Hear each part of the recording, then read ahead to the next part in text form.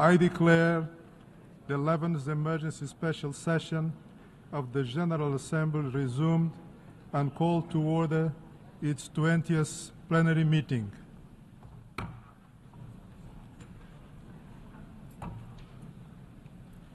Members will recall that in its resolution ES-11/6 of the 23 February 2023, the Assembly decided, and I quote, to adjourn the 11th emergency special session of the General Assembly temporarily and to authorize the President of the General Assembly to resume its meetings upon request from Member States, end of quote.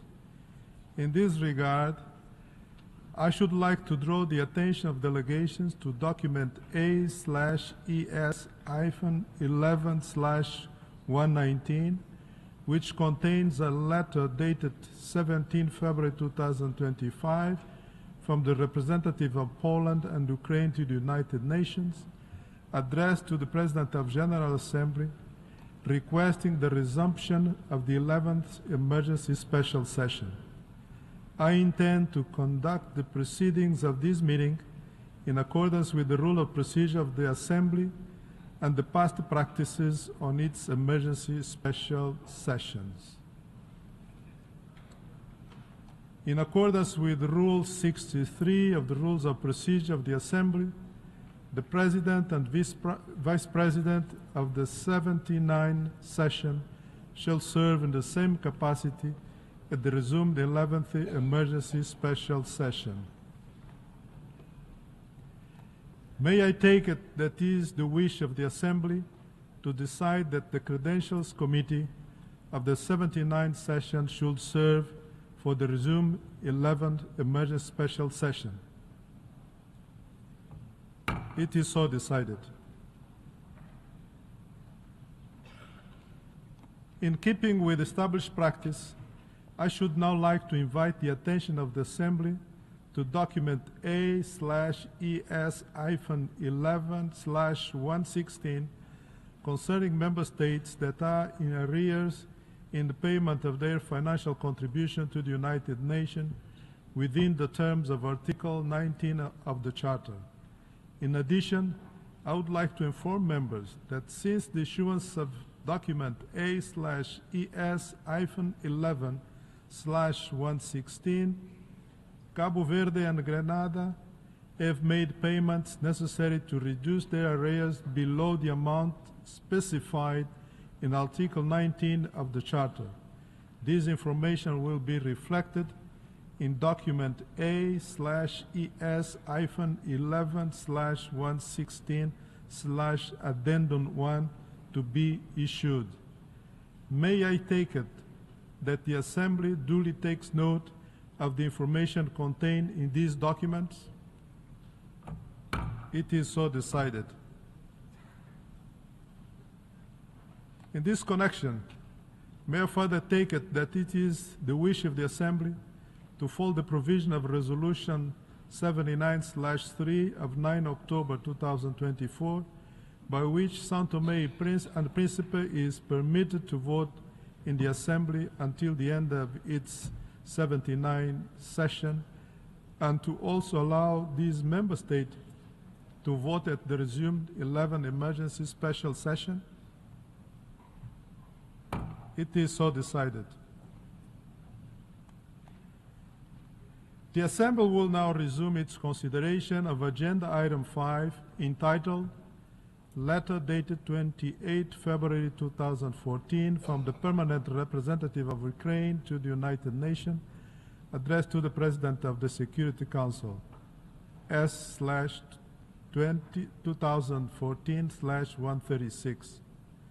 In this connection, the Assembly has before it two draft resolutions contained in documents A/ES-11/L:10 and L:11, and draft amendments to draft resolution A/ES-11/L:11 contained in documents A/ES-11/L:10 L period 12, comma, L period 13, comma, L period 14, and L period 15.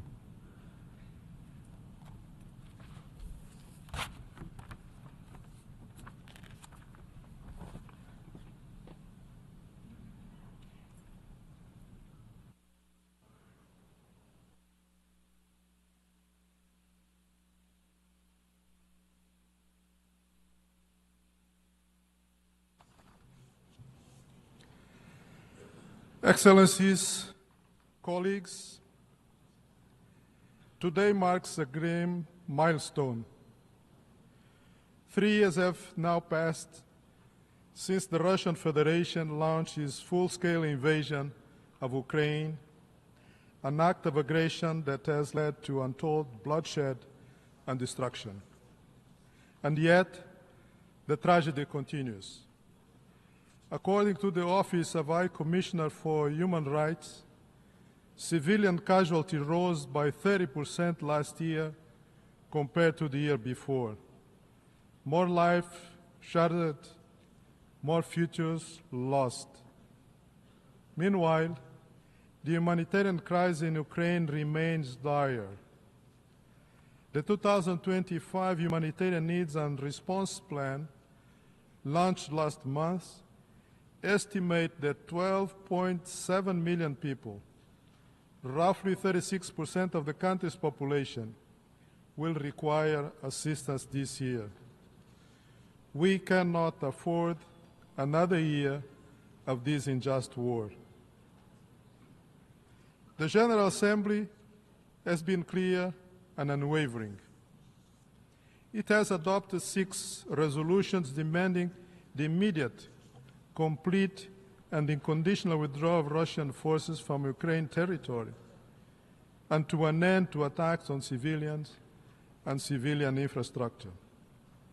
These resolutions have consistently reaffirmed the need for a peaceful solution, one rooted in the Charter of the United Nations, in the principles of sovereign equality and territorial integrity.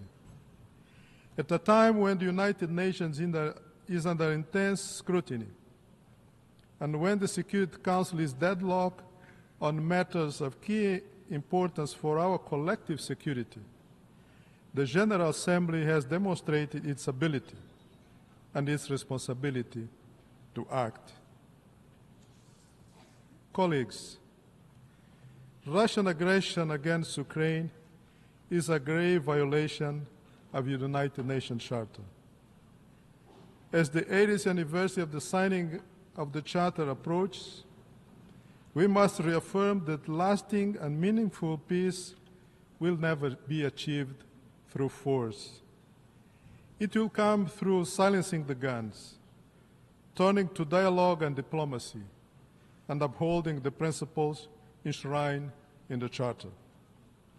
We must be prepared to promote inclusive dialogue and actively work towards a just and sustainable peace, one firmly anchored in international law, General Assembly resolutions, and above all, the will and the rights of Ukrainian and its people.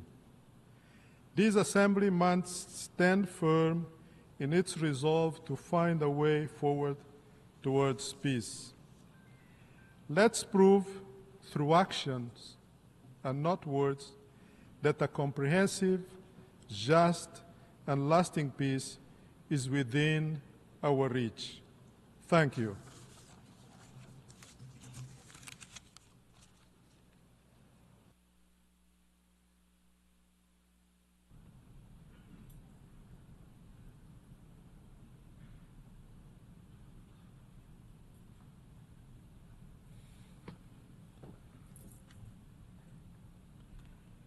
I now give the floor to Her Excellency Mariana Betsa, Deputy Minister of Foreign Affairs of Ukraine, to introduce draft resolution A/ES-11/L-10.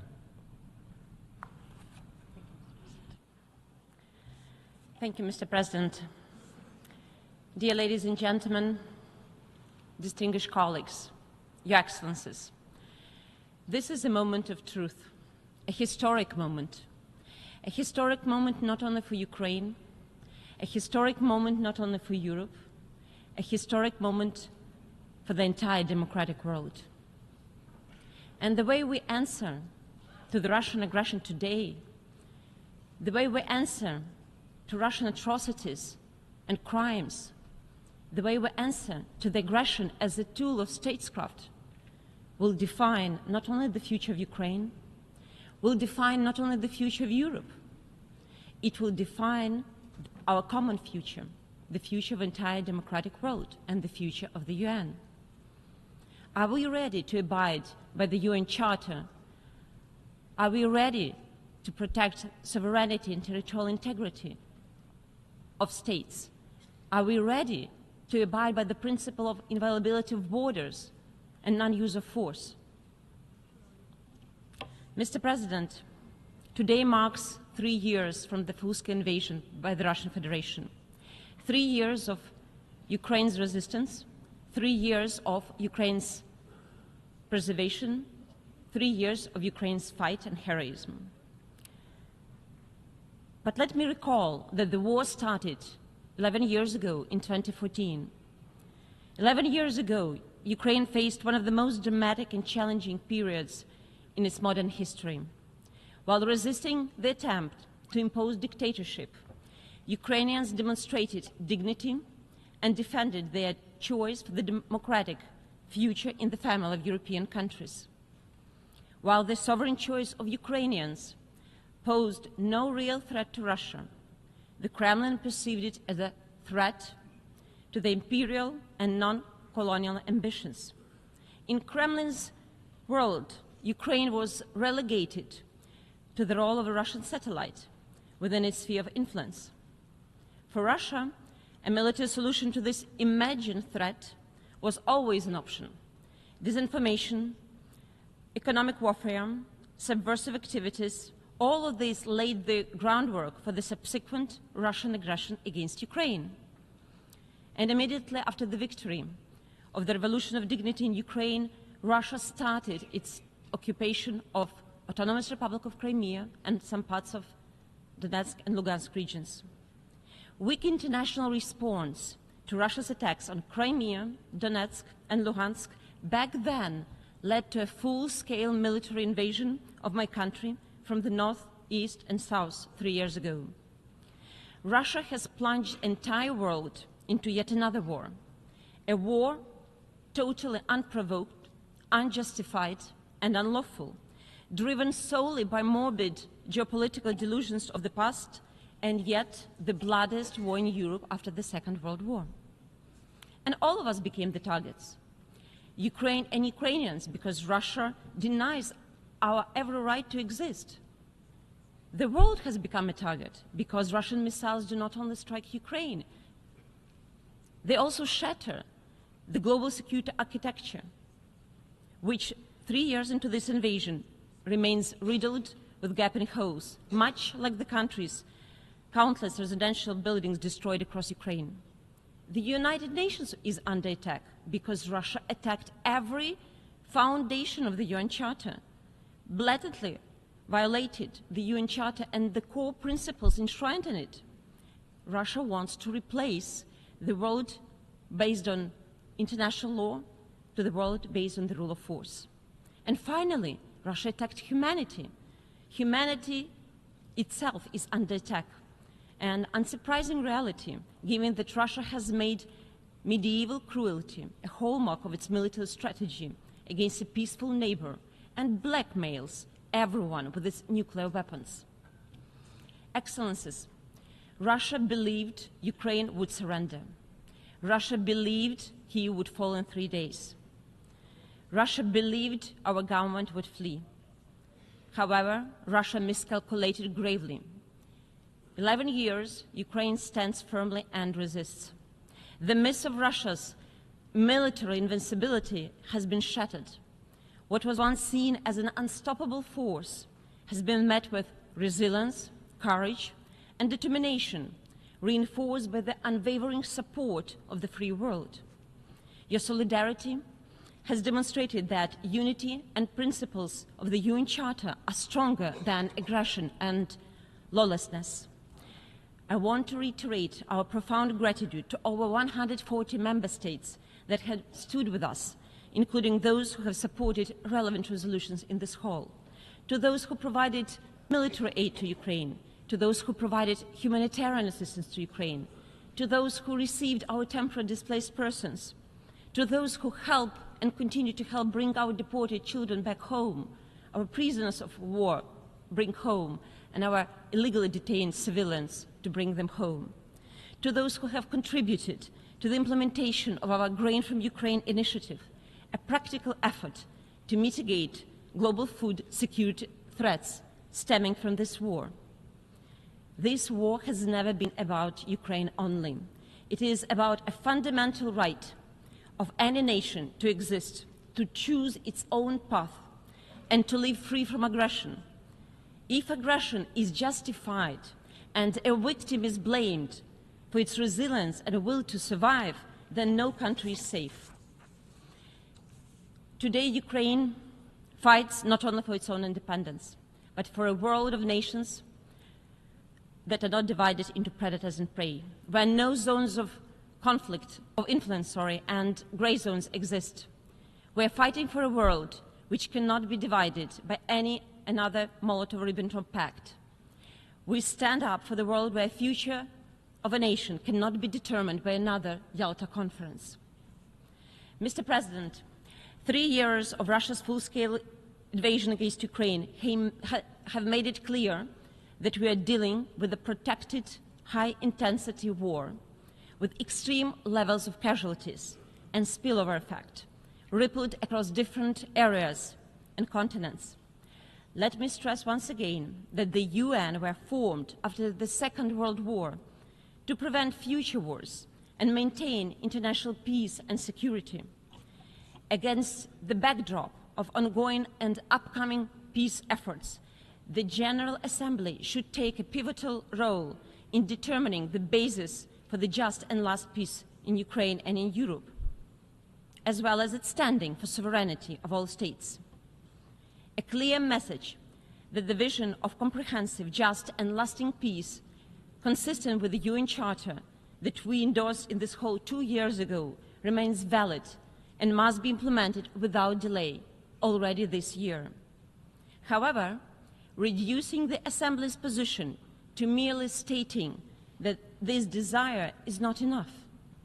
We need to reconfirm that the aggression should be condemned and discredited, not rewarded. Our position must include substantive elements and ensure that any future peace initiatives aligns with the principles of the UN Charter. This is the rationale behind the draft resolution that I have the honor to introduce today on behalf of the broad group of co-sponsors. My delegation moves that, after hearing the introduction of all the L documents, the Assembly immediately proceed to the consideration of our draft resolution A/11/L10 on the understanding that the debate would resume immediately after action on the draft resolution, and that the 11th emergency session would be only temporarily adjourned after the conclusion of the debate.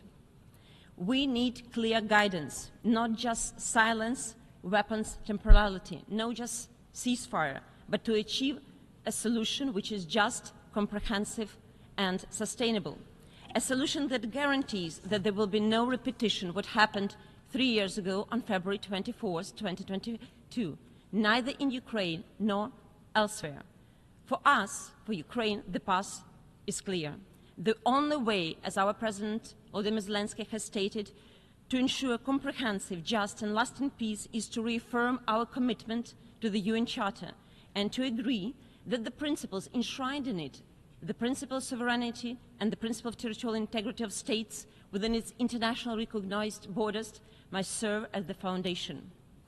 By adopting the draft, the General Assembly will also address the global impact of war and outline the areas where this impact has been particularly detrimental and where the engagement of all responsible nations would be crucial. In particular, there are global food security, energy security, the global economy, nuclear security and safety, and the environment, justice and accountability. As we mark 3 years of this devastating Russia's invasion against Ukraine, we call on all nations to stand firm and to take this side of the Charter, this side of the humanity, and the side of just and lasting peace. Peace through strength, as the aggressor would never stop while seeing weakness. Excellencies, Ukraine's commitment to the UN Charter's principle traces back to the first day of our organization. Now it may seem to be symbolic that it was a representative of Ukraine who chaired 80 years ago the committee responsible for drafting the preamble, purposes, and principles of the future Charter at the UN Conference on International Organization in San Francisco in 1945. Unfortunately, we haven't yet reached the point where principles enshrined in the UN Charter are respected by all member states, and the Article 51 of the Charter is just a matter of history. Definitely not, as my country has been compelled to exercise its inherent right to self-defense under the above-mentioned Article 51 following unprovoked, mean, brutal, genocidal war. While persisting in defending our country until the threat is over, we strive for peace.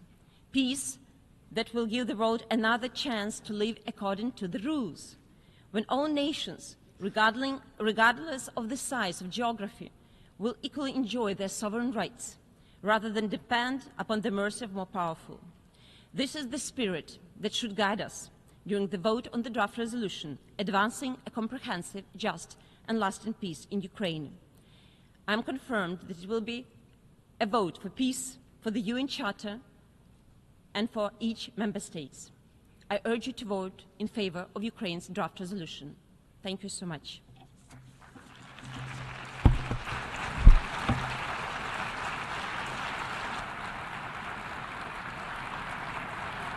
I thank the Deputy Minister for Foreign Affairs of Ukraine. I now give the floor to the distinguished representative of the United States to introduce draft resolution A/ES-11/L.11.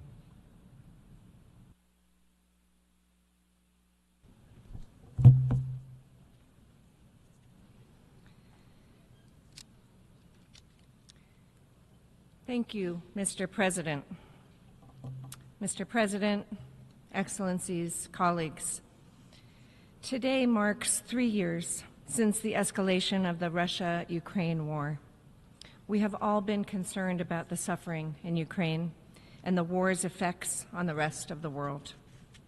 Since the start of the war 11 years ago, the United Nations has repeatedly condemned Russia's blatant violations of the UN Charter. Multiple resolutions of the General Assembly have demanded that Russia withdraw its forces from Ukraine. Those resolutions have failed to stop the war.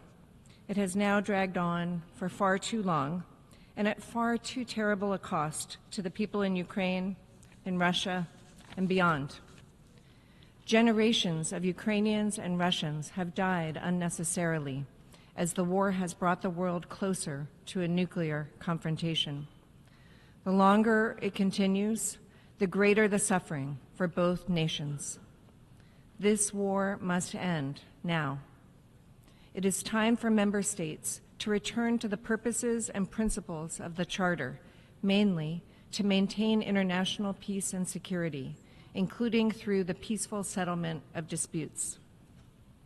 Mr. President, as we gather today on this 3rd anniversary, what we need is a resolution marking the commitment from all UN member states to bring a durable end to the war.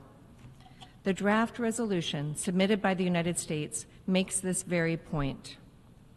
Our draft implores a swift end to the conflict and further urges a lasting peace between Ukraine and Russia.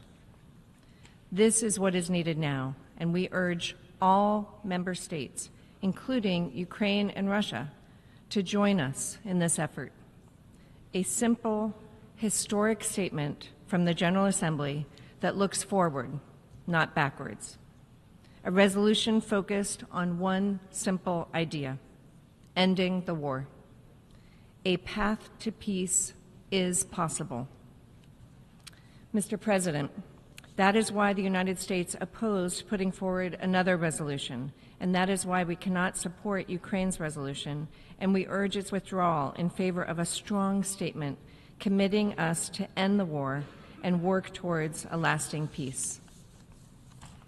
The United States also requests the General Assembly take action on the United States' proposed resolution immediately following consideration of the Ukraine drafted resolution. I thank you. I thank the distinguished representative of the United States. I now give the floor to the distinguished representative of the Russian Federation to introduce draft amendment A/ES-11/L-12. Господин председатель, Mr. President, distinguished colleagues, today we are witnessing historic events. Not every generation gets a chance to see them. In front of our eyes, the multipolar world is taking its outlines. The world that should have come into being 30 years ago at the end of the Cold War, which put a line under the ideological confrontation between the Soviet Union and the West. At the time, the world was full of hope for a better future, hope for cooperation between key actors for the interests of the whole mankind, ending of wars, and creating a new indivisible system of security where former foes would become allies and we work on international problems together. Unfortunately, at the time, that logic did not come to the fore, and the ideology of cooperation was gradually replaced by the philosophy of the zero-sum game. This was not our choice, and we have warned many a time about the dangers this kind of logic contains within itself. As a result, the world ended up on the brink of a third world war because of what the Western countries are doing, namely the anti-Russian project called Ukraine, which is taking place at our borders. Its key milestone was the anti-constitutional coup in Kiev in February 2014, as a result of which, with Western assistance, a loud minority came to power. And this minority has the ideals of extreme nationalism and Russophobia. It is intolerant to a different opinion, to everything Russian, to the canonical Orthodox faith. It glorifies the accomplices of Hitler's executioners who, during World War II, killed hundreds of thousands of Jews, Roma, Poles, Russians, and Ukrainians. This regime launched a brutal war against their Russian-speaking compatriots in the eastern of the country, trying to eliminate their identity and replace them with the ideals of an all-out Ukrainian nationalism. This way, Ukraine itself launched the mechanism of a self-destruction by hatred, intolerance. This could have stopped by the Minsk agreements, which were endorsed by the Security Council 10 years ago, exactly. But instead of implementing them, the Kiev regime, with the patronage of the Western sponsors, decided, as we all know today, decided to undermine the agreements and at the same time arming itself and preparing for a war with Russia. The citizens of Ukraine tried to stop this mechanism again when 3/4 of them in May 2019 voted for the new Ukrainian president, Vladimir Zelensky, who promised peace on the eastern part of the country, promised to protect the Russian language and the rights of the Russian-speaking citizens, promised to end the glorification of Nazi accomplices, and to restore good neighborly relations with Russia. Unfortunately, when he became president, he treacherously turned the country back to its earlier suicidal and inhumane course. All this time, Russia, on its part, showed patience, restraints, did not give in to the provocations from Kiev and its Western sponsors. And we kept stating very clearly at the same time that we were not going to give up on the Russian people. We will not allow them to be persecuted or to have their identity changed, to be changed. There was another red line for us, and that was Ukraine's membership in NATO. That created an unacceptable military strategic risks for Russia.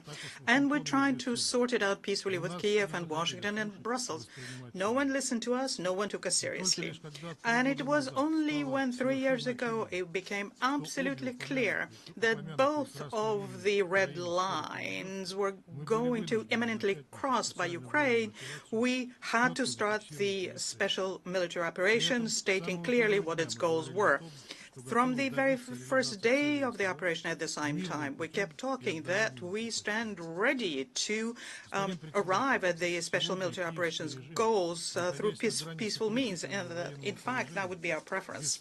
Today, the Kiev regime is on the brink of a crushing military defeat and continues sacrificing tens of thousands of Ukrainian people and women. Most of them have to be mobilized by force. For Zelensky and his clique, who usurped power and who refused in May last year to conduct elections in violation of Ukraine's constitution, they find it's unacceptable to have any talk about peace unless they're on the basis of the ultimatum and the provisions from the Zelensky formula, which has no bearing, no relation with what's happening on the battlefield. And their maniacal thrust to inflict a strategic defeat on Russia and egged on by some Western sponsors, the UK first and foremost, this former actor rejected the Istanbul agreements in April 2022, which had already been initiated, and also passed a law banning himself and his colleagues to have any negotiation with Russian authorities. Over the past 3 years, Ukraine received hundreds of billions of dollars of support. The country kept receiving weapons and mercenaries and intelligence data. In other words, Ukraine became a private military company of sorts, fighting for Western geopolitical interests. And the conflict had become a classic proxy war by Russia against the countries of NATO. Despite that, the Ukrainian army suffered catastrophic losses, and the capitulation of the Kiev regime is a matter of time. And we have said this many times, including this hall, trying to drag the Western countries at any cost in confrontation with Russia. In August of last year, Zelensky started a suicidal aggression against a peaceful Russian region in the Kursk Oblast. As a result, as we know today from witnesses and Ukrainian soldiers who were captured, hundreds of peaceful citizens were killed and tortured. And the Ukrainian occupiers were involved in looting, violence, and pillaging. The expectation was that Russia was going to react to this equally brutally, and the public opinion will once again take the side of Kiev. This similarly to what was being done by the crude provocation in Bucha, whose investigation, by the way, is being slow-walked by the Kiev regime. The Kursk misadventure of Zelensky, as you know, was futile. It only accelerated the collapse on the Eastern Front, where Ukraine is lacking resources. They're all being burned in the Kursk Oblast. Today, the Ukrainian army controls little more than 1/3 of the original territory there and is suffering horrifying losses. In parallel to that, the Russian army is moving forward in Donbass, Zaporozhskaya and Khersonskaya Oblast, the oblast which became part of Russia in the fall of 2022 as a result of a referendum. Every day we learn new names of liberated places and, unfortunately, new horrifying figures of Ukrainian army losses, or rather cannon fodder, which Zelensky turned it into. The new regions of Russia are seeing hundreds of thousands of people arriving from Ukraine, and this disproves the Ukrainian propaganda statement that people hate the Russians. When we have stated this clearly, we're not fighting for territories, we're fighting for people. As we all know, the hopelessness of Zelensky regime recently have become obvious also to the main sponsor of the Kiev junta, the United States. The Republican administration, led by President Trump, finally saw the real face of the expired Ukrainian president and realized that he is not at all interested in having peace in this country because he's clinging to power with everything that he has, is fearful of democratic elections where he has no chance of winning. He's not interested in anything else, and he's ready to sacrifice the entire people of Ukraine and its natural resource in order to hold on to his power. Information starting up to the fore about the unfortunate corruption in Ukraine, which has blossomed under Zelensky, stealing of Western assistance and the reselling on the black market of weapons supplies, hundreds of billions of dollars worth, and the blood-curdling instances of human rights violations, for which the Ukrainians nicknamed their country the Zelensky concentration camp. The number of those who want to leave the Ukraine in order to avoid prosecution and avoid going to the front is extraordinarily high. But the Kiev potentate does not allow people from the country. It's clear that under these conditions where we have in Kiev a former comedian is very worried by direct negotiations, direct talks between Russia and the United States about the means of settling the Ukrainian crisis and removing the reasons which led to its existence, which would drastically improve the international situation. The European countries are also worried by that. They have spent years helping the Kiev clique and covered its crimes, and they nurtured Russophobia. They try to ignore the fact that the wind has changed and there is a clear demand for peace now. And the impediment to that is the Kiev usurper and its accomplices. They're not at the rudder anymore, but these pathetic peacekeepers are at a loss.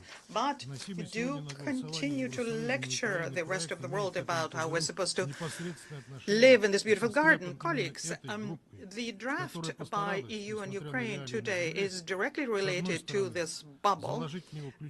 It is slapped together by this grouping which is trying to ignore realities on the ground on the one hand and include into the key elements from the Zelensky formula, the failed Bergenstock process, and on the other hand trying to cover it up at the same time, round it off to make sure that the countries of the global south do not see such unpleasant undertakings. They are very interested in figures today to present them as support of the Kiev regime and prolong its agony for some time. But it will be the everyday Ukrainians who will pay for this with their lives. Think about this. Many of us ask us about what would be the right way to vote, choosing between the two texts, the EU-Ukrainian text and the American text. Well, everyone who is going to press the button during the voting process today has the chance. You either play along with Zelensky and his sponsors and support their incantations which are divorced of realities, or make a choice in favor of practical, realistic steps which can stop the hostilities in Ukraine in the very near future. Don't get deceived and make the right choice here. The second draft resolution was submitted by our American colleagues, and this text is, of course, a step in the right direction. To make sure that this initiative is fully in line with the understandings arrived at during the Russian and American context at the highest and high levels, we introduced an amendment to that about the need to eliminate the root causes of the Ukrainian crisis, and this, by the way, was mentioned by President Trump several times. This would help with its lasting settlement, as is proposed by the United States in their text. And we expect we trust and hope for the support of all sensible delegations in this room. As regards the amendments from some states of the European Union, amendments to the American text, well, they clearly replace the essence of that text. If they were to pass, then we will have, instead of something that's full of common sense, we will have an ultimatum in the spirit of the Bergenstock process, and it will distance the settlement of the conflict away from us, and will be not different from politicized products during this emergency special sessions. We shall be voting against them and urge all member states to do the same. I thank the distinguished representative of the Russian Federation. I now give the floor to the distinguished representative of France to introduce draft resolution A/ES-11/L.13, L.14 and L.15.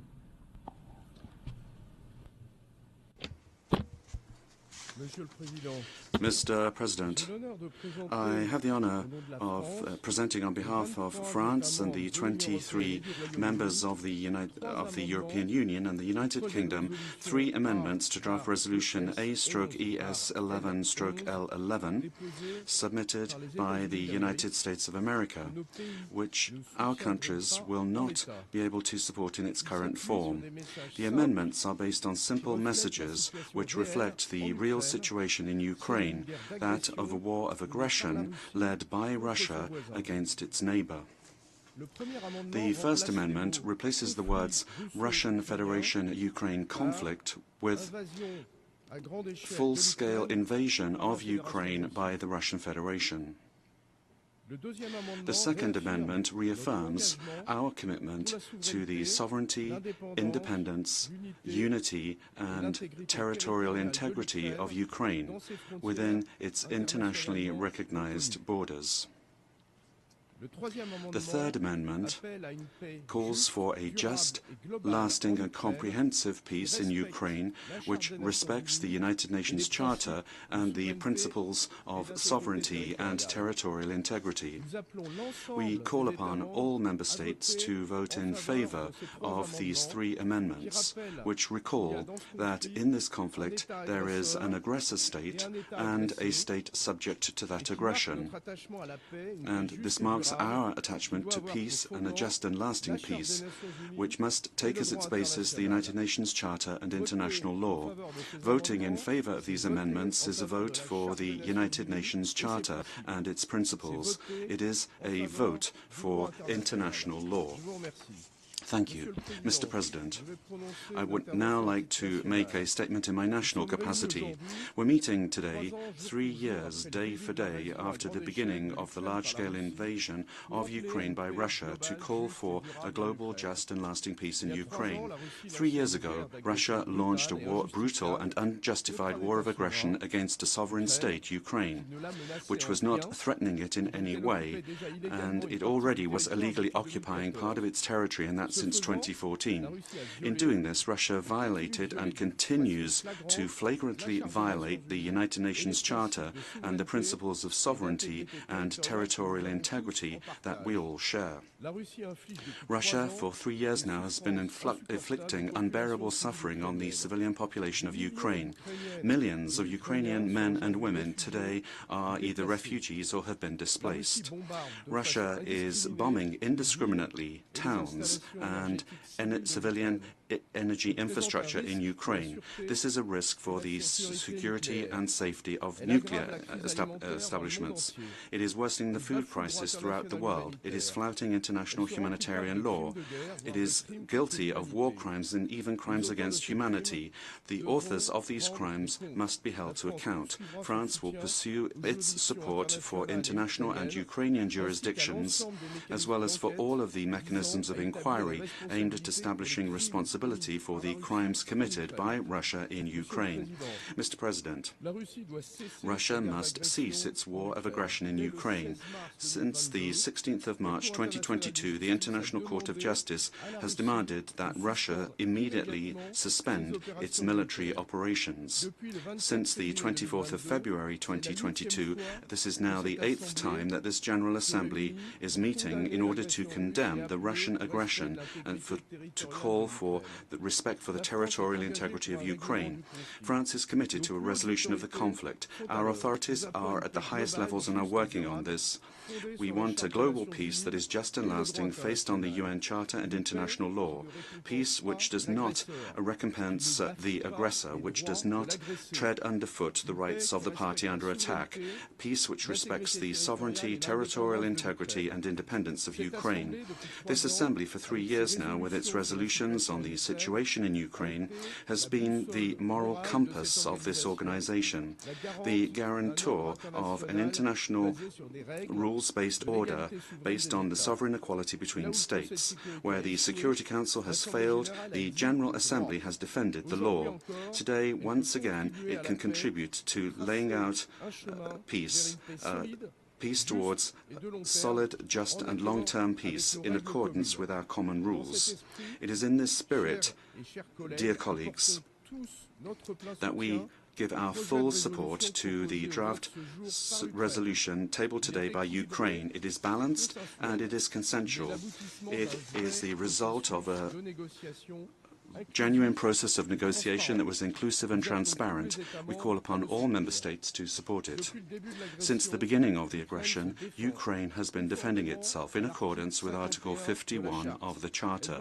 It wants peace. It wants this aggression to cease. It wants to participate in any efforts to resolve the conflict. It is right. A resolution to the conflict that will be decided without Ukraine and without Europe will not be a lasting peace.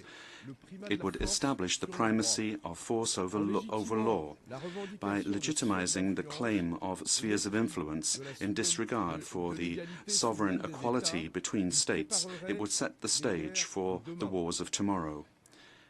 The support of the General Assembly for the Ukrainian resolution is not just another vote. The United Nations General Assembly must stay the course, that of law, that of the sovereignty of states and respect for their territorial integrity, that of responsibility and that of justice. I thank you. I thank the distinguished representative of France.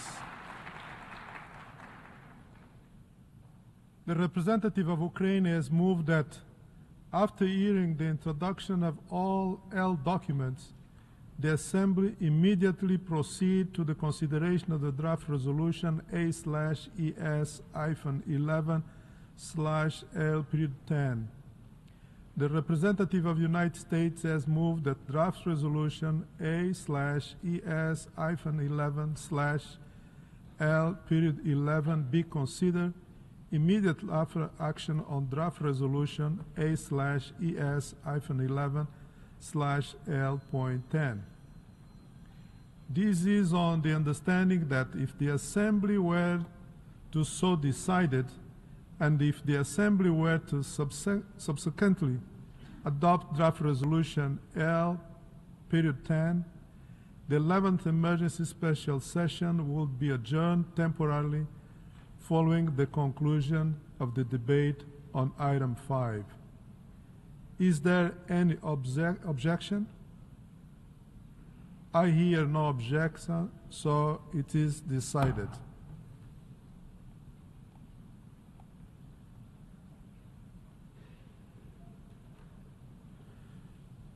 We shall now proceed to consider draft resolution A/ES-11/L:10 and L:11 and draft amendments A/11/L:12, L:13, L:14 and L:15.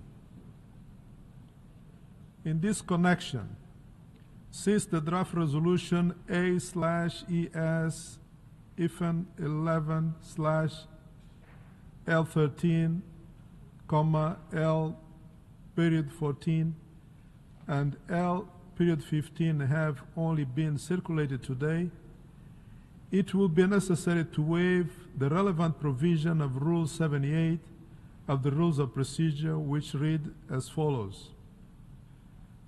As a general rule, no proposal shall be discussed or put to the vote at any meeting of the General Assembly unless copies of it have been circulated to all delegations no later than the day preceding the meeting. Unless I hear no objections, I shall take it that the Assembly agrees to waive Rule 78. It is so decided.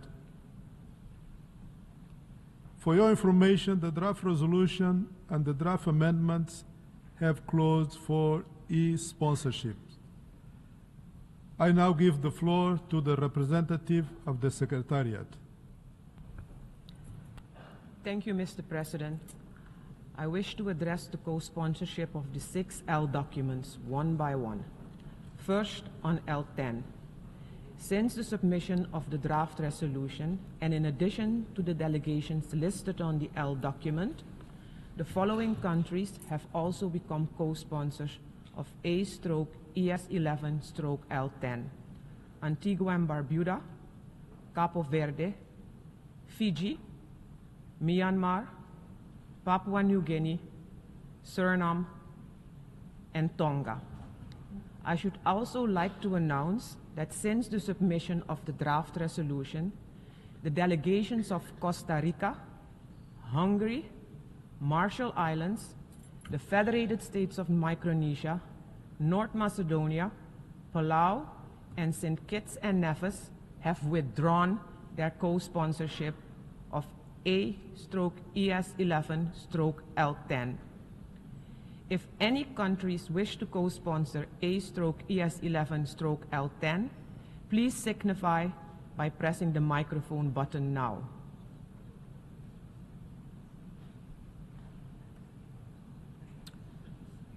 I see none. So now we move on to L11. Since the submission of the draft resolution, and in addition to the delegations listed on the L document, the following countries have also become co-sponsors of A/ES11/L11: Albania, Argentina, Georgia, Hungary, Israel, and North Macedonia. If any other countries wish to co-sponsor A/ES11/L11, please signify by pressing the microphone button now.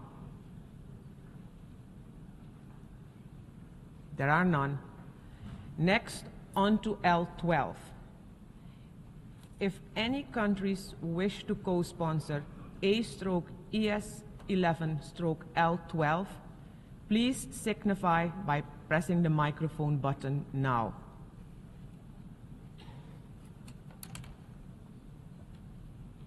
There are no additional co-sponsors for L12, so now we go on to L13. Since the submission of the draft amendment, and in addition to the delegations listed on the L document, the following countries have also become co-sponsors of A/ES11/L13: Canada, Iceland, Italy, Liechtenstein, Monaco, Norway, the Republic of Moldova, and Switzerland. If any other countries wish to co-sponsor A/ES11/L13, please signify by pressing the microphone button now. I see Andorra.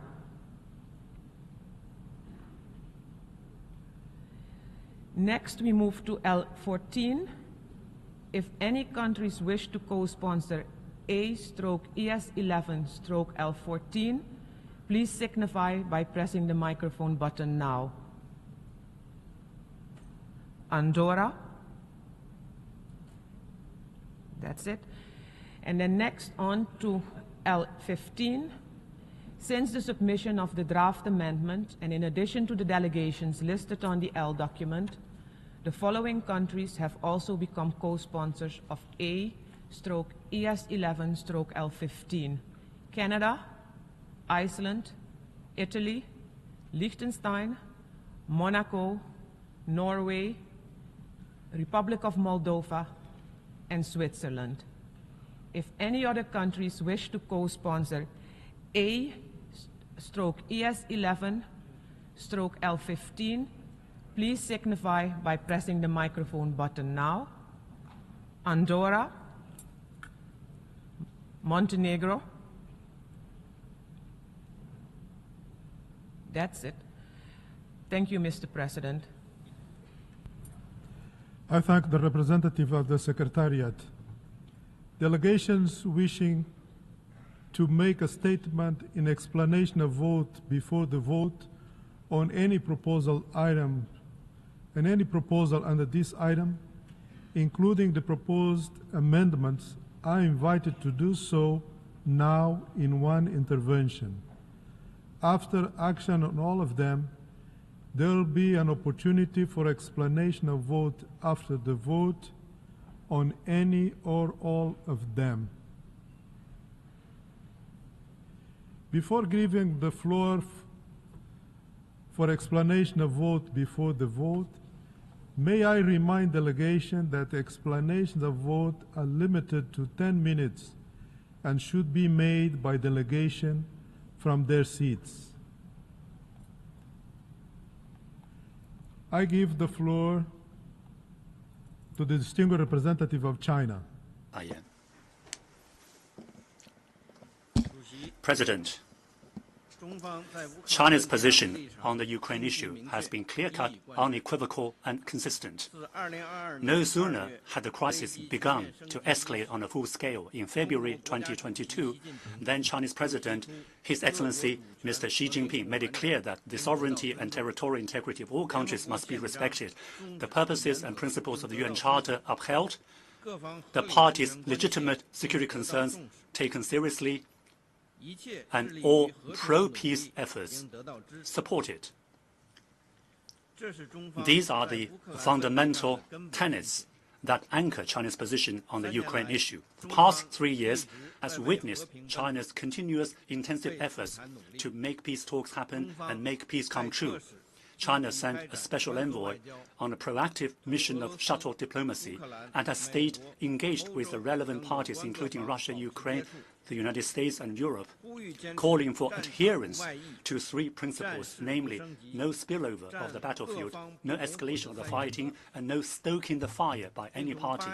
Together with Brazil and other countries of the Global South, we set up a Friends for Peace group to pool the wisdom of the Global South and create an important force that supports and pushes for peace.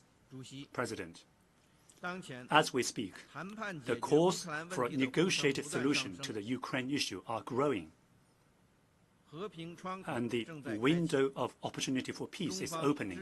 China supports all efforts dedicated to peace, including the understanding reached between the US and Russia on launching peace talks.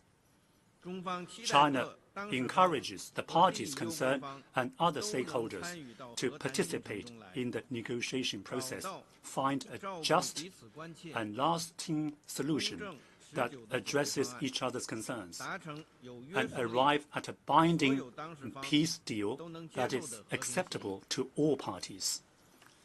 We hope Europe will contribute to peace and come together to tackle the root causes of the crisis in the interests of lasting peace and stability on the continent. At this critical juncture, we are counting on the international community to create an enabling atmosphere for a political solution to the crisis, and on the UN General Assembly to help forge consensus for peace among member states.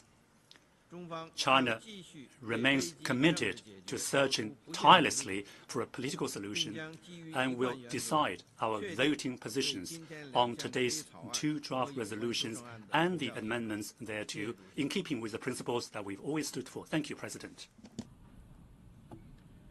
I thank the distinguished representative of China. I now give the floor to the distinguished representative of Paraguay.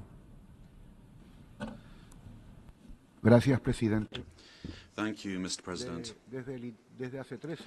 For 3 years now, the deaths have continued to increase, and the devastation has led to terrible humanitarian consequences for the economy and infrastructure.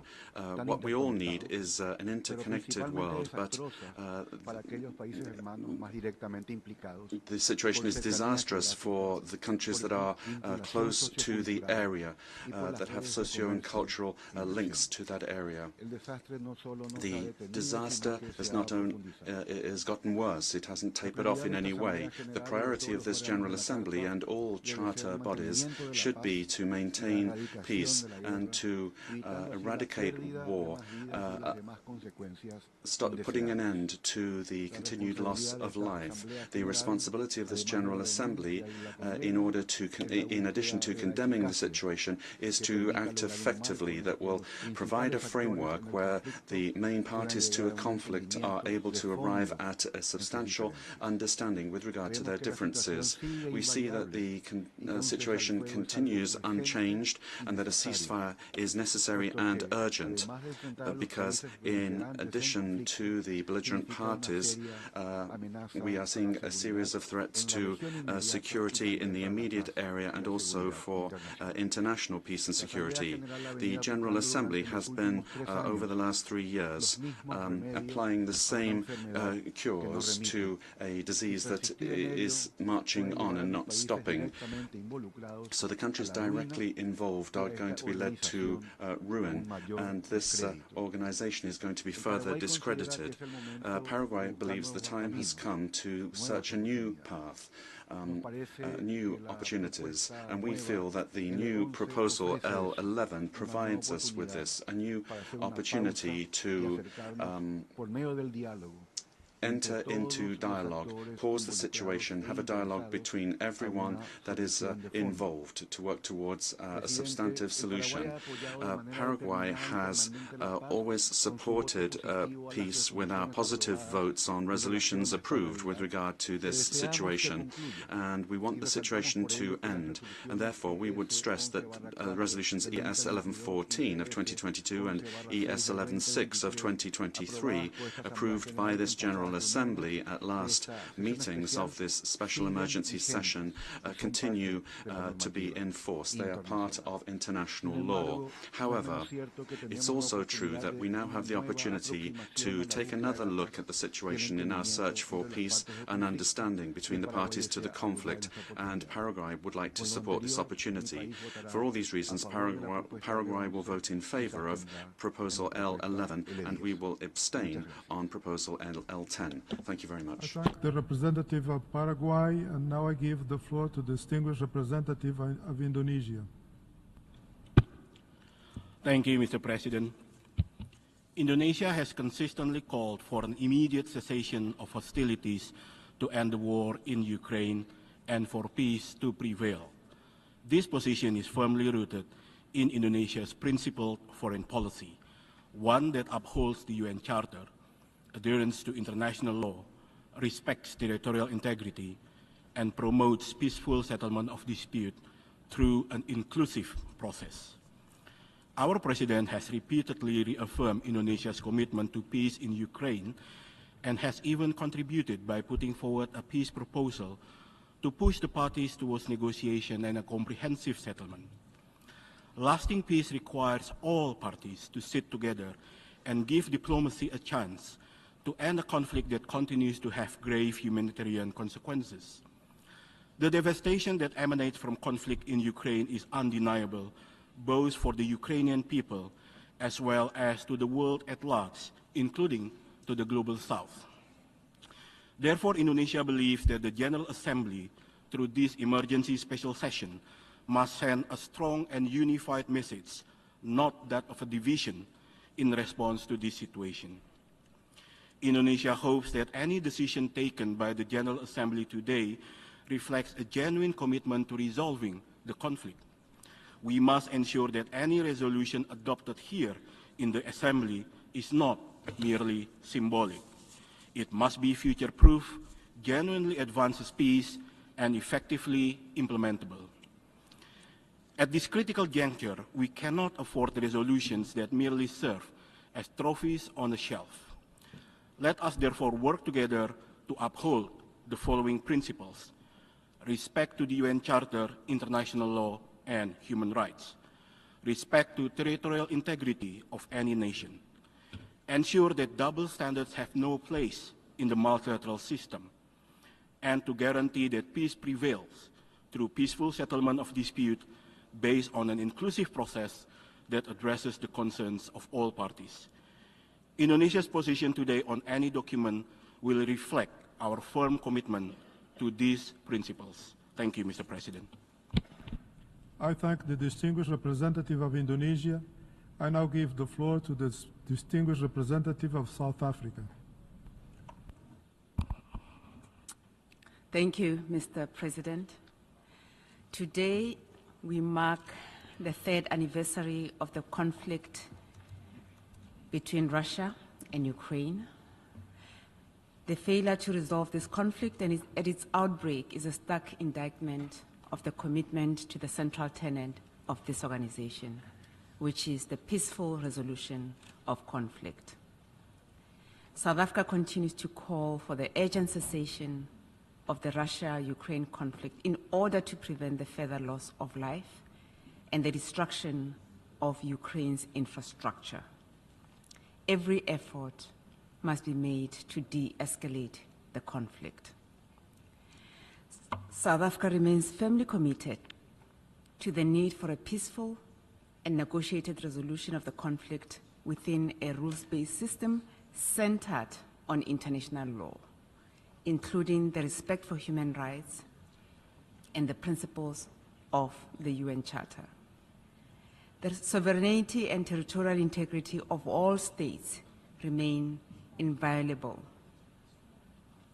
In this light, South Africa supports all efforts to bring the conflict to an end and welcomes all efforts to bring about negotiations.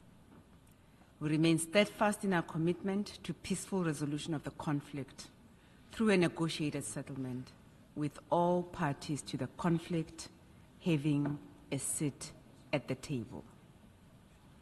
We have always maintained that a commitment to inclusivity is key to deliver the buy-in of all parties to the conflict and to provide acceptable solutions to the parties. The importance of compromise cannot be overemphasized in this instance, and we thus encourage the parties to approach the negotiation talks as such. South Africa stated this at the conference held in Switzerland last year, and we state it again today. Mr. President, while South Africa acknowledges that the resolution before this Assembly recognizes the centrality of the principles of the UN Charter and that it speaks to a cessation of hostilities, South Africa maintains that the current resolution does not go far enough in terms of inclusivity and creating a positive momentum towards a peaceful negotiation. South Africa reiterates the importance to make real and meaningful progress towards the peace rather than contribute towards further divisiveness. We have had resolutions similar to this over the last 3 years, yet the war continues. As members of the General Assembly, representing the international community, we should, through our words and actions, take actions that promote peace. If we continue doing what we have been doing and it doesn't reap positive results, then we should consider a different approach. We are at the point of inflection in this conflict, with the urgency to seize the momentum towards a negotiated settlement. There is currently an opportunity that is being presented to this Assembly to reflect on the approach to this particular conflict and perhaps take a different path towards peace.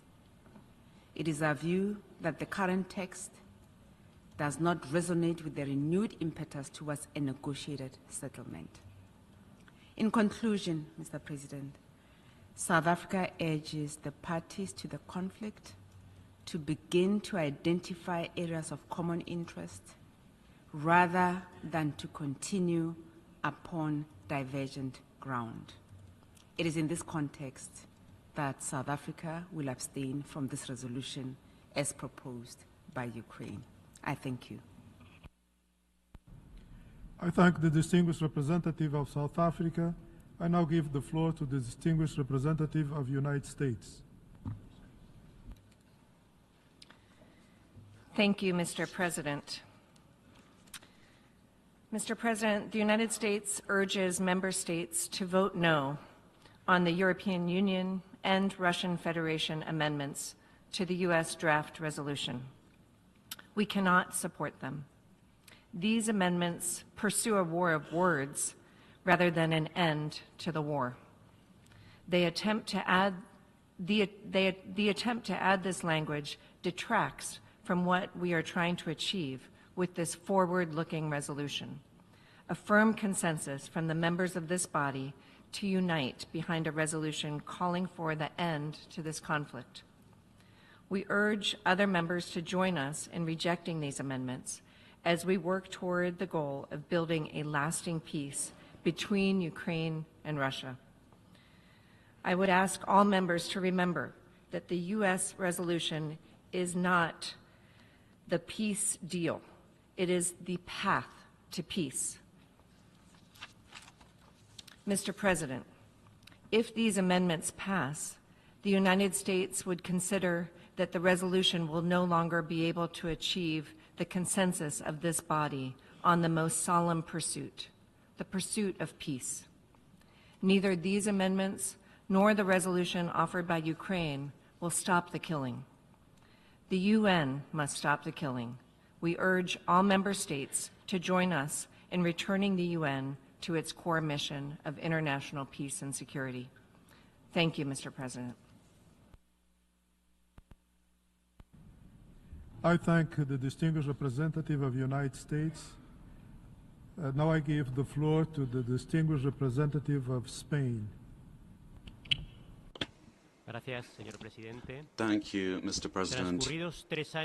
It's been 3 years now since the unprovoked and unjustified and unjustifiable Russian attack against Ukraine, and I'd like to begin by reiterating the firm condemnation of Spain against this act. It is contrary to the most elementary principles of international law in the United Nations Charter, as we have seen in successive resolutions of this General Assembly. Russia continues today with its indiscriminate bombing against civilians and civilian infrastructure that is critical, flagrantly violating international humanitarian law. According to the UN Office for Human Rights, at least 12,000 civilians have died in Ukraine since the beginning of the conflict, very many of them children. These crimes cannot go unpunished. We reiterate the need to ensure adequate accountability. In this situation, Spain has provided and will continue to provide our decisive support diplomatically, humanitarian, and in the area of construction and military support to Ukraine for their legitimate defense. This is recognized by Article 51 of the UN Charter. Bilaterally and as a member of the European Union. Spanish society has also responded with a lot of solidarity for these Ukrainian people. We have welcomed 230,000 Ukrainians since the crisis started, opening up our schools and hospitals and communities to them. In coming weeks and months, we insist that nothing that affects Ukraine's future must be done without Ukraine. There needs to be a path towards a just, lasting and comprehensive peace, and that has to include Ukraine.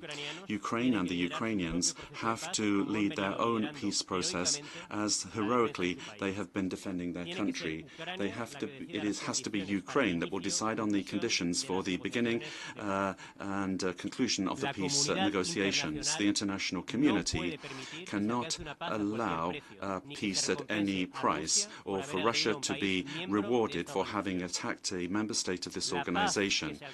The peace achieved must be peace based on international law and the United Nations Charter.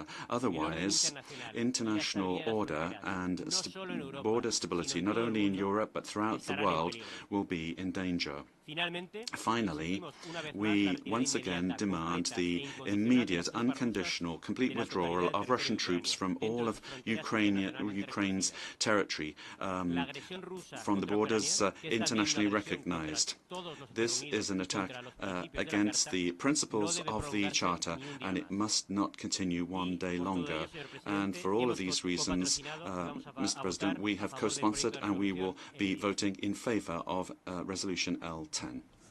I thank the distinguished representative of Spain. I now give the floor to the distinguished representative of Pakistan.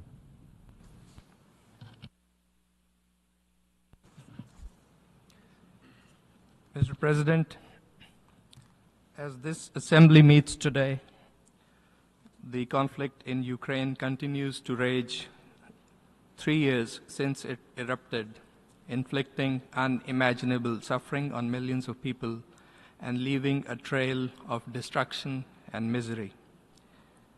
And so far, even as the military and humanitarian crisis has intensified, the pursuit of peace has remained largely absent and elusive. Pakistan is deeply concerned by this conflict that has caused immense human suffering and massive damage to infrastructure, economy, and society. It has had vast consequences for the global economy and particularly for the developing countries. Most ominously, if the hostilities continue, there is an ever-present danger of further military and geographical escalation of this conflict, which poses a clear and significant threat to international peace and security. Pakistan's position on this, as other conflicts, is based on adherence to the principles of the UN Charter, self-determination for peoples, respect for the sovereignty and territorial integrity of states, and non-acquisition of territory by the threat or use of force. Consistent with the Charter, states must also implement international agreements and abide by their respective obligations and respond to the legitimate security interests of all states. Mr. President, Pakistan regrets that the principles of the UN Charter have not been universally or consistently applied. In particular, these principles have been flagrantly violated for over decades in the brutal foreign occupation of Jammu and Kashmir and Palestine. The resolutions of the Security Council calling for the exercise of the right to self-determination by the peoples of Kashmir and Palestine remain to be implemented, imperiling international peace and security. International law and justice must be upheld everywhere. Mr. President, we believe the conflict in Ukraine could have been averted through dialogue and diplomacy. It must be brought to an end now, urgently, through constructive and inclusive diplomacy. As a country that has seen and suffered the consequences of prolonged conflict in our neighborhood, Pakistan has consistently advocated immediate cessation of hostilities and resumption of dialogue to achieve a just, lasting, and durable solution to this conflict. Pakistan therefore endorses the call for an urgent and swift end to the conflict between Ukraine and Russia and the pursuit of active diplomatic efforts to achieve enduring peace. We see merit in the resolution proposed by the US in this regard. Pakistan had welcomed the early mediatory efforts by Turkey. We also saw value in the endeavor of some countries from the global south to promote a peaceful settlement. We are encouraged that efforts to bring an end to this conflict have gathered wider momentum. We take note of the recent high-level contacts between the US and Russian leadership and commend the role played by the Kingdom of Saudi Arabia in facilitating dialogue and diplomacy. Mr. President, Pakistan would welcome any initiative which helps lead the parties to arrive at a pacific and sustainable settlement of this tragic conflict through constructive and inclusive diplomacy in full respect for the UN Charter, international law, and relevant multilateral agreements, and which is responsive to the legitimate national security interests of all sides. To this end, Pakistan stands ready to play a constructive role in this assembly, in the Security Council, and in other forums to promote effective and inclusive diplomatic endeavors aimed at bringing a swift end to this conflict in accordance with international law and the UN Charter. As we vote on different proposals today, we hope everyone will come together, united for peace. We must not miss this opportunity. I thank you. I thank the distinguished representative of Pakistan, and I'll give the floor to the distinguished representative of Azerbaijan. Mr. President, after 3 years, the situation in Iran, Ukraine continues to pose a serious threat to peace and security at the regional and global levels.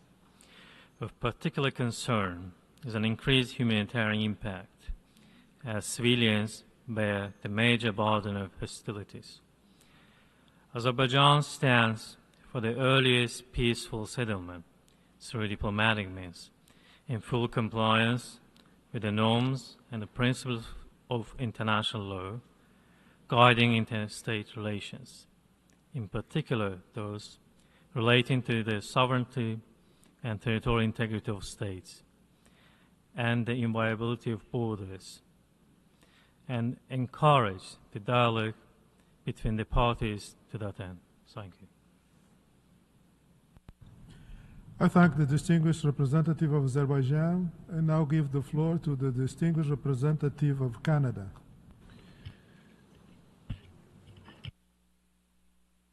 Merci, Monsieur le Président. Thank you, Mr. President. Mes collègues, nous sommes tous réunis aujourd'hui pour la cause de la paix. We're all here meeting together for the cause of peace. And on this, everyone seems to be in agreement.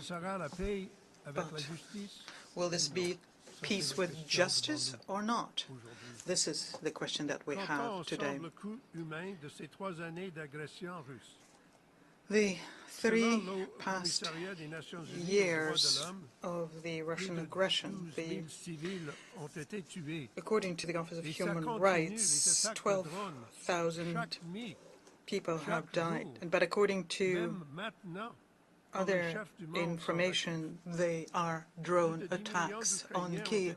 More than 10 million people have been displaced. 2 million houses were damaged or destroyed throughout the country of Ukraine. The situation is worsening. Last year, children were killed in greater numbers and schools destroyed, more of them than the year before. 3 years ago, when I spoke several days after the invasion by Russia, and I'm saying this today again, that the actions by Russia is a flagrant violation of the United Nations Charter, of its purposes and principles. The sovereign equality of all states, the right of all people to self-determination, peaceful settlement of disputes, and the prohibition on the using of force. President Putin continued with his war of aggression. We have been receiving huge amounts of Russia's violations of international humanitarian law, international law, of torture, sexual torture, arbitrary execution of prisoners of war, targeting civilians and civilian infrastructures, in particular electricity generators, and the illegal abducting of children from the territory of Ukraine. This is what we need to be talking about and acting on together. That while we are meeting and while we are talking, the drones are falling even while international leaders are meeting in Kyiv. Let us be clear, nothing justifies this war. These annexations of Ukrainian territory after sham votes at gunpoint. Canada will be voting yes in favor of the Ukrainian motions and in favor of amendments that speak out on the principles of the United Nations and the principles of the Charter. We believe that the evidence shows that President Putin wants to expand a new Russian empire. That goal is incompatible with the principles and purposes of the United Nations Charter. Mr. President, Canada wants peace for Ukraine. The world wants peace. Ukraine wants peace more than any member state here. The question is, what kind of peace will it be? Will it be a peace based on justice and on the Charter and on the principles for which we stand? Or will it be a peace that is a result of an imposition? The cost of colonialism at gunpoint, the cost of Ukraine's children, of its territory, these costs are too high. No state has the right to call on another to make these kinds of sacrifices. We must not accept the lie that of all equal sovereign states, Russia's course is now somehow fixed, unmovable, and that we must discard the UN Charter to accommodate President Putin's imperial ambitions. Russia could end this war today. They could stop the drones today. They could make sure they don't drop on children tonight. They can send their troops home today. We welcome the support of member states for Ukraine's resolution. We once more urge all member states to condemn the actions of Russia. Together we must stand for the values of the UN Charter that Russia has tried and tries each and every day to destroy. Ukrainians have been fighting and dying not just to protect their sovereignty and their territory. They're fighting for all of us. They're fighting to protect the principles that are enshrined in the UN Charter that have, after all, prevented worldwide war for close to 80 years now. The peace that Ukraine seeks, as the Secretary General said yesterday, is a just, a sustainable, and a comprehensive peace. One that fully upholds Ukraine's sovereignty, its independence, its territorial integrity, within borders that are internationally recognized, in accordance with the UN Charter, with international law, and with the resolutions of the General Assembly. Mr. President, as I close, I want to say to the delegation from Ukraine and to the people and government of Ukraine, you are fighting for us all. You are not just fighting for your own country. What you have borne for 3 years is literally unbearable. We are inspired by your bravery, and we must match your bravery with our own courage today. We are standing with you. Canada will always stand up for Ukraine. Thank you very much, Mr. President.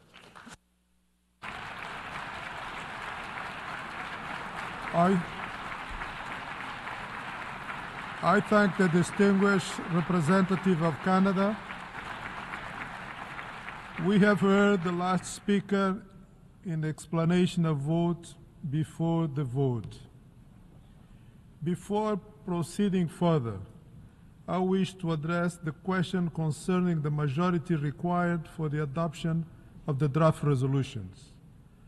I would like to remind members that Rule 84 of the Rules of Procedure provide as follows, and I quote, "Decisions of the General Assembly on amendments to proposals relating to important questions and on parts of such proposals put to the vote separately shall be made by a 2/3 majority of the members present and voting." End of quote. Therefore, it is decided that a 2/3 majority of the members present and voting is required for the adoption of the draft resolution A/ES11/L11, the adoption of draft amendments A/ES11/L12 to L15 would also require 2/3 majority of the members present and voting. In light of Article 18, paragraphs 2 and 3 of the Charter of the United Nations, is there any objection to taking action on draft resolution A/ES11/L10 and L11 by a two-thirds majority of the members present and voting? I see no objections. The two-thirds majority of members present and voting is therefore required for the adoption of draft resolutions A/ES11/L10 and L11.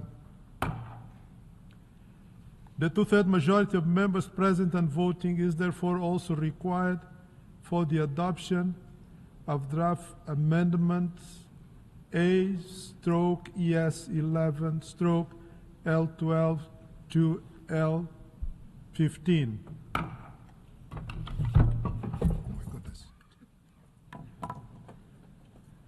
The Assembly will turn to draft resolution A/ES11/L10 and L11 one by one. The Assembly will now take a decision on draft resolutions A/ES11/L10 entitled Advancing a Comprehensive, Just and Lasting Peace in Ukraine. A recorded vote has been requested. We shall now begin the voting process. Those in favor of draft resolution A/ES11/L10, please signify.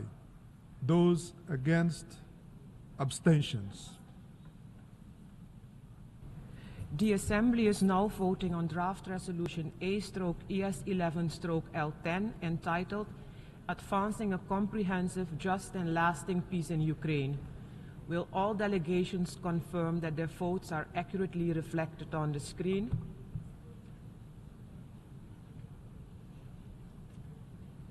The voting has been completed. Please lock the machine.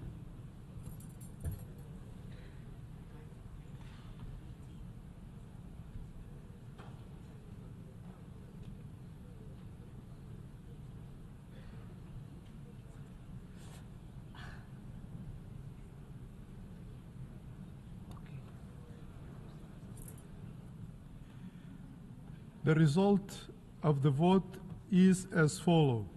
In favor, 93, against 18, abstentions 65. Draft resolution A/ES11/L10 is adopted.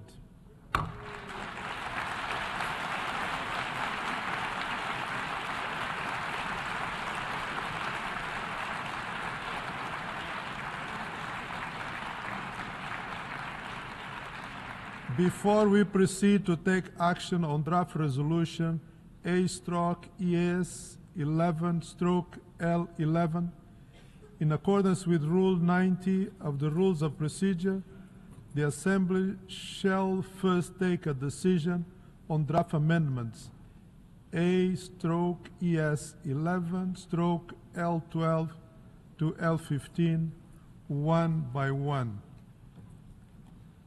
The Assembly will now take a decision on draft amendment A/ES11/L12. A recorded vote has been requested. We shall now begin the voting process.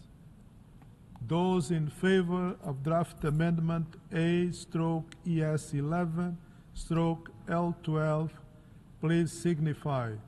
Those against, abstentions. The Assembly is now voting on draft amendment A/ES11/L12. Will all delegations confirm that their votes are accurately reflected on the screen?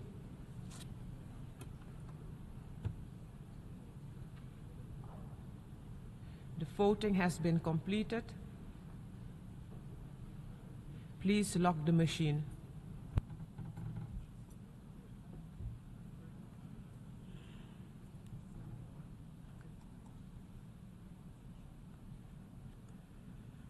The result of the vote is as follows. In favor, 31, against 71, abstention 59. The draft amendment A/ES11/L12 is not adopted.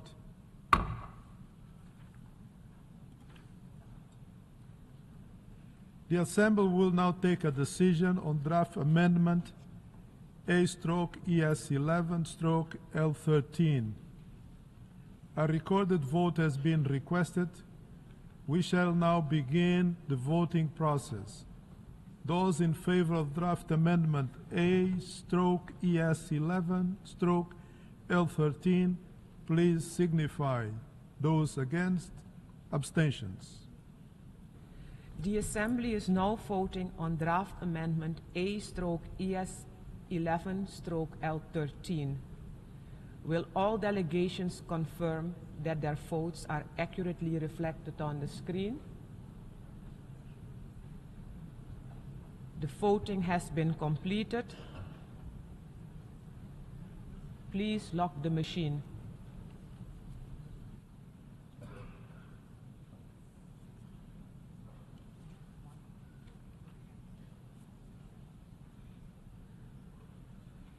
The result of the vote is as follows. In favor, 60, against 18, abstentions 81. The draft amendment A/ES11/L13 is adopted.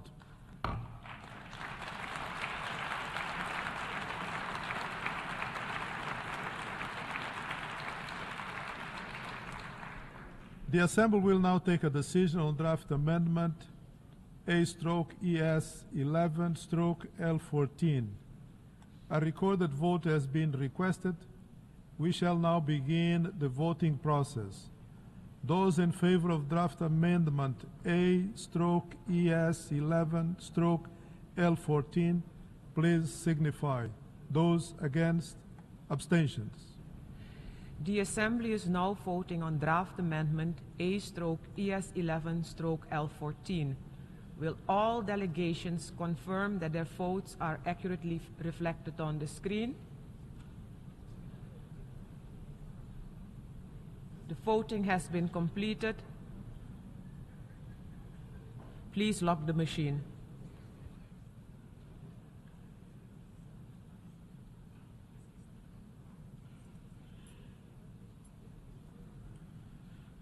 The result of the vote is as follows. In favor, 79, against 16, abstentions 67. The draft amendment A/ES11/L14 is adopted.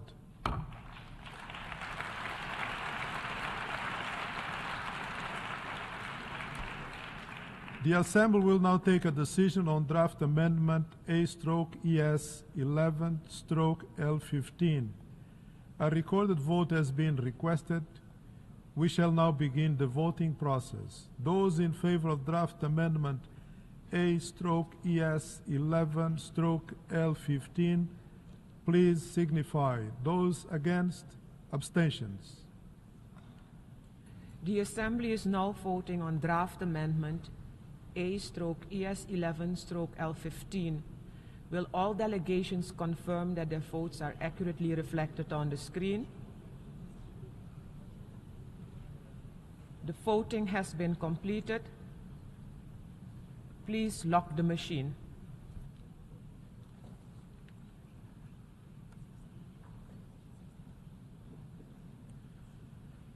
The result of the vote is as follows. In favor, 83, against 16, abstentions 61. The draft amendment A/ES11/L15 is adopted.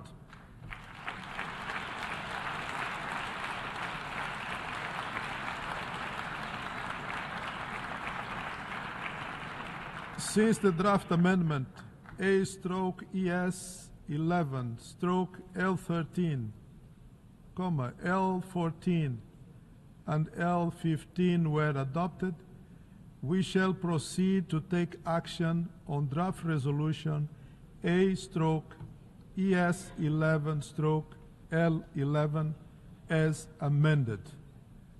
The Assembly will now take a decision on draft resolution A/ES11/L11 as amended, entitled The Path to Peace. In absence of request for a recorded vote, may I take it?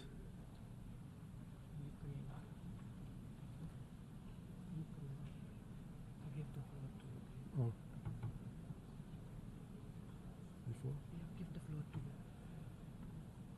I give the floor to the distinguished representative of Ukraine. Thank you, Mr. President. The delegation of Ukraine would like to request a recorded vote on the draft resolution A/ES11/L.11. Thank you.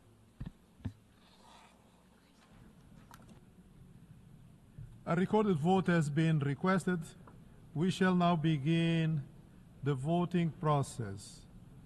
Those in favor of draft resolution A/ES11/L11 as amended, please signify. Those against, abstentions. The Assembly is now voting on draft resolution A/ES11/L11 as amended, entitled The Path to Peace. Will all delegations confirm that their votes are accurately reflected on the screen? The voting has been completed.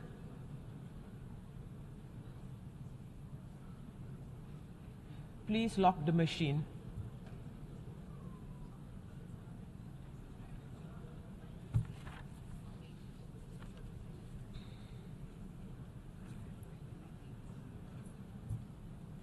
The result of the vote is as follows. In favor, 93, against 8, abstention 73. Draft resolution A/ES11/L11 as amended is adopted.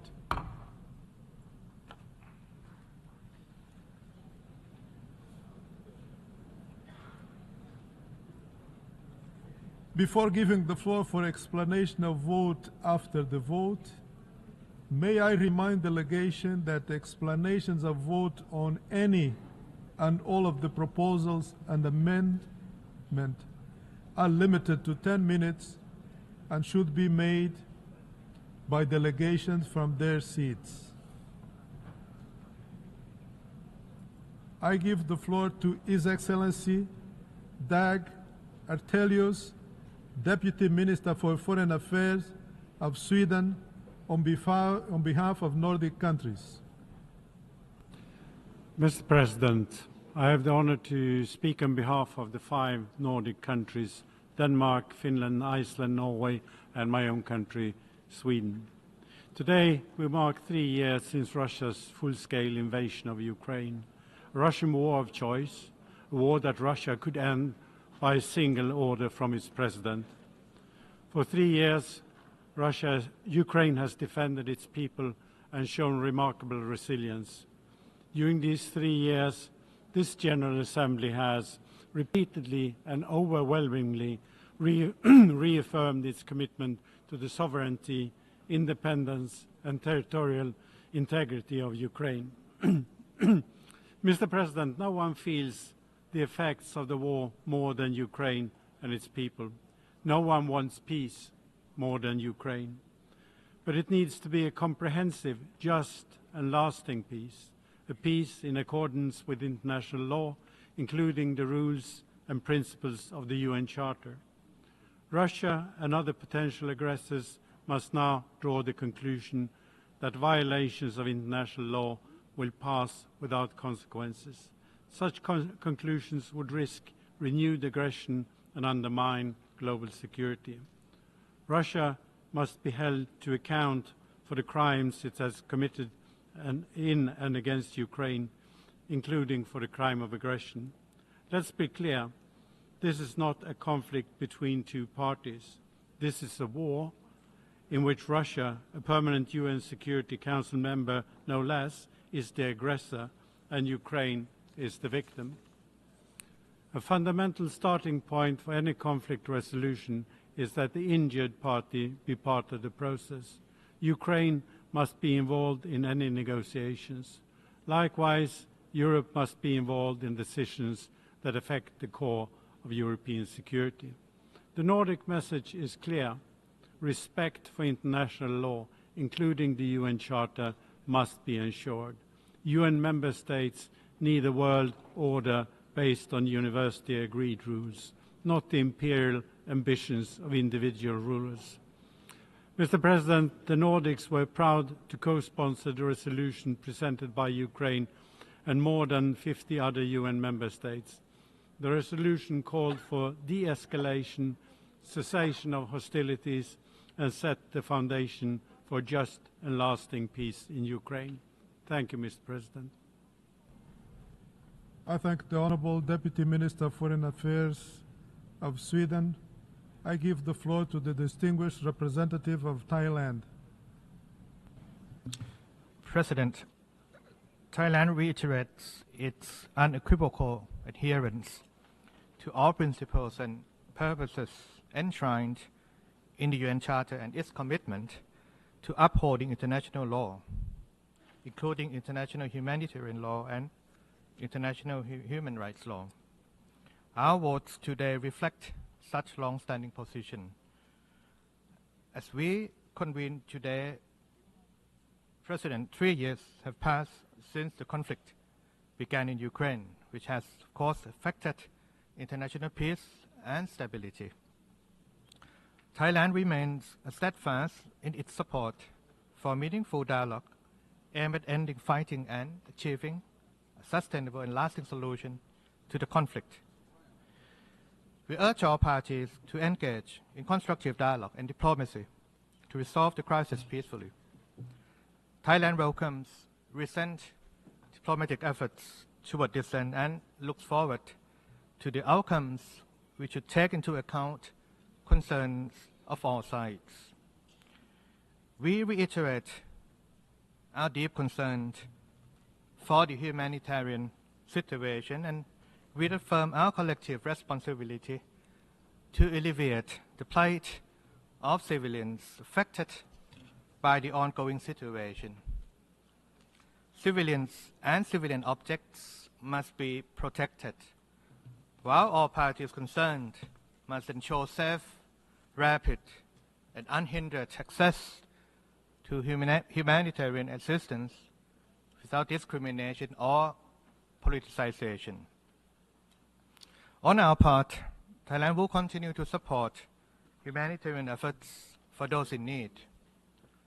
Thailand, through the Thai Red Cross Society and other entities, has long provided humanitarian assistance to civilians affected by this conflict, including the recent procurement of power generators. President, as a true believer in multilateralism and the rule of law, Thailand is in full support of diplomatic efforts, dialogue, and peace. We join the international community in calling for a de-escalation of conflict, an immediate cessation of hostilities, and a lasting peace in Ukraine at this critical juncture. I thank you. I thank the distinguished representative of Thailand, and now I give the floor to the distinguished representative of Kuwait on behalf of the Gulf Cooperation Council. شكرا سيد الرئيس. بسم الله الرحمن الرحيم. Thank you, Mr. President. In the name of God, the merciful, the compassionate, we are happy to deliver this statement on behalf of the members of the Gulf Cooperation Council, Qatar, the Kingdom of Saudi Arabia, the United Arab Emirates, the Sultanate of Oman, and the my country, the Kingdom of Kuwait. The members of the GCC have abstained from voting on the draft resolution presented by Ukraine, and we've also abstained from voting on the draft resolution presented by the United States. We reiterate our position, firm position, for respect for the principles of international law and the United Nations Charter, which govern relations between member states, as well as the world order that is based on respect for the sovereignty of states and their territorial integrity and their sovereignty and non-interference in their affairs and respect for good neighborly relations. In this regard, we would recall Article 2 of the Charter, which says that member states have to solve their various disputes through peaceful means and to abstain from using force or threatening to use force in international relations. In that regard, the members of the GCC reiterate our support for the mediation and dialogue efforts between the Russian Federation and the Republic of Ukraine. A ceasefire is needed to resolve the crisis through political means. We must give priority to dialogue through mediation and negotiations. President, the GCC states are attached to a resolution to the conflict in Ukraine as soon as possible, and to seeing this resolved through diplomatic means in order to arrive at a global solution that will make it possible to maintain international peace and security. We have taken positions to bring together the positions between the parties to the conflict. Over the last 3 years, we have assumed the role of mediation, and that has enabled us to ensure the release of hostages between the two parties. We also want to shed light on efforts that could change the conflict and could bring about a just and lasting global solution in the Republic of Ukraine in accordance with the 2 resolutions that were adopted today. Indeed, last Tuesday, the Kingdom of Saudi Arabia hosted discussions between the Foreign Affairs Minister of the Russian Federation and the Foreign Affairs Minister of the United States, Secretary of State. We hope this will be a first step towards solving the conflict. The UAE is also pursuing mediation efforts for an exchange of prisoners between the 2 countries that has made it possible to release 2,883 prisoners since the beginning of the conflict. And lastly, at the beginning of this month, 300 prisoners were released.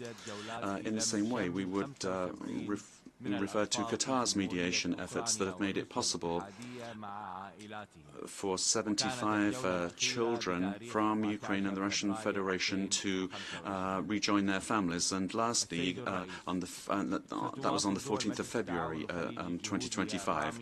The members of the GCC will continue their efforts, President, aimed at arriving at serious solutions that will make it possible to put an end to the bloodshed and the military conflict and put an end once and for all to the conflict. The successive crises have proven that there is no military solution to any crisis. The solution is in dialogue and negotiations in order to bring about a political solution. In conclusion, the Arab members of the Gulf Cooperation Council would like to mention the tireless efforts of the United Nations and humanitarian organizations to meet the urgent humanitarian needs of civilians. We'd also like to thank the Secretary General for his ongoing efforts aimed at responding to this crisis. We call upon the parties involved to commit to serious negotiations in order to arrive at an agreement that will put an end to the current crisis and will make it possible to bring about regional and international stability. I thank you, Mr. President. I thank the distinguished representative of Kuwait. Now I give the floor to Her Excellency Lord Machon, State Secretary for Foreign Policy of Denmark. Thank you, Mr. President. Exactly 3 years ago today, Russia launched its illegal full-scale invasion of Ukraine. It did so in clear violation of the UN Charter, in continuation of what it started in 2014. Russia's aggression has resulted in a long and brutal war with terrible consequences. It's a war that has caused and continues to cause tremendous humanitarian suffering, hundreds of thousands killed, millions more displaced, and almost 13 million people in humanitarian need. Today we have gathered here in the General Assembly to show our solidarity with the plight of Ukraine. Our aim is to advance on a comprehensive, just and lasting peace in Ukraine, grounded in the principles of the Charter. To ensure that our calls for peace leave absolutely no doubt about the UN membership's commitment to the UN principles, the UN Charter, and the territorial integrity and sovereignty of nations. Let there be no doubt, no one wants peace more than Ukraine. We therefore welcome all efforts to bring this senseless war to an end. It needs to be a just, a lasting, and a comprehensive peace. The General Assembly resolution by the United States goes in that direction. With the adopted improvements to the text, it aligns with our shared vision for genuine peace and diplomacy. It refers to the core values we collectively must uphold: the sovereignty, the territorial integrity of states, which are and continues to be the basic principles of the Charter. The resolution correctly states there is only one aggressor, Russia, and one victim, Ukraine, in this savage war. It also underlines that for any peace to be just, lasting, and comprehensive, and in full compliance with the UN Charter, we must ensure that Ukraine's security, territorial integrity, and sovereignty are upheld. In our view, this resolution complements the resolution on advancing a comprehensive, just, and lasting peace in Ukraine, which we co-sponsored and supported. This is why Denmark has decided to vote yes to the US draft resolution with the adopted improvements. I thank you. I thank Her Excellency, the State Secretary for Foreign Policy of Denmark.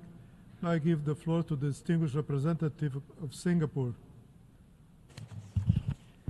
Mr. President, as a staunch supporter of international law and the principles enshrined in the UN Charter, Singapore firmly believes that the sovereignty, political independence, and territorial integrity of all countries, big or small, must be respected.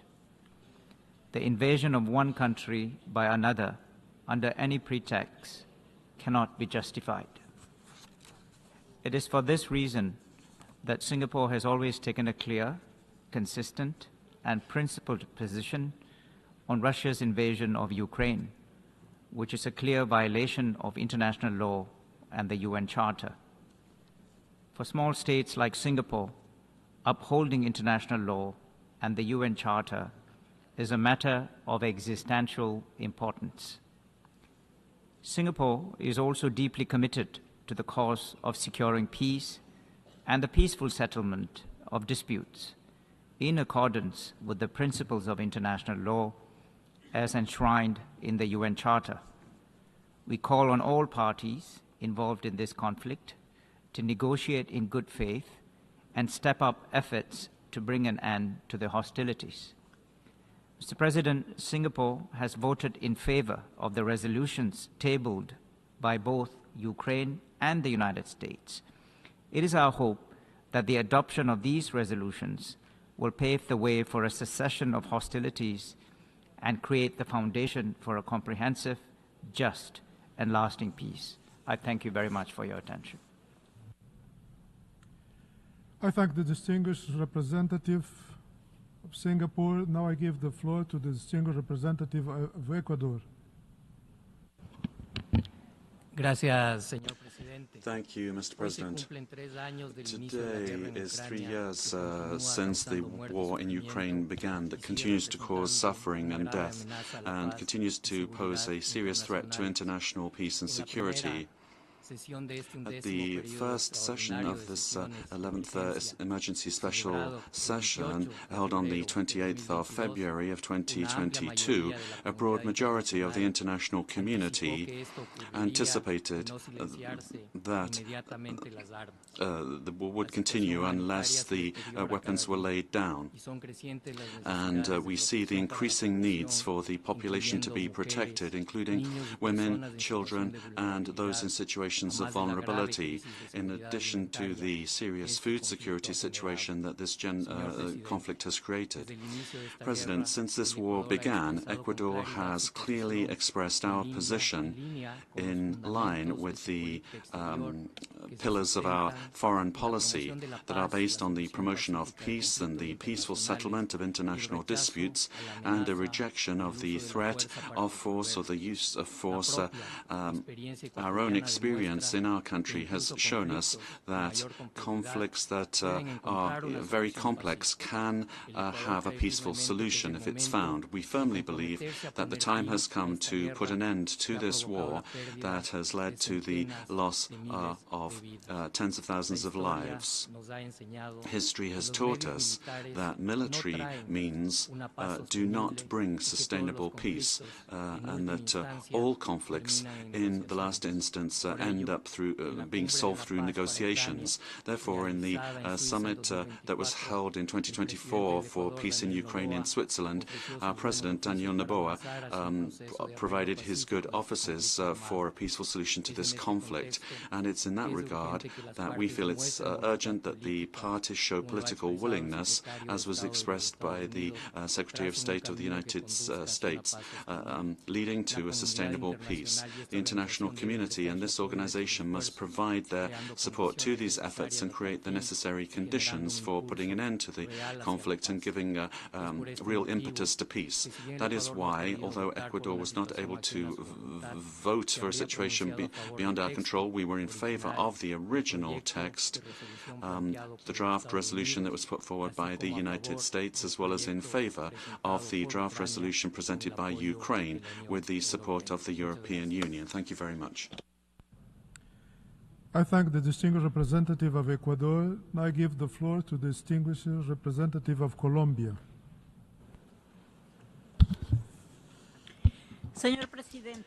Mr. President, the delegation of Colombia abstained on a draft resolution presented by the government of the United States with regard to Ukraine, bearing in mind the tradition of adherence to international law and a negotiated solution to disputes. That has been Colombia's historic position.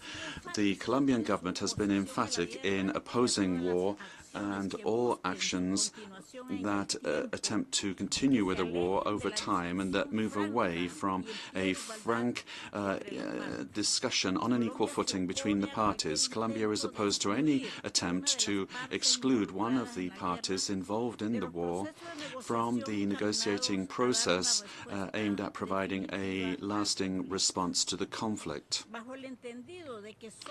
on the understanding that it is only with the participation of both sides that we can see just and lasting peace come about. We also abstain from supporting the resolution drawing attention to the lack of action for a definitive end to the crisis that would put an end to genocide in the Gaza Strip and the violence generated in the occupied Palestinian territories. The deployment of actions of the global north in Ukraine is a worrying contrast with regard compared to the inaction of the allowing for the systemic violation against the Palestinian people. We would call for an immediate ceasefire between Russia and Ukraine that would lead to negotiations for a just and lasting peace.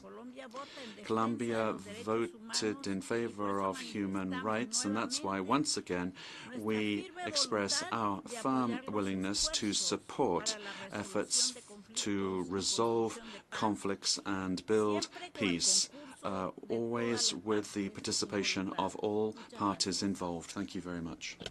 I thank the distinguished representative of Colombia. I give the floor to the distinguished representative of Qatar.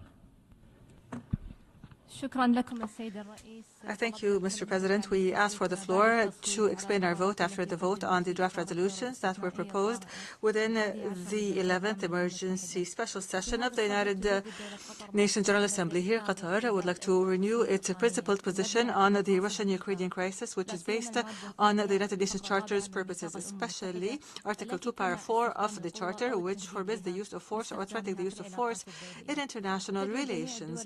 We call upon all member states to respect the territorial integrity and political independence of other states. Qatar renews its call on all parties to engage in negotiations to put an end to the suffering that has had many negative repercussions on the humanitarian side and has affected the global arena.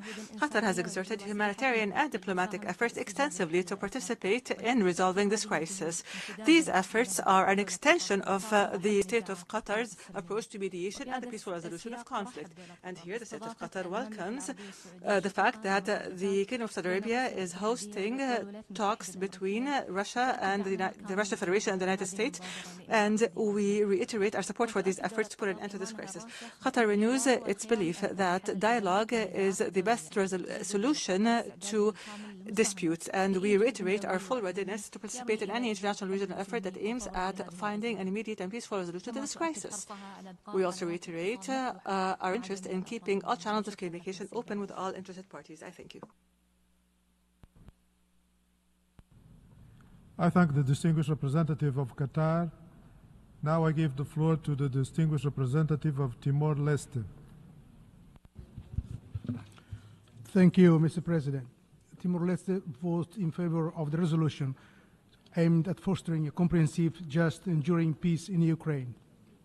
We underscore the significance of upholding sovereignty, territorial integrity, and adherence to international law. We welcome the ongoing talks between the U.S. and Russia to end the conflict and call for the wider involvement of all parties in the conflict for a lasting peace in Ukraine. We recognize that the ongoing conflict in Ukraine poses a serious threat not only to its citizens, but also to global stability and security. Timor-Leste calls for a swift end to the conflict and urges a lasting peace between Ukraine and the Russian Federation. Mr. Chair, our endorsements of the resolutions tabled by the Ukraine and the US is based on the following core principles. First, we affirm the sovereignty and territorial boundaries of every nation, including Ukraine, must be honored and safeguarded. Second, we condemn the severe human rights violations and humanitarian crisis resulting from aggression. We urgently call for an immediate halt to hostilities.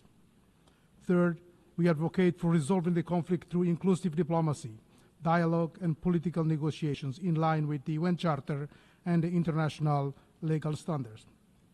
We urge all parties involved in the conflict to stop fighting, respect international law, and strive for a peaceful settlement that prioritizes the health, dignity, and well-being of the Ukrainian people. I thank you. I thank the distinguished representative of Timor-Leste and now give the floor to the distinguished representative of New Zealand. New Zealand co-sponsored and voted in support of the resolution entitled Advancing a Comprehensive, Just and Lasting Peace in Ukraine. New Zealand also voted in favour of the amended Path to Peace resolution in line with New Zealand's support for all efforts to achieve a comprehensive, just and lasting end to this war as soon as possible. It has been 3 years since Russia commenced its illegal, full-scale invasion of Ukraine. New Zealand has consistently denounced that invasion, which was a grave breach of international law, including the UN Charter. New Zealand remains committed to upholding the Charter and international law, including the core rules and norms that underpin international peace and security.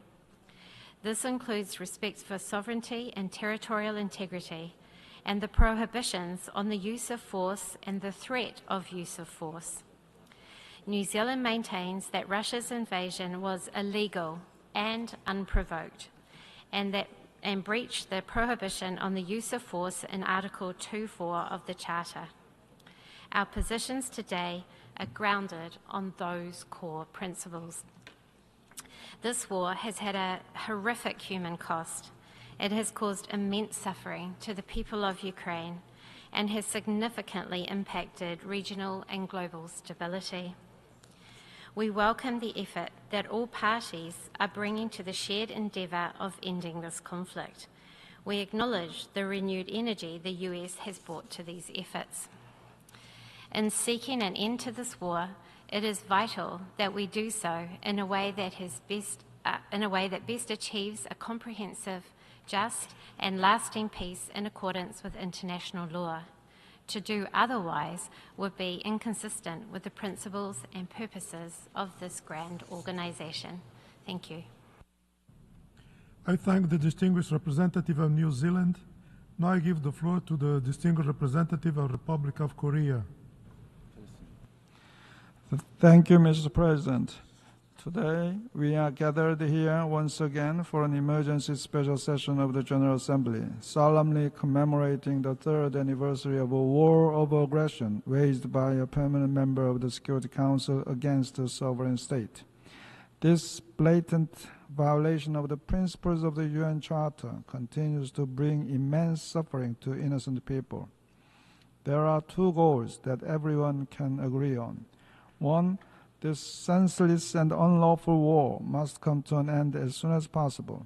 And two, we must strive to uphold the fundamental principles of the UN Charter and international law. Now is the time to gather our wisdom and determination to achieve both objectives simultaneously as much as possible.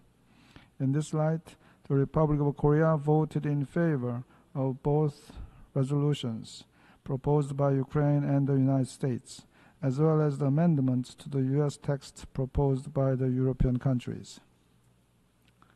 Mr. President, for the past 3 years, the war in Ukraine has inflicted unspeakable suffering and devastation. The tears of innocent civilians have long overflowed and are now nearly exhausted. Moreover, this war is now perilously globalized, with the security threats in Europe and Asia becoming ever more interconnected. No one imagined that North Korea would take part in this unjust war when it began.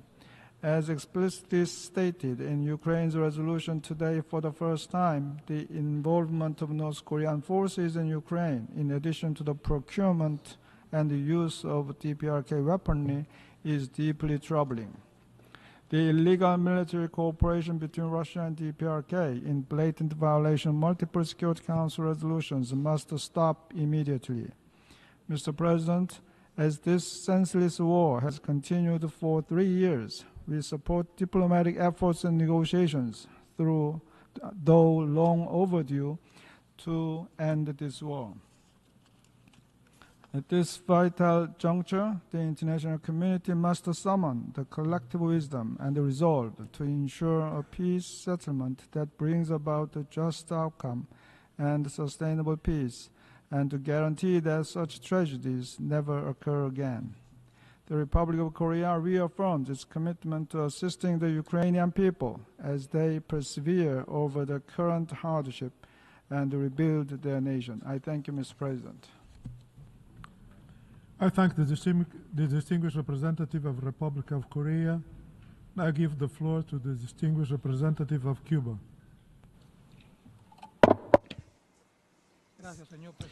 Thank you, President. President, we have repeatedly pointed out to this General Assembly the consequences of an increasingly offensive military doctrine of the United States and NATO, which is leading to the progressive expansion of NATO beyond its borders. Today, the conflict in Ukraine has been leading to human losses and great material losses. The growing flow of arms and the aggressive rhetoric and the unilateral sanctions have only led to an exacerbation of the situation on the ground and regional and international tensions, and have prolonged the conflict. Despite the changes made to the draft resolution L10, the text still contains divisive, confrontational aspects, politicized aspects that do not really contribute to dialogue and negotiation to achieve genuine, lasting peace with the participation of all the parties involved. It does not take into account the legitimate concerns that everyone has or recognize the responsibility of those that instigated aggressive actions that led to the breakout of the conflict. That's why Cuba abstained. What we need is a serious diplomatic solution that is constructive, realistic, achieved by peaceful means, in adherence with international law that will guarantee the security and sovereignty of all. Cuba has insisted on this before this General Assembly consistently. In this regard, we have expressed our support for the joint proposal presented by China and Brazil for the peaceful settlement of the crisis in accordance with Cuba's defense of peace and multilateralism. We once again state our commitment, unfailing commitment to the UN Charter and international law, and the independence and sovereignty and territorial integrity of states and the self-determination of peoples, as well as our firm position with regard to the use of force or the threat of the use of force against any state. Thank you very much.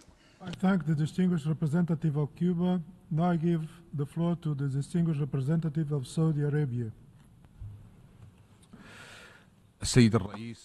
Thank you, Mr. President. We meet here today after 3 years have passed since the war on Ukraine started, and since the crisis began, the Kingdom of Saudi Arabia has called for de-escalation and for the protection of civilians and for the peaceful resolution of conflict through dialogue and an end to hostilities in a manner that would contribute to the restatement of peace and stability in the world.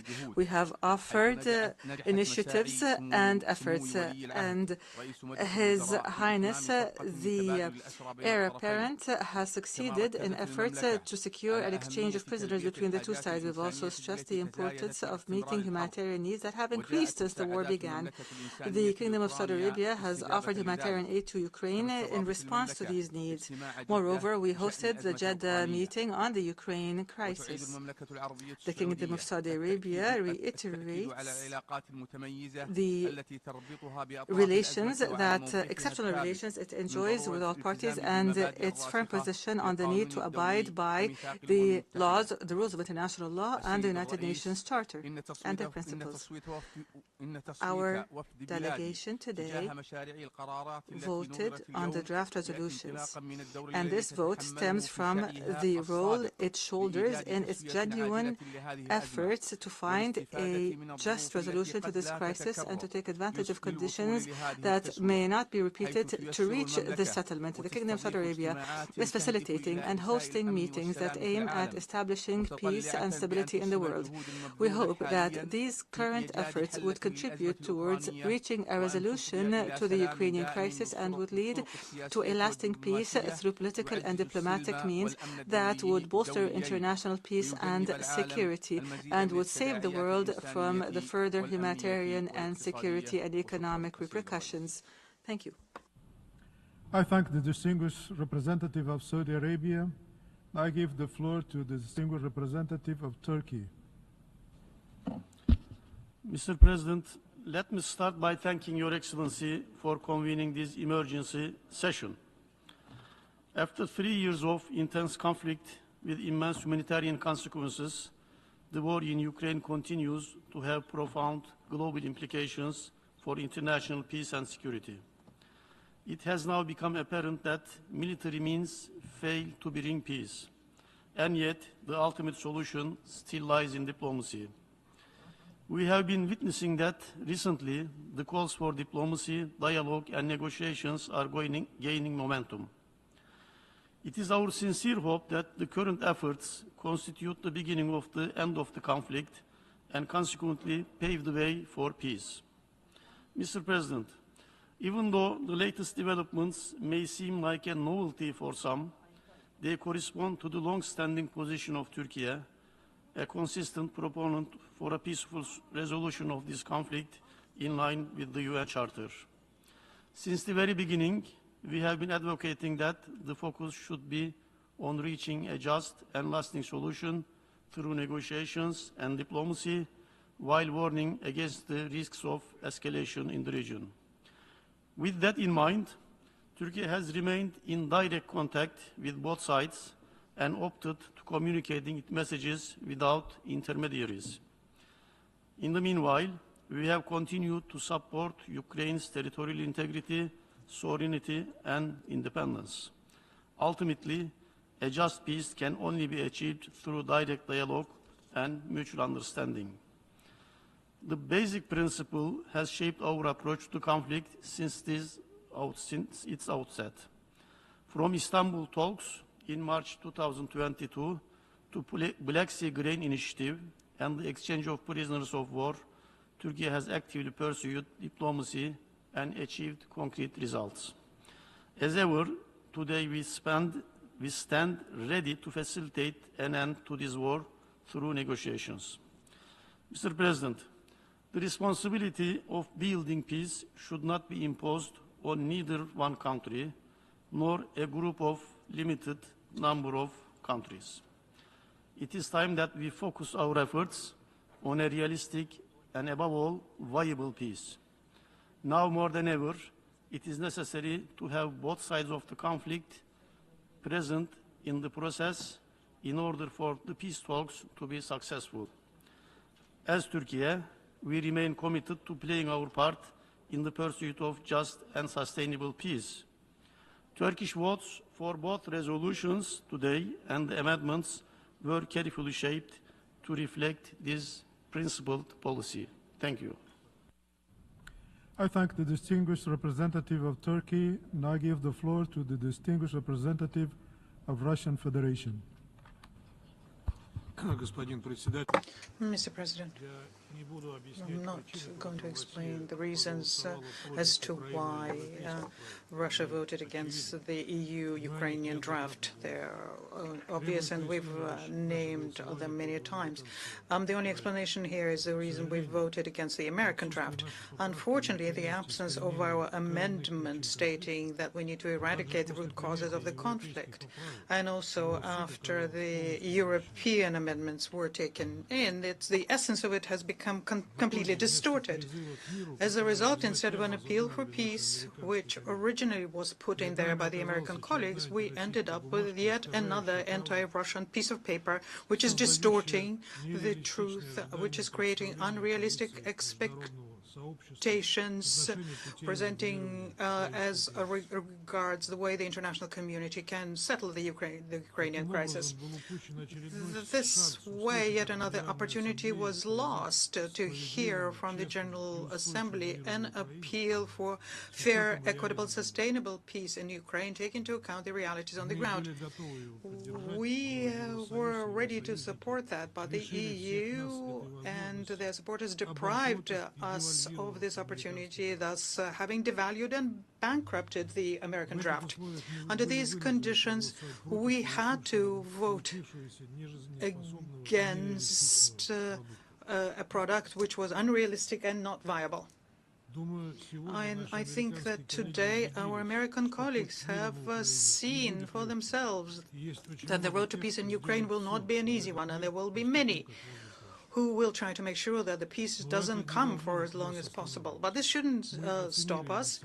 We appreciated the initiative of the United States, and we do hope that this will be followed by other new initiatives, which will finally set aside the party of war in Europe. This is important, and this is important first and foremost to save Ukraine and the Ukrainians, which are being sacrificed by the expired Ukrainian president in order to save himself and enrich himself. I thank you.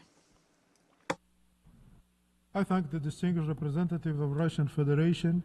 I now give the floor to the distinguished representative of Syrian Arab Republic. Thank you, Mr. President.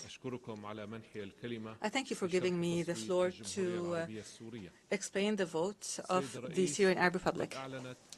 The new Syrian leadership, Mr. President, has declared its commitment to a balanced foreign policy that is based on the purposes and principles of the United Nations Charter and aims to establish amicable and friendly relations with all members of the United Nations based on the principle of mutual respect as well as common interests, and in a manner that would bolster efforts to achieve peace and stability throughout the world, away from the policies of axes and political polarization. Therefore, my country abstained on voting on the draft resolutions and the pursuant amendments. I thank you, Mr. President.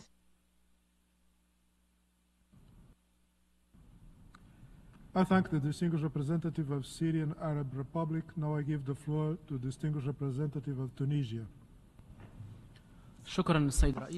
Thank you, Mr. President.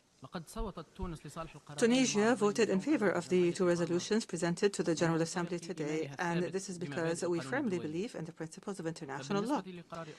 On the Ukrainian resolution, we voted in favor of that resolution because it condemns violations of the United Nations Charter, including Article 2. It is a resolution that defends the right of countries to have sovereignty and to maintain their territorial integrity. My country voted in favor of the U.S. resolution because it calls for a just and comprehensive peace in Ukraine. Tunisia affirms that its vote is based on principles and is not related to any geostrategic calculations. It is a vote that is a vote in favor of the principle of united international laws that are binding to our members of the United Nations Organization. Tunisia hopes that it would see the same amount of commitment and solidarity from the international community when it comes to the Palestinian question and the right of the Palestinian people to self-determination and the right of the State of Palestine to have sovereignty and territorial integrity. I thank you. I thank the distinguished representative of Tunisia. I now give the floor to the distinguished representative of Brazil. Thank you, Mr. President. Mr. President, everyone agrees that the war that has raged Ukraine in the past 3 years has to end. Destruction is the only concrete result of 3 years of violence. Yet, we have decided to abstain on resolutions L10 and L11 in an attempt to preserve an atmosphere that is more conducive to dialogue and the end of this conflict. We encourage member states to focus on building bridges and negotiating in a transparent manner and in due regard for agreed and standard language. In our understanding, neither of the texts before us were ripe for action today. L10 reiterated concepts that have not, so far, helped us to advance towards peace. L11, on the other hand, was presented with insufficient time for a constructive process of consultations and adjustment. We believe a landing zone between both projects is still both possible and desirable. We see merits in both texts. Brazil will continue to play a constructive and proactive role both in future initiatives in this Assembly and through our group of Friends for Peace, in order to find a pathway that will lead to a lasting peace in Europe, guided by the United Nations Charter and recognized tenets of negotiation processes. The world wants peace, dialogue, effective multilateralism, and strengthened diplomacy. For long, diplomacy has been criticized for not preventing the war in Ukraine. However, we may now finally realize that when diplomacy falls short, the solution is not less diplomacy, but more. The United Nations is the appropriate forum to bring the parties together, facilitate a lasting agreement, and put an end to this ruthless war. I thank you. I thank the distinguished representative of Brazil. Now I give the floor to the distinguished representative of the Islamic Republic of Iran. Bismillah ar-Rahman ar-Rahim. Mr. President, I would like to reiterate my delegation's consistent position which has been expressed numerous times during 11th special session since 2022. The Islamic Republic of Iran reiterates its principled position that all disputes should be resolved through peaceful means and dialogue in accordance with international law, including the Charter of the United Nations. Since the onset of the crisis in Ukraine, the Islamic Republic of Iran has maintained a clear, consistent, and unwavering position. We have emphasized that all UN member states must fully respect the purposes and principles enshrined in the United Nations Charter, as well as international law, including the principles of sovereignty, independence, unity, territorial integrity, and the imperative to refrain from the threat or use of force. The Islamic Republic of Iran has repeatedly called for an immediate cessation of hostilities and the escalation of tensions. It has long been the position of my delegation that in order to find long-term and sustainable solutions to crises such as these, it is essential to address their root causes. We note that the current complexities in the fragile region of Eastern Europe have been exacerbated by the provocative actions and decision of certain states as well as NATO, which have led to a geopolitical divide in that region. Regrettably, the Islamic Republic of Iran has been facing baseless allegations from some parties to this conflict that my delegation repeatedly has denied and continues to reject it categorically. After considering the motivation of some of the member states sponsoring today's resolutions, we have come to the conclusion that this is another political move in a wider geopolitical rivalry.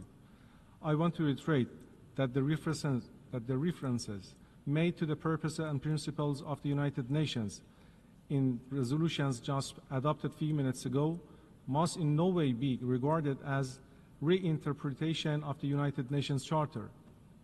For all of those reasons, my delegation abstained in the voting on these resolutions. Finally, it should be mentioned that the Islamic Republic of Iran will continue its constructive engagement to help the peaceful resolution of this crisis. I thank you, Mr. Chair. I thank the distinguished representative of the Islamic Republic of Iran. We have heard the last speaker in the explanation of vote after the vote. As agreed earlier, the Assembly will resume the debate on Agenda Item 5. I now give the floor to His Excellency Jim O'Callaghan, Minister of Justice, Home Affairs and Migration of Ireland.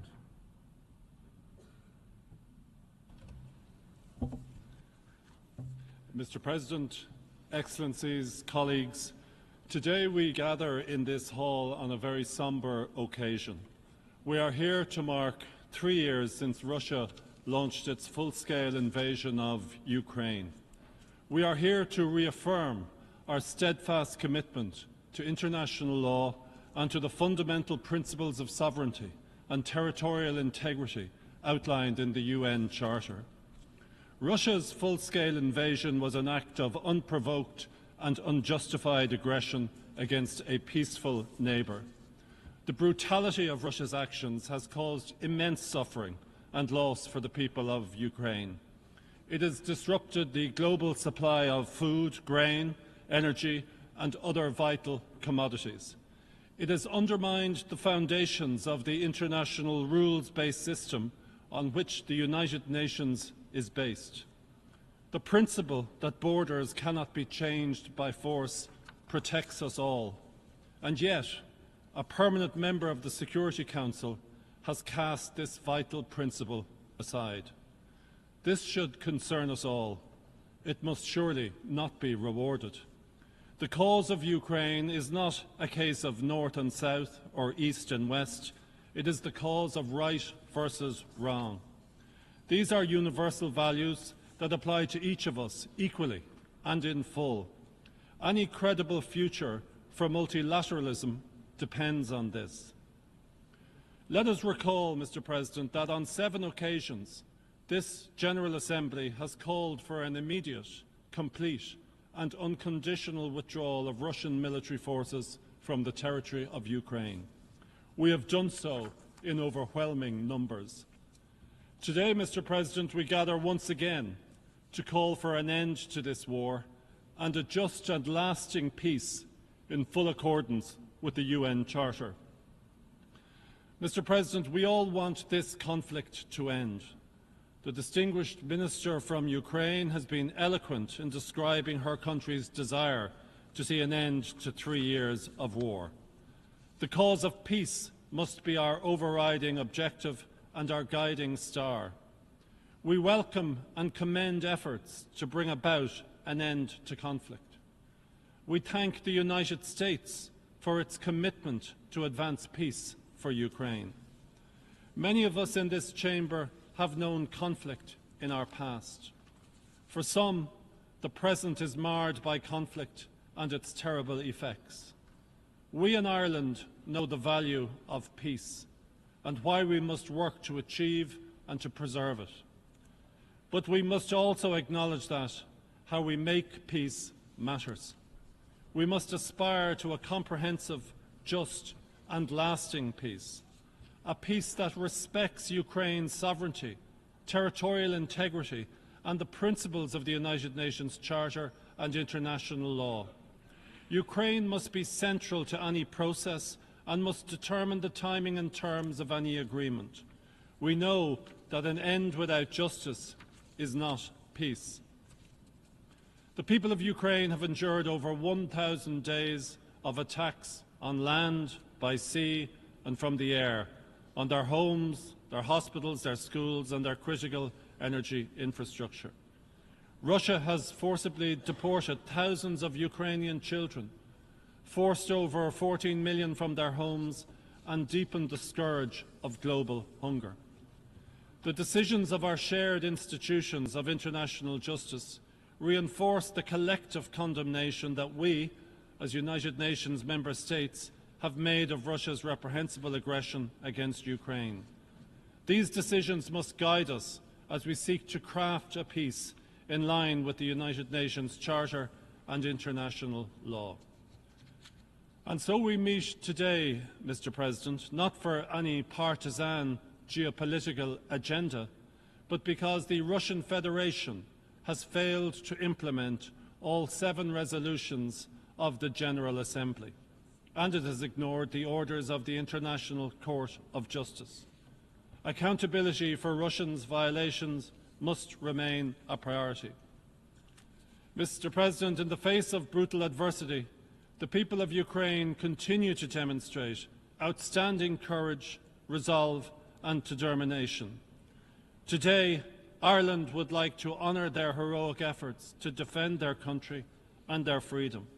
They have done nothing to bring down this war on their heads.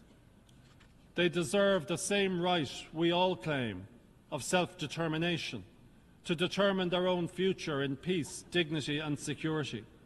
They deserve the unqualified support of each of us in this chamber. We are all agreed that the time for a just, lasting and comprehensive peace in Ukraine is long overdue. Let us act now to advance this noble goal. In doing so, let us recall that if the UN Charter and accountability are not central to our endeavours, each of us is less secure. We know this from history, and we know that any common framework to deliver a just and lasting peace must uphold the United Nations Charter. I urge all states to join with Ireland in recommitting to these fundamental purposes and principles that are for the peace and security of all of us, of these United Nations. Thank you very much. I thank His Excellency Minister for Justice, Home Affairs and Migration of Ireland, and I give the floor to His Excellency Georgios Gerapetritis, Minister of Foreign Affairs of Greece.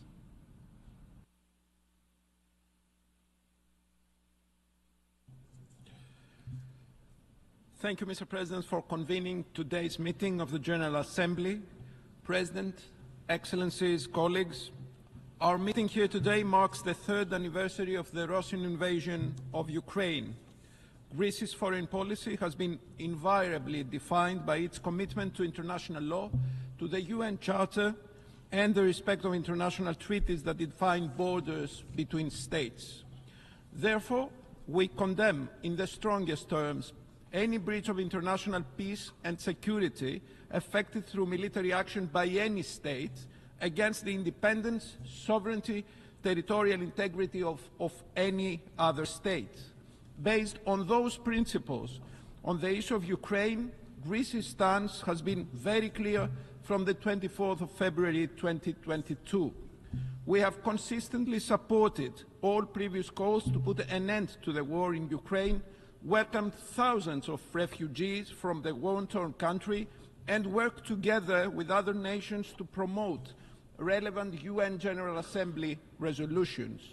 Once again, we call for the cessation of hostilities and a peaceful resolution. This war has already caused immense destruction and suffering. We need peace. Perhaps peace might not be within grasp, but it might be within sight. But what is needed is not only a cessation of hostilities, but mostly a comprehensive and lasting settlement through inclusive diplomacy based on the UN Charter and international law. We also need an agreement that will guarantee and act in a deterring and preventive way in the years to come. The war must stop. We all agree on this, and we commend all efforts to this effect. Yet, it is incumbent that fundamental principles of international law enshrined in the UN Charter are explicitly stated. It is in this vein that our vote was directed earlier today. We need to draw the right lessons and endow any future peace settlement with credible security guarantees for Ukraine that will deter and prevent the recurrence of war in the future. Ukraine is not a regional issue and should not be treated as one. It has a direct impact on global security and peace. It concerns us all in this assembly. Ukraine, Europe, indeed the world, need a fair, viable, and thus a lasting peace for Ukraine. Let us support this goal after 3 disastrous years of war, while at the same time hoping that this could also lead to a model of how to prevent similar calamities in the future. Thank you. I thank His Excellency, Minister for Foreign Affairs of Greece. I now give the floor to His Excellency Radosław Sikorski, Minister of Foreign Affairs of Poland.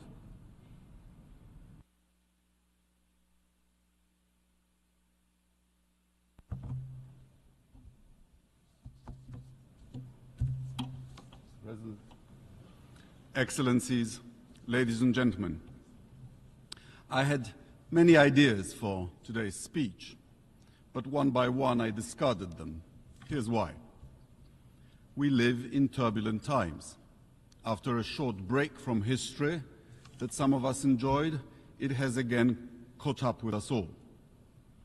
In times like these, when the world seems out of joint, when the old seems to be dying, but the new cannot yet be born, what we need is a return to basics. To questions about what's right and what's wrong, what's true and what's false, what's actually happened and what's just a figment of propaganda. Almost exactly 3 years ago, on March 2nd, 2022, nations of the world gathered here in a special session, faced with a straight question: whether to condemn, applaud, or ignore Russia's invasion of Ukraine. Their answer was clear. The measure condemning Vladimir Putin's actions was adopted by a vote of 141 in favor, with 35 abstentions, an unequivocal reaffirmation of our commitment to Ukraine's sovereignty, independence, unity, and territorial integrity. only 5 countries voted against, among them Russia, Belarus, North Korea, and representatives of the now deposed Syrian regime. Quite a company. According to Kremlin's propaganda, what started 3 years ago was a justified reaction to Western imperialism allegedly threatening Russia's security.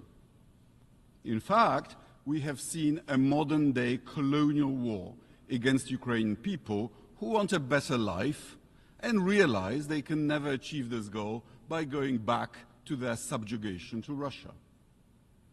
That is what they are being punished for, an effort to free themselves from under the control of a former metropolis. Many countries represented here know the experience. Kremlin aggression is a manifestation of a failing empire's desperate struggle to restore its sphere of influence. We all knew it back then. Fast forward 3 years, and the same group is no longer so sure. What happened? Basic facts have not changed. Russia invaded a sovereign nation, violating its rights to existence and self-determination. During the course of war, Russian forces have killed thousands of people. They have indiscriminately bombed both military and civilian infrastructure, apartments, hospitals, schools, kindergartens, you've seen it all.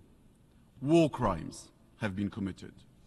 Thousands of Ukrainian children have been kidnapped and sent to Russia to strip them of their national identity. Vladimir Putin does not only want to destroy Ukraine's presence, he wants to steal its future too. We all knew it back then. We still actually know it. Opinions in this body began to shift not because facts have changed. They are changing because of self-interests. Some of our member states now seem to believe that ending the war at any cost and restoring business as usual with Russia will be beneficial. As a representative of the country neighboring both Russia and Ukraine, I can tell you it will not. By normalizing relations with Moscow, you would be entrusting your security and economic stability to an autocrat and a war criminal in an international environment much more unstable than it was a decade ago. Russian victory, may it never come, would not create a more just global order. It wouldn't benefit countries dissatisfied with where things stand now. It wouldn't even bring about a more just and prosperous Russia. Suffice to say, there are now more political prisoners in Russia than there were in the 1980s when the Soviet Union invaded Afghanistan. There are many more casualties as well. Repercussions of an appeasement would also not be limited to Russia's immediate neighborhood. Kremlin's green men, well known from Donbass, are already present in African, Latin American, and Asian countries operating under different names. Let Putin win in Ukraine, and their activities will only intensify. Moscow's disruptive actions in Africa echo its actions in Europe, undermining stability, supporting illiberal regimes, discrediting the West. Thousands of mercenaries from the so-called Wagner Group, now charmingly renamed Afrika Korps, are employed by local warlords and rewarded with access to precious metals and mineral mines, stripping Africa yet again of its wealth. If Ukraine is abandoned today, who will be next? Another country in Eastern Europe? Possibly, but possibly a country in the Middle East or an African state targeted to serve as a Russian military base, replacing Syria, where a regime propped by the Kremlin recently collapsed. Ladies and gentlemen, we've just heard another performance by the Russian ambassador consisting of lies, propaganda, and hypocrisy. He referred to Ukraine as a project. Ukraine is not a project. Ukraine is a country with a longer history than Russia. Ukraine is a member of this body for far longer than the Russian Federation. Ukraine has a history, language, and identity and aspirations all of its own, with borders confirmed several times in treaties by the Russian Federation. The mission of this body, from its foundation, has been to decolonize, not to recolonize. International community cannot appease aggression because violence reproduces by indifference. Basic facts that prompted our strong, unified reaction 3 years ago have remained unchanged. And when the facts don't change, we should stick to our guns. Poland, of course, supports peace, but peace that is stable and with justice for the victim of aggression. Thank you very much. I thank His Excellency, Minister of Foreign Affairs of Poland. Now I give the floor to Her Excellency Baiba Braze, Minister of Foreign Affairs of Latvia.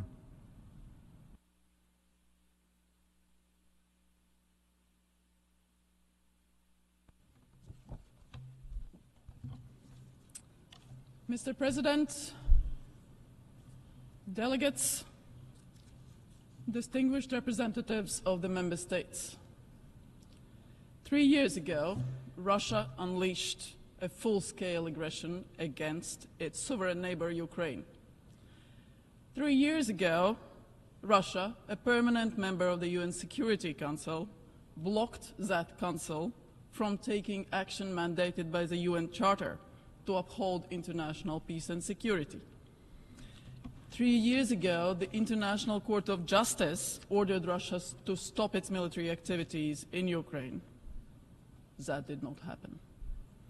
So, 3 years later, today, Russia, a 114 million nuclear-armed state, has failed to take even a fifth of Ukraine's territory.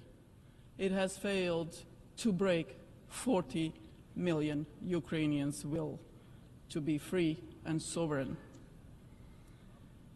But Russia will have lost 1 million killed and wounded this year while attacking an innocent neighbor. There is no shred of doubt that Russia is the unprovoked aggressor in this war. And let me be unmistakably clear. We all want peace.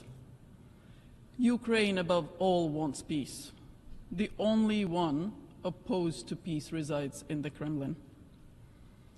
It's Russia who continues to bomb Ukrainian cities and kill civilians every day while pretending to engage in peace process. Latvia welcomes all efforts to bring a comprehensive, just and lasting peace for Ukraine, a peace that is rooted in the UN Charter and international law, just as the Assembly voted today. A peace that guarantees Ukraine's sovereignty, territorial integrity, and freedom to choose its own future, just as all our countries want. A peace that ensures that Russia is unable to resume its brutal aggression. In principle, peace is easy to achieve. Russia needs to stop fighting. That is the end of the war. But if Ukraine stops fighting, that's the end of Ukraine. Ukraine has exercised its right to self-defense, clearly covered in Article 51 of the UN Charter. Therefore, countries providing support to Ukraine are not parties to the war. Mr. President, the Kremlin has a new favorite talking point about the root causes of the war and that they need to be addressed. Very well, let's talk about those root causes. Contrary to the Kremlin's twisted fantasies, this war is not about NATO or Ukraine's wish to join NATO. NATO is not a party to the war, neither are the member states. nor it's the reason for the war. Ukraine's NATO membership was not debated either in 2014, when Russia invaded for the first time, or in 2022, when a full-scale aggression started. So this war is not about Ukraine. It's not about fascism in Ukraine or protecting the rights of Russian speakers. No international human rights organization has recorded anything of that sort. And that's why we have international organizations. The Kremlin's blatant lies have been debunked every single day that Ukraine continues to stand strong and resilient as a democracy. So the root causes of the war are Russia's imperial colonial ambitions. Russia seeks to restore its imperial sphere of influence and change the international order. Russia seeks to control the future, choices, and resources of sovereign countries and peoples, not just in Europe, but in Africa and other continents. Therefore, ladies and gentlemen, addressing the root causes of war requires stopping Russia's imperial conquest once and for all. Therefore, we call on all countries, their parliaments and governments, to significantly increase their aid to Ukraine. Political, economic, military, financial, humanitarian, any assistance to Ukraine.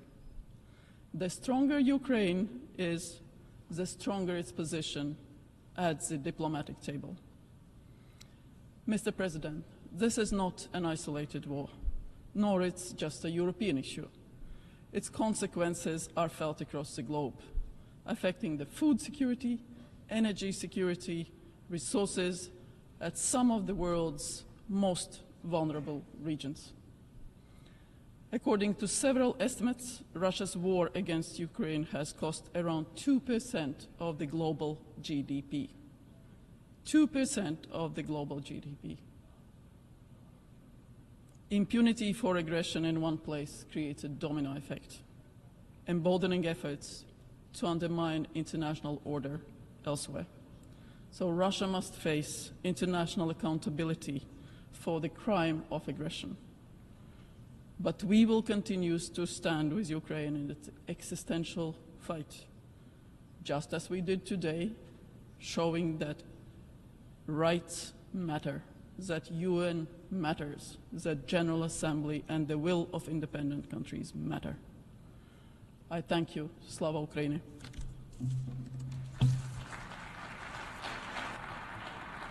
I thank Her Excellency Minister for Foreign Affairs of Latvia. I give now the floor to Her Excellency Gabija Grigaiba Dodžidze, Vice Minister of Foreign Affairs of Lithuania.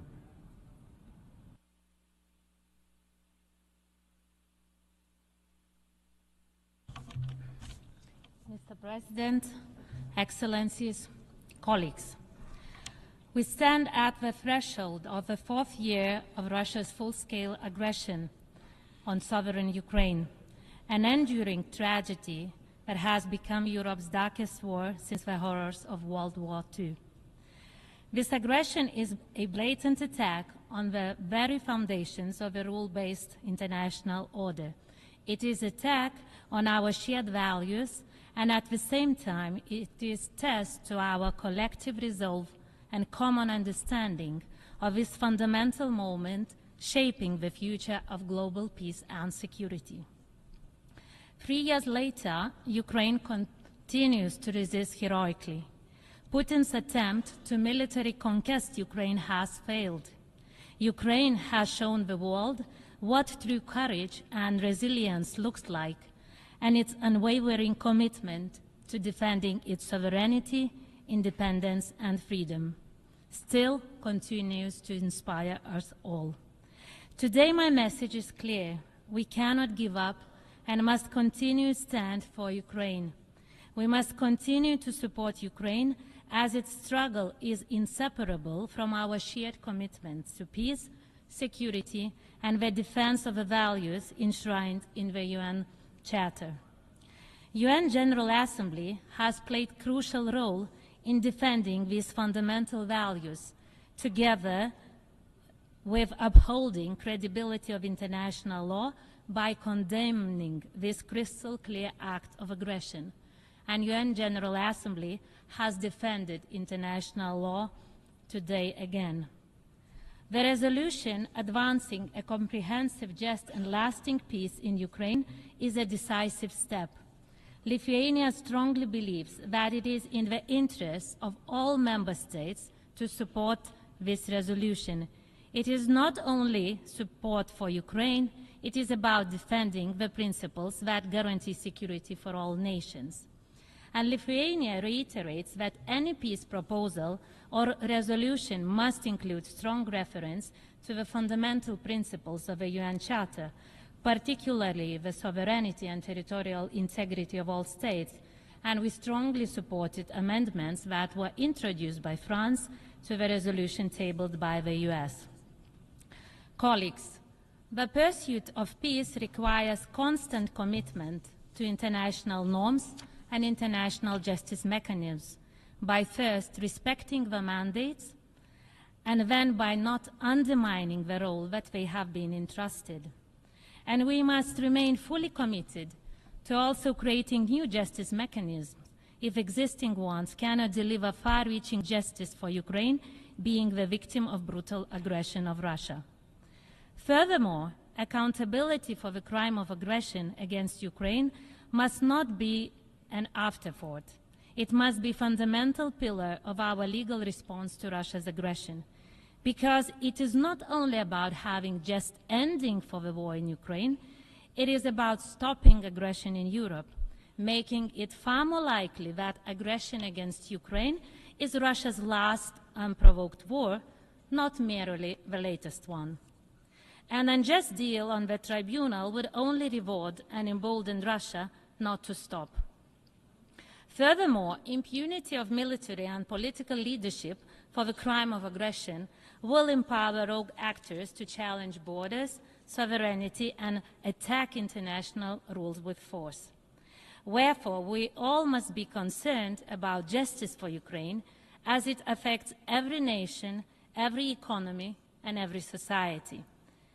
This is why Lithuania is advocating for the strong and effective special tribunal for the crime of aggression against Ukraine.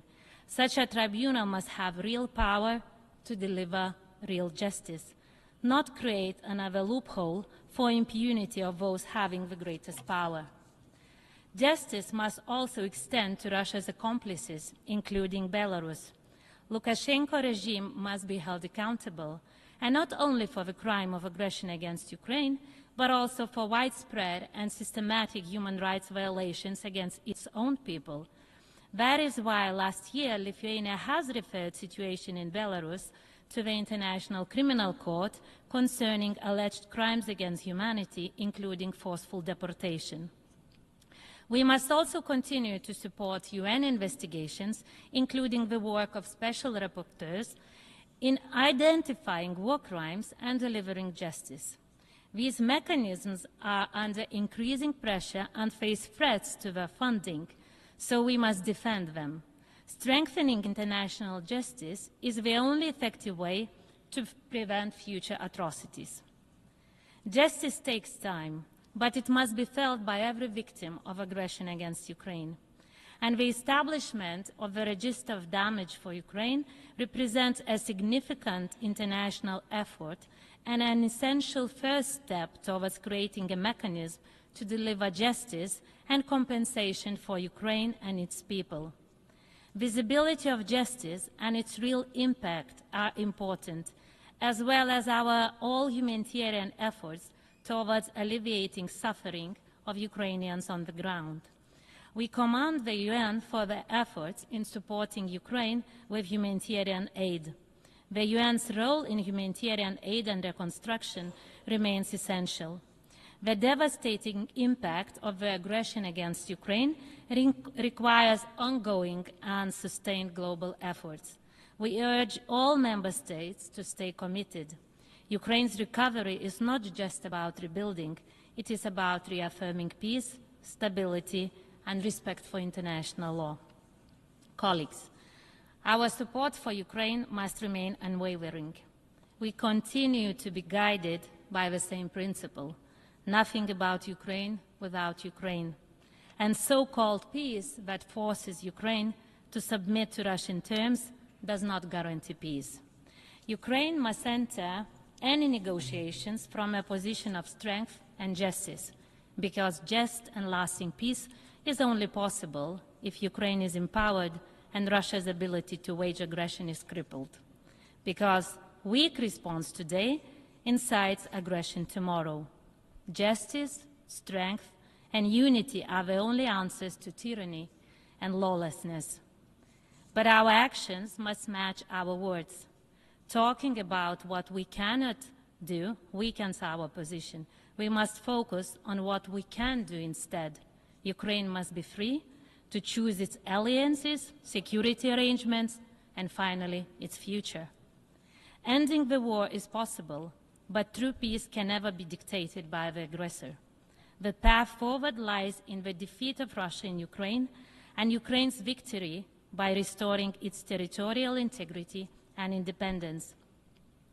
Just and lasting peace is possible, but only if Ukraine is strengthened and Russia's war machine is dismantled to prevent future aggression. So the choice is clear: future shaped by Ukraine's victory as being strategic victory for all of us, or a world where aggression runs unchecked. So let us make wise choices on which the fate of nations depend today and tomorrow. Thank you, Mr. President. I thank Her Excellency Vice Minister for Foreign Affairs of Lithuania, and I'll give the floor to His Excellency Traian Ristea, Deputy Minister for Foreign Affairs of Romania.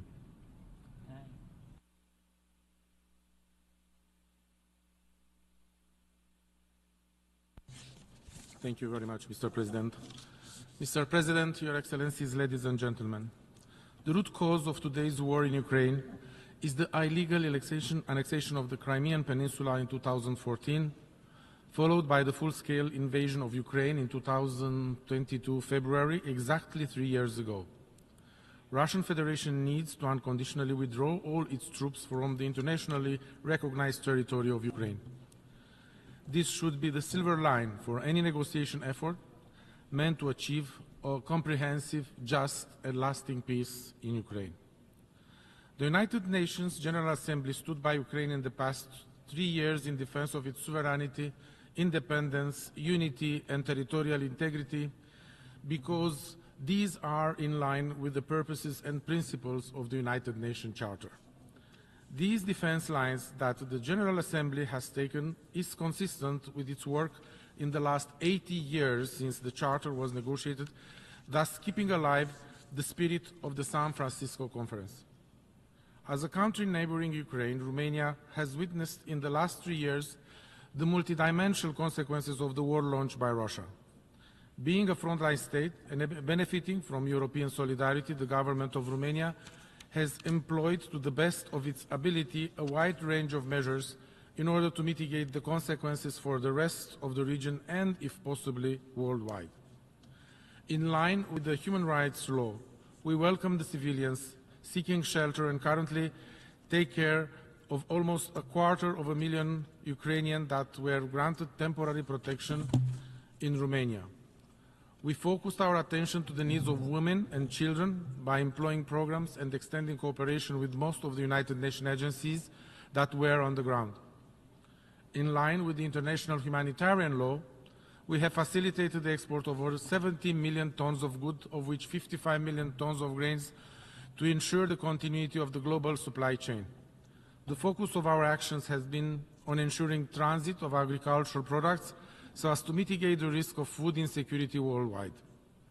The European Solidarity Lanes meant using Romanian roads, railways, river and Black Sea ports to ensure food products can be available for the global market. Even after peace will be achieved, we will continue to lend support to the overarching goal of food insecurity by putting in use the existing infrastructure. In line with international law, we sought to establish a tribunal for holding accountable those responsible of all crimes against and in Ukraine, including the crime of aggression. Ukraine is entitled to the strongest reply in terms of judicial accountability, and Romania is part of the efforts to establish the best possible international tribunal in this regard. It must serve as an example of compliance with the United Nations Charter, as a discouragement of any such future action from any state. Mr. President, Romania will continue to support Ukraine during the process and after reaching out a comprehensive, just and lasting peace, because we are determined to live up to our commitments to respect the United Nations Charter and international law. This is not a peace for Ukraine, but it is a peace for the whole world.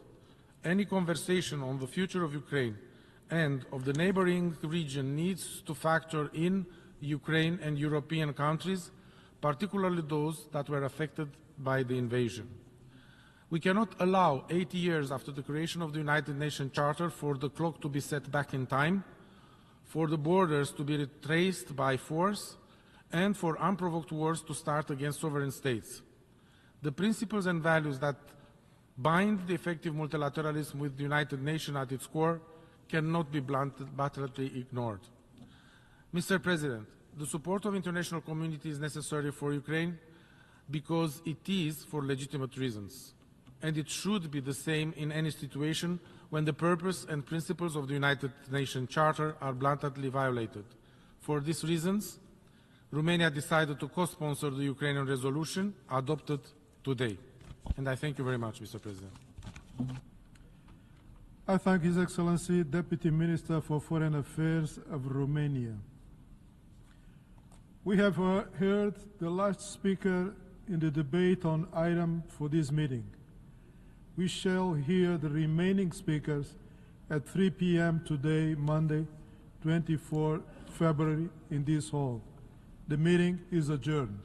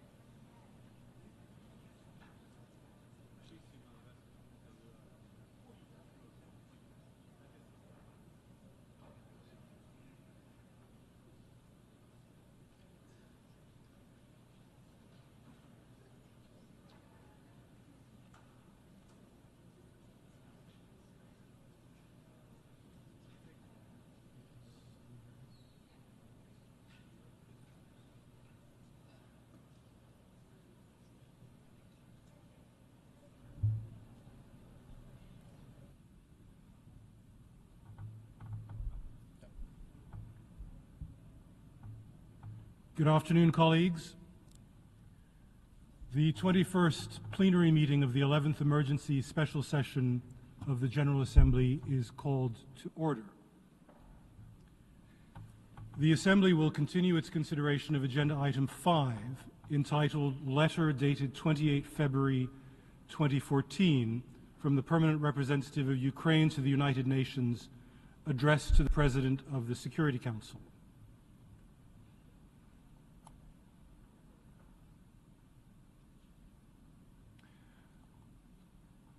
I give the floor now to the distinguished representative of Czechia, His Excellency Eduard Hulisius, Deputy Minister for Foreign Affairs of Czechia.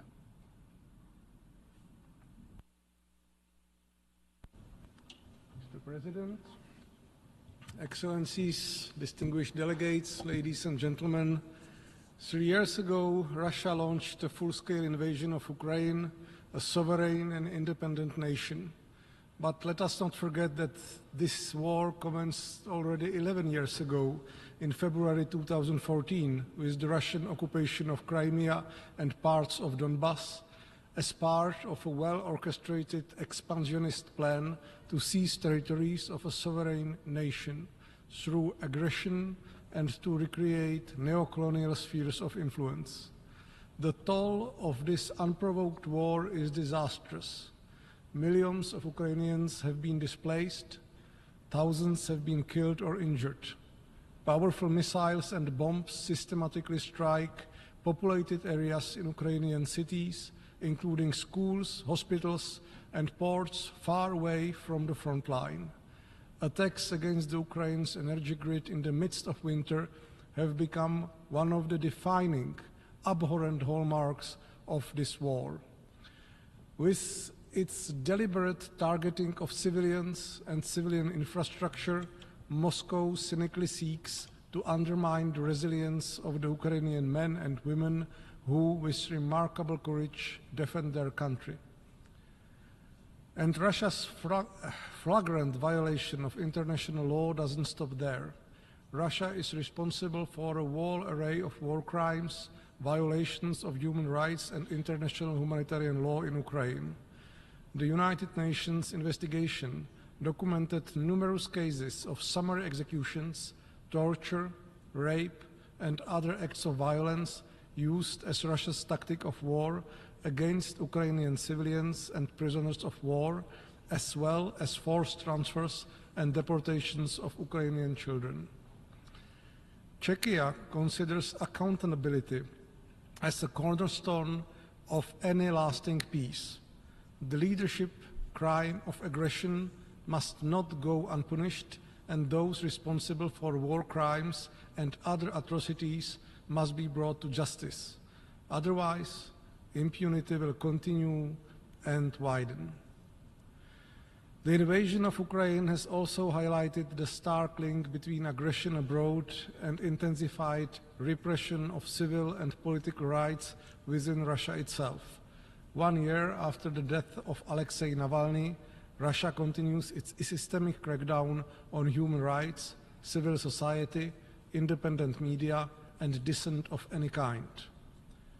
Mr. President, this hall has heard repeated call of the international community on Russia to immediately cease hostilities, withdraw all its forces from Ukrainian territory, and respect Ukrainians' independence, sovereignty, and territorial integrity within its internationally recognized borders. A call that Russia, a permanent member of the Security Council, has chosen to ignore. Let me be clear, until Russia respects the fundamental principles of international law, there can be no business as usual with the aggressor. Mr. President, in a year that many await with hope, we reaffirm our unwavering commitment to a just and lasting peace in Ukraine. We all want to see this year as the year during which negotiated settlement based on international law is found. However, let me stress that no durable settlement for Ukraine can be found without Ukraine's participation and consent.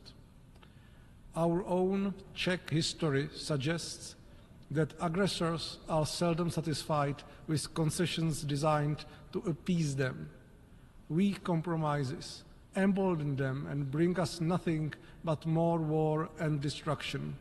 And Russia's imperialist aggression cannot be appeased. It must be faced with strength and resolve. Mr. President, we all have a stake in Ukraine prevailing as a sovereign nation within its internationally recognized borders. Czechia has fully supported the draft resolution A/ES 11/L10 put forward to our consideration by Ukraine and stands firmly in solidarity with Ukraine and its people in their self-defense until a just and lasting peace in line with the United Nations Charter is finally secured. Thank you for your attention. I thank the distinguished representative of Czechia. I now give the floor to the distinguished representative of Georgia, His Excellency Lasha Darsalia, Deputy Minister for Foreign Affairs of Georgia.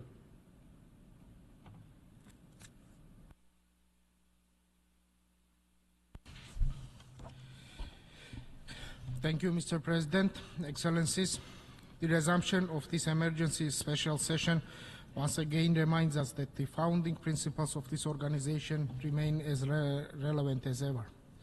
Every single day of the past 3 years, in the wake of Russia's war against Ukraine, has brought unbearable human harm and immense scale of destruction. The implication of this war has resonated far beyond the borders of one single member state and posed threat to international peace and security, further exacerbating global challenges. Excellencies, I would like to emphasize that Georgia's support for the territorial integrity and sovereignty of Ukraine within its internationally recognized borders is unwavering. Since the outbreak of the war, Georgia has demonstrated full solidarity with Ukraine through strong diplomatic steps as well as by offering active and substantial humanitarian assistance. Georgia sponsored, joined or supported around 600 documents and initiatives in major international organizations, which among others included creation of special mechanisms in support of Ukraine. The government of Georgia has also been providing substantial humanitarian assistance to Ukraine since the beginning of the aggression. Georgia provided substantial humanitarian assistance to Ukraine, including the allocation of more than 1,000 tons of humanitarian aid, as well as financial assistance and extending support to Ukrainians arriving in Georgia. Georgia, as a responsible member of the international community, believes that international diplomacy should play a crucial role in resolving conflicts by facilitating dialogue and cooperation among nations. More than 20 years have passed since Georgia regained its independence, albeit its path is still paved with the fight for sovereignty and territorial integrity. Our recent history, time and again, illustrates the crucial importance of peace and stability for further development. Only principled and proactive international engagement can help find a common ground and create a framework for effective resolution that is not achievable through confrontation. I am confident that peaceful resolution of this war based on the Charter and international law would promote regional stability in Europe by preventing further tensions and escalations. Distinguished delegates, let me reaffirm once again Georgia's unwavering support to the independence, sovereignty and territorial integrity of Ukraine within its internationally recognized borders, extending to its territorial waters. Georgia will stand in solidarity with Ukraine and the Ukrainian people on the path to comprehensive, lasting peace. Thank you very much. I thank the distinguished representative of Georgia. I now give the floor to the distinguished representative of the Kingdom of the Netherlands, Her Excellency Erika Schouten, Special Envoy for Ukraine of the Foreign Minister of the Kingdom of Netherlands.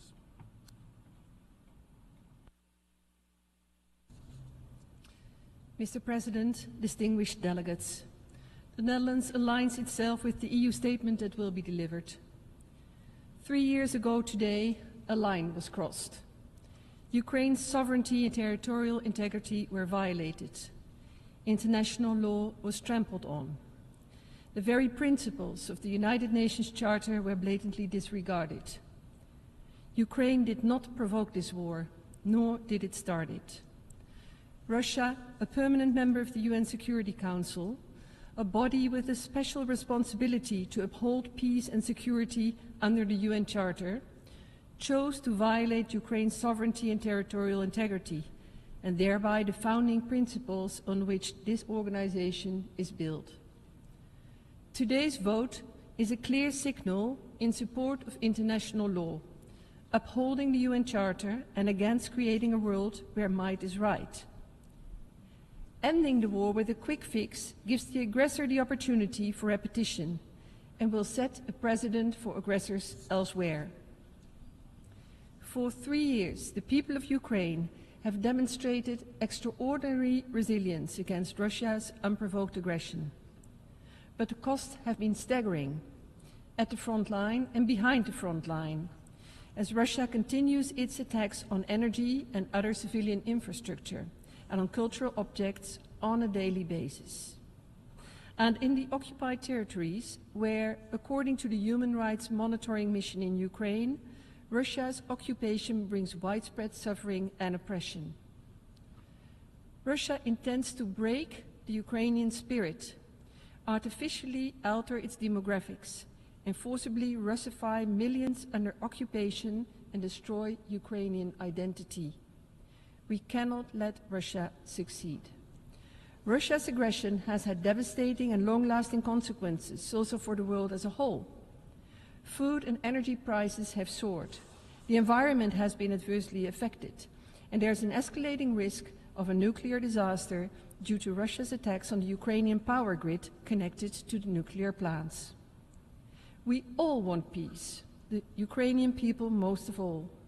And there will be peace the moment Russia stops the fighting. But it cannot be peace at any cost. Peace must be just, comprehensive, and lasting. And Ukraine must have a seat at the negotiating table. National crimes do not go unpunished, including the crime of aggression.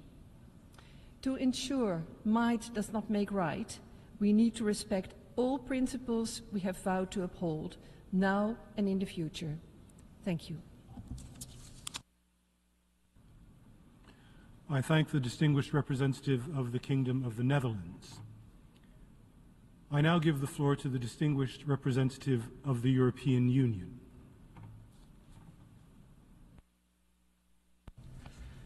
President, colleagues, I have the honor to speak on behalf of the European Union and 26 member states. We gathered in this hall today to reiterate 3 full years since Russia launched its illegal and provoked full-scale invasion of Ukraine, our unwavering support for international law and for the principles of sovereignty and territorial integrity enshrined in the UN Charter. We gathered today to advocate for an early end to the war of aggression and for a just, lasting and comprehensive peace in Ukraine in line with the UN Charter. Those core principles are not abstract ideals. They are vital pillars for every nation within the UN. They apply to all of us. The foundation of a multilateral system is at risk if the UN core principles are undermined, and if we allow the power of guns to replace in our troubled world the power of law. It is that simple and that vital. We support all meaningful efforts under the UN Charter to bring an end to Russia's war of aggression. No one wants and needs peace in Ukraine more than the Ukrainian people. No one has a larger stake in European security than Europeans. And no one can afford to ignore the devastating consequences of this war for regional and global stability. Dear colleagues, the Ukraine resolution that we adopted today reiterates in the strongest way the UN membership's call for renewed diplomatic efforts towards a comprehensive, just and lasting peace, an early peace in Ukraine this year, in line with the UN Charter. We took every effort to ensure that the process to prepare this resolution, together with our Ukrainian colleagues, should be transparent and inclusive. Together with Ukraine, we spared no effort to take comments on board as much as possible. We are grateful to all delegations that engaged with us in this process. Your efforts strengthened the text that was adopted today. Thank you. Colleagues, the time for peace is now, and peace must be just, lasting, and comprehensive. Any peace that risks rewarding aggression increases the risk for any country, wherever in the world, to face similar aggression. It creates a dangerous precedent for the future, undermining the principles of international law and the sovereignty of all nations. But a peace that is in line with the core principles of the UN Charter ensures a safer world for all of us. And we believe that in today's turbulent world, it is especially imperative to ensure that our calls for peace leave absolutely no doubt about the UN membership's commitment to UN principles, the UN Charter, and the territorial integrity and sovereignty of nations. And this is exactly what we did today. Thank you. I thank the distinguished representative of the European Union. I now give the floor to the distinguished representative of Switzerland.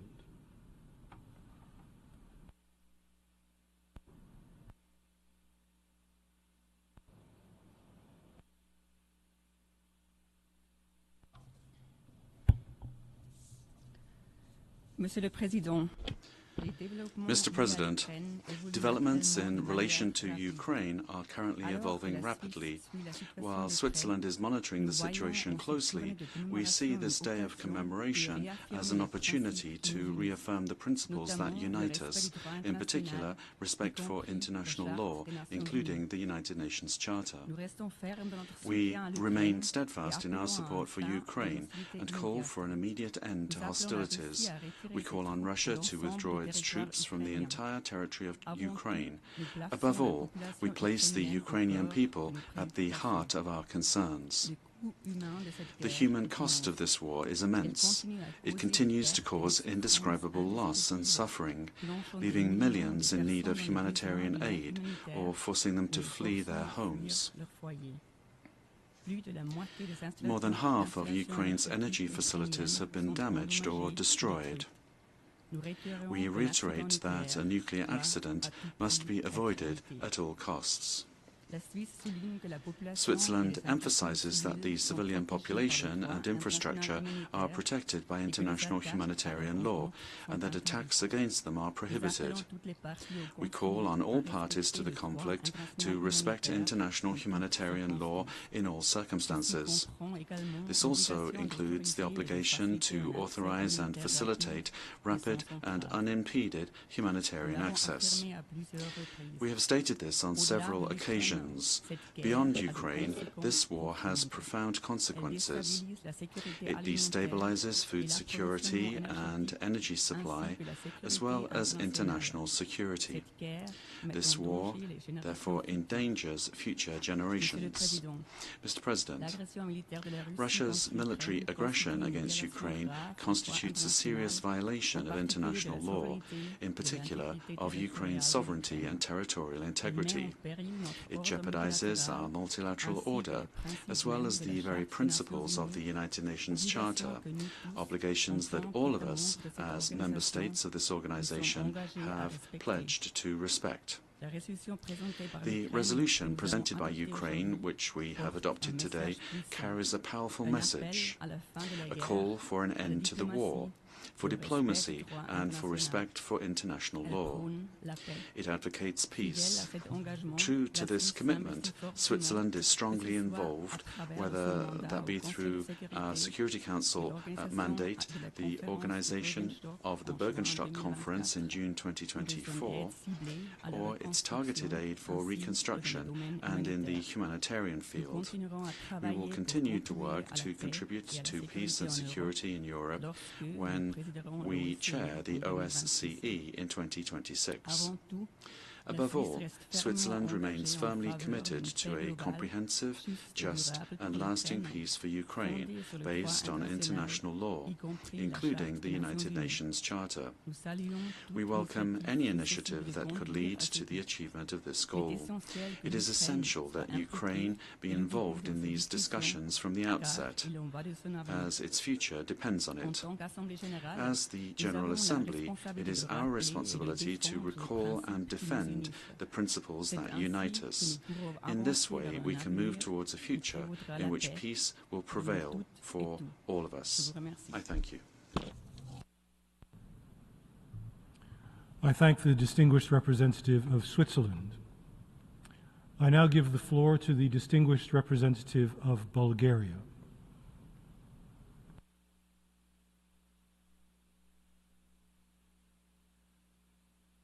President, today we solemnly mark 3 years since the start of Russia's illegal, unprovoked, and utterly unjustified full-scale war of aggression against Ukraine. For 3 long years, the Ukrainian people have endured immense suffering, loss, and destruction as they bravely defend their homeland. Bulgaria strongly condemns Russia's ongoing war of aggression, which constitutes a blatant violation of international law, the UN Charter, and the fundamental principles of sovereignty and territorial integrity. This war is a direct challenge to the rules-based international order. We must ensure that military aggression and territorial annexation never become viable means of achieving geopolitical goals. We reaffirm our unwavering support for Ukraine's independence, sovereignty, and territorial integrity within internationally recognized borders. Bulgaria calls for the immediate cessation of hostilities and the full withdrawal of Russian forces from Ukrainian territory. We urge Russia to engage in meaningful dialogue and diplomacy to reach a peaceful resolution in full accordance with the UN Charter and international law. Any discussion on peace must be firmly rooted in international law and the UN Charter. No peace initiative or negotiation framework should be pursued without Ukraine's direct involvement. Furthermore, Ukraine must enter any negotiations from the strongest possible position. The foundation of any future peace must include accountability for Russia's crimes in Ukraine. We emphasize the need to hold those responsible for war crimes, crimes against humanity, and other atrocities to account. We also recall the obligation of all states under Article 2 of the United Nations Charter. Bulgaria welcomes recent steps towards establishing a special tribunal for the crime of aggression against Ukraine. We firmly believe that Ukraine's future lies within the European family and the transatlantic community, and we stand ready to support Ukraine on this path. Russia's war of aggression has also underscored the strategic importance of security and resilience in the Black Sea region, one of the most affected by this conflict. Stability and cooperation in the Black Sea must be addressed within the broader context of Euro-Atlantic security. In this regard, the swift adoption of the new EU Black Sea strategy, focusing on connectivity, stability, economic cooperation, and the resilience of neighboring countries, is of paramount importance. As we mark this grim anniversary, this Assembly has spoken in favor of a just and lasting peace, one based on the UN Charter and the principles of sovereignty, equality, and territorial integrity of states. The path of peace begins where Russia's aggression against Ukraine ends. Thank you. I thank the distinguished representative of Bulgaria. I now give the floor to the distinguished representative of Slovakia.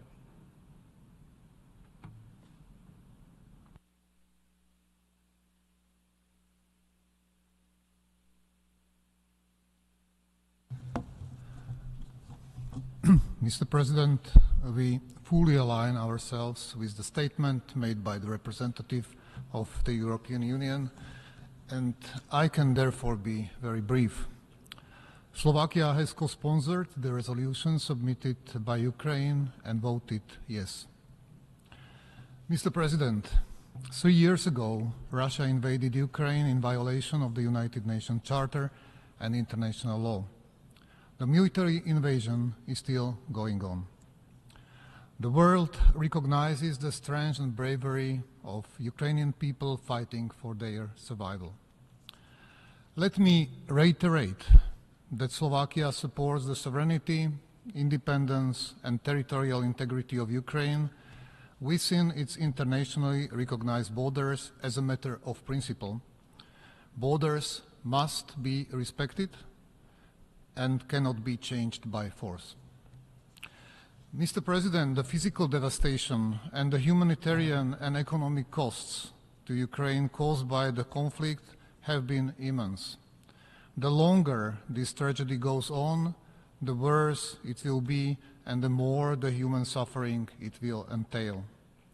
Slovakia has been taking concrete action to provide humanitarian assistance to Ukraine and to help and support people fleeing Ukraine on its territory since the onset of the war in 2022. Mr. President, as you know, the position of my country has been that this conflict must be ended diplomatically at the negotiating table in dialogue with all interested parties. Slovakia has consistently supported all international efforts dedicated to pursuing peace negotiations, including the joint proposal from China and Brazil for mediating peace, and we therefore welcome the commitment of President Trump to ending the Russian-Ukrainian war and to a lasting peace in Ukraine. Slovakia supported the resolution proposed by the United States delegation today because it is consistent with our view on the peaceful settlement of disputes as enshrined in the United Nations Charter. Mr. President, we hope that meaningful progress involving all parties, including Ukraine and the European Union, will soon be made, leading to a just and lasting peace and also allowing Ukraine to feel confident about its future security. Thank you very much for your attention. I thank the distinguished representative of Slovakia. I now give the floor to the distinguished representative of Austria.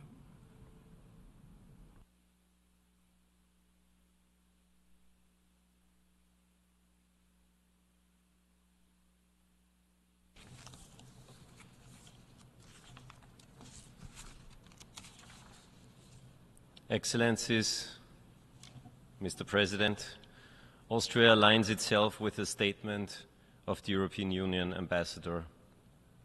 It has been 3 years since Russia's unprovoked, unjustified and illegal full-scale aggression against its neighbor Ukraine. It has been 3 years since Russia has violated one of the core principles of the UN Charter, a clear violation of international law. And it has been 3 years that we have stood in solidarity with Ukraine.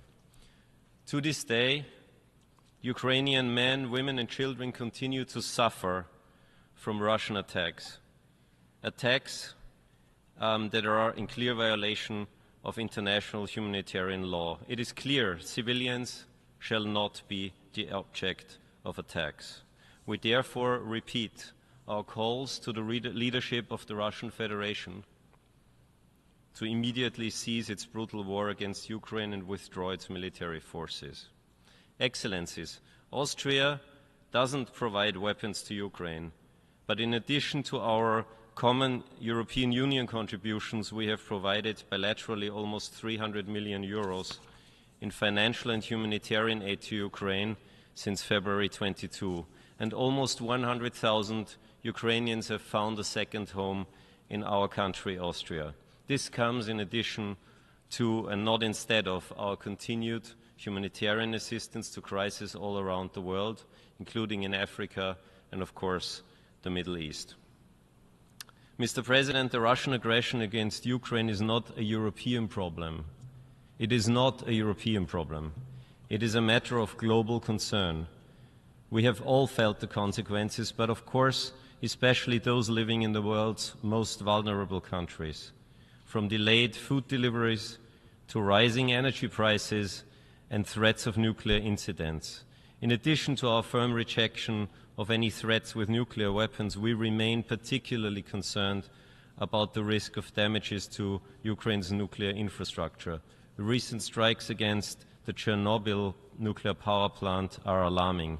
Additional Protocol 1 to the Geneva Conventions specifically prohibits attacks against installations containing dangerous forces. We urge all actors to respect international law in this regard and reiterate our full support for the efforts by the IAEA and Director General Rafael Grossi. So what remedies do we have as the international community? As a neutral state that is not part of any military alliance, for Austria, action within the United Nations is key. And when international law is blatantly violated, we continue to stand up for the rule of law and our UN Charter. This is what today's debate is for, and this is what we would expect if we were in Ukraine's shoes. And this is also why we voted yes for the resolution tabled by Ukraine, to show solidarity with the civilian population, to stand up against violations of international law, and to call for a peaceful solution on the basis of the UN Charter and international law. Thank you to all of you who supported this resolution, and also to all of those who made efforts in this direction. I know it's sometimes hard. Mr. President, no one wants peace more than the people of Ukraine, and of course also the people of Austria. Austria, much like Secretary General Guterres has said, supports peace efforts in this regard. We are always in favor of peace. At the same time, it must be a peace, a comprehensive, just and lasting peace, a peace that is achieved on the table with Ukraine present, and a peace in line with the UN Charter. Let me be clear. As our Chancellor Alexander Schallenberg has said, no negotiations about Ukraine without Ukraine, and no decisions on European security without Europe.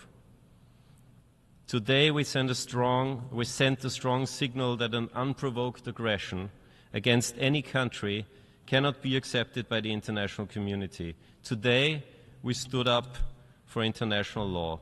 Today we voted yes to preserve our Charter. Thank you very much.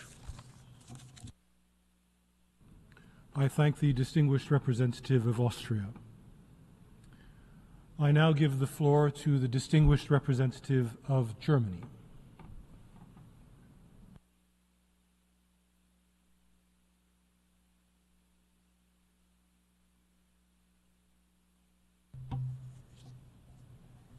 Thank you, Mr. President. Germany aligns itself with the statement delivered by the European Union. Mr. President, 3 years ago, Russia launched a full-scale invasion of Ukraine and started a war that shook the foundations of European and global security.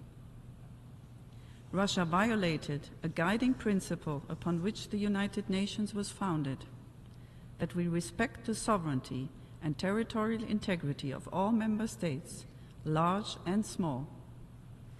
Today, the General Assembly has made its position clear. Together, we once again have agreed on the urgent need for a comprehensive, just and lasting peace in Ukraine, consistent with the Charter of the United Nations. We have called for an immediate cessation of the hostilities of Russia against Ukraine, and we joined the call for accountability for the most serious crimes committed on the territory of Ukraine. Russia must end its war of aggression. This war must end in line with our UN Charter, with full respect to the principles of sovereignty and territorial integrity of Ukraine within its international recognized borders.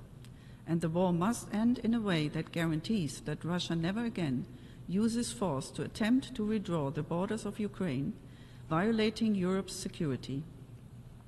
A sham peace imposed against the will of the Ukrainian people will serve no one. The sovereignty of members of these organizations must be protected. Every state must be able to freely choose its destiny without fearing aggression. That is why we have stood resolutely with Ukraine also today, and we will continue our support in solidarity with Ukraine in defense of Europe's security and for the sake of the UN Charter, the Charter that safeguards all nations, large and small, from aggression. Mr. President, Excellencies, colleagues, The world is watching how we rise to the challenge of ending this war. Let us choose wisely. Let us choose justice. Let us choose a peace that ensures a safer world for all of us. Thank you. I thank the distinguished representative of Germany. I now give the floor to the distinguished representative of the United Kingdom.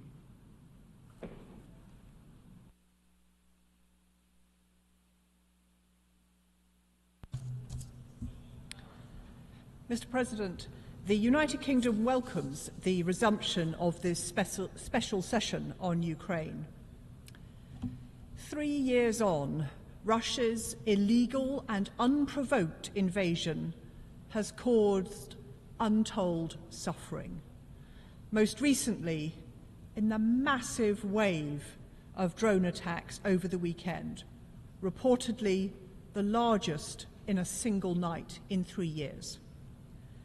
Millions of Ukrainians have fled their homes. Tens of thousands of civilians have been killed. Children forcibly deported. Schools, homes, hospitals, places of worship destroyed.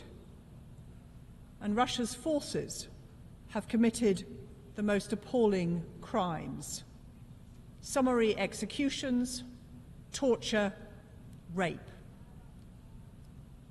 Enough is enough, as the Secretary-General reminded us. And Russia's aggression did not begin 3 years ago, but long before that. When my Prime Minister spoke to President Zelensky this week, he was clear that any outcome to the war must safeguard Ukraine's sovereignty and territorial integrity. A peace that rewards aggression is not a real peace. And a peace that rewards aggression will not last. Because Putin has a long track record of making deals with his fingers crossed behind his back. Well, not this time. We must not make the mistake of weak deals of the past. This time, there must be peace through strength. And that is why there can be no negotiation about Ukraine without Ukraine. Colleagues, it is not just Ukraine's security that is at stake. It is Britain's too. But it is the security of all of us, every single member state who does not want to see tanks driving over their border, killing their people, stealing their children, and redrawing their borders on a whim. Today, 93 countries again stood with Ukraine, voting to reaffirm our respect for Ukraine's sovereignty and territorial integrity, and for the UN Charter. We all want an end to this war. No country more so than Ukraine and its people. As my Prime Minister has said, the UK is ready to play its part to support efforts for peace. And we will continue to support Ukraine to defend itself and to have its voice heard.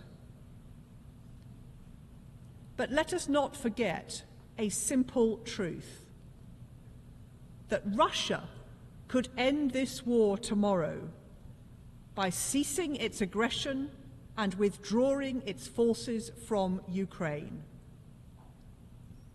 But the Kremlin shows no more sign of that than they have done at any point in the last 3 years. So today, as for the last 3 years and for the future, we stand shoulder to shoulder with Ukraine and with our allies for as long as it takes.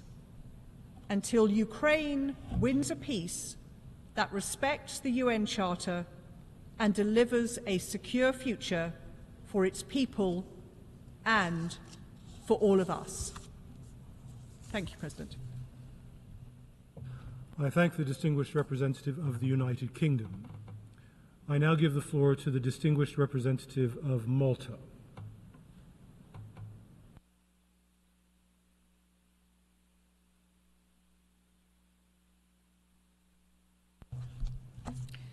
President, today, as we gather to mark 3 years since Russia unleashed its war of aggression against Ukraine, we remember the countless civilians affected, mothers and fathers, brothers and sisters, sons and daughters. Malta aligns itself with the statement delivered by the European Union. Today's gathering takes place at a very delicate time, with ongoing discussions on how to bring an end to this illegal and unjustified war. Diplomatic solutions, as underlined by the Secretary General, are the only way forward. Any talks must include the participation of Ukraine at all stages of negotiations if they are to lead to a comprehensive, just, and lasting peace, which ultimately safeguards the security interests of Ukraine and its people, in full respect of principles of sovereign equality and territorial integrity of states, as underlined in various UN resolutions. We continue to emphatically denounce Russia's decision to pursue aggression and inflict devastation, whilst commending the bravery, determination, and resilience of Ukraine and its people, who continue to fight for freedom and the territorial integrity of Ukraine. We commend their unbreakable spirit and commitment to sovereignty, freedom, and rule of law. The consequences of this war have been tragic not only for Ukraine, but for global stability and order, putting considerable strain on our international rules-based order, putting in jeopardy international peace and security. Russia's unprovoked aggression against Ukraine has made us witness deliberate attacks against civilians, critical infrastructure, and energy systems, resulting in massive civilian casualties and human suffering. All these actions constitute serious violations of international law and international humanitarian law, for which Russia needs to be held accountable. Malta remains firm in calling on Russia to immediately cease all hostilities and to unconditionally and completely withdraw all its forces and military equipment from the entire territory of Ukraine within its internationally recognized borders. Malta also stands united with those who strive to uphold the universal principles enshrined in the United Nations Charter and to advance the implementation of the resolutions adopted by the General Assembly, including today. The sexual and gender-based violence in Ukraine and the forced deportations in Ukraine, notably relating to the transfers of children to Russia, remain a concern. We take this opportunity to call for the immediate cessation of such practices, with the safe return of all forcibly displaced individuals. In its documentation of war crimes, arbitrary detentions, as well as forced deportations, we continue to fully support the work of the Independent International Commission of Inquiry on Ukraine. We urge all parties to cooperate with this Commission and with other international mechanisms to ensure the accountability of such violations. President, accountability for all war crimes and crimes against humanity committed during this war of aggression is important not only to prevent impunity, but also to bring justice to the victims. With the interest in safeguarding justice for victims, we remain firm in our commitment to ensure that all those responsible for international crimes are held accountable under international law. Represented as a beacon of hope and justice, we recall our steady support for the work of the International Criminal Court in its pursuit for lasting global peace. Likewise, we take this occasion to assert our backing for the establishment of a special tribunal with the aim of prosecuting crimes of aggression against Ukraine. President, the consequences of this war have likewise highlighted the necessity to continue stressing the importance of adhering to the indispensable pillars and concrete principles of ensuring nuclear safety, as well as security throughout the conflicts in Ukraine. We therefore reiterate our call on Russia to cease its relentless attacks upon Ukraine's critical energy infrastructure and to immediately withdraw all its occupying unauthorized military personnel from the Zaporizhzhia nuclear power plant. Given these circumstances, we denounce the latest attacks by Russia on the IAEA staff, as well as the Chernobyl nuclear power plant strikes, which raise new concerns vis-à-vis safety at nuclear facilities in Ukraine's conflict zones. Russia's war of aggression against Ukraine has not prevented countries around the world from providing humanitarian and other assistance to address needs in Ukraine. Malta has been active in providing humanitarian assistance to Ukraine, which we will continue to do so as long as it is necessary. We have also been proud to support humanitarian demining initiatives, which remain crucial to ensure sustainable reconstruction efforts in Ukraine. President, in closing, we believe that a just, lasting and comprehensive peace in Ukraine requires the immediate end of hostilities by Russia, together with the unconditional and full withdrawal of Russian military forces from Ukraine's entire territory in its internationally recognized borders. It is this spirit Malta will continue to support all efforts. I thank you.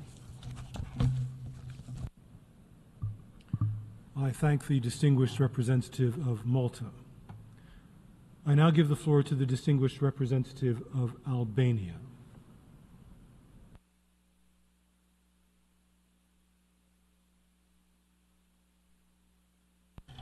Mr. President, 3 years ago, what started as a special military operations clearly was and continues to be an unprovoked and unjustified military aggression against Ukraine by a permanent member of the United Nations Security Council. By pursuing an expansionist agenda through force, Russia's war of choice has brought widespread devastation, causing immense civil suffering, massive casualties, and the destruction of Ukraine's essential infrastructure. Mr. President, the full-scale invasion of Ukraine is in clear violation of the United Nations Charter and international law. The General Assembly has repeatedly condemned this aggression. The International Criminal Court has issued arrest warrants. The International Court of Justice has ordered the withdrawal of Russian forces from the Ukrainian territory. The United Nations has put Russian military forces and armed proxy groups in its list of shame over violations of children's rights in its war in Ukraine. In the face of this injustice, the Ukrainian people have demonstrated extraordinary courage, defending their land and their freedom with unwavering resolve. Russia's initial ambitions have faltered, and the strength of Ukrainian spirit has proven far greater than Russia's military might. Colleagues, this aggression has not only devastated Ukraine, but has far-reaching consequences in our continent and beyond. It is our moral and legal obligation to condemn the breach of international law and the disrespect of UN Charter and stand by the people of Ukraine in their resistance to protect their own country. While this senseless war has lasted too long, it is time to put an end to it. We are increasingly optimistic that the recent efforts and engagement of the United States, together with the resolute support of the European Union, will provide the right impetus for achieving a just solution that will bring a durable peace for the region and Europe as a whole. The ultimate outcome of these concentrated efforts to end the war must be a just, sustainable, and comprehensive peace, one that fully upholds Ukraine's sovereignty, independence, and territorial integrity in accordance with the UN Charter, international law, and the resolutions of the General Assembly. Ukraine's future must be defined by its independence, its strength, and its prosperity, free to choose its own path without fear of further aggression. Moreover, we must ensure strong international guarantees that such violations and undermining of international law will never be tolerated. Accountability is not just an afterthought. It must be a central pillar of the peace process. In this context, Albania supports all efforts to achieve realistic and sustainable steps towards peace, a peace grounded in the principles of justice, sovereignty, and accountability. Mr. President, let me conclude by reaffirming Albania's unwavering support for Ukraine. Thank you. I thank the distinguished representative of Albania. I now give the floor to the distinguished representative of Estonia.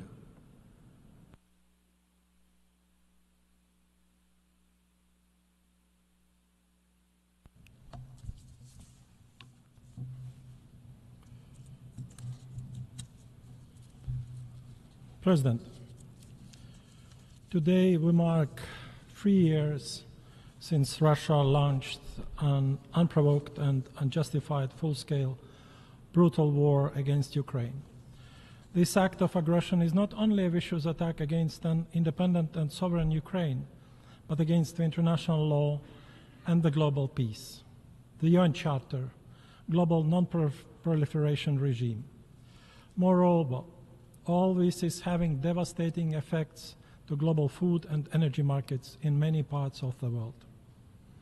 Unfortunately, Russia's goals vis-à-vis Ukraine has not changed: to finish off Ukrainian nation and to erase sovereign Ukraine from the map, a plan which started back in 2014. I recall that Kremlin has repeatedly denied the legitimacy of the Ukrainian state and its right to exist, and is increasingly desperate to remove democratically elected President Zelensky from power.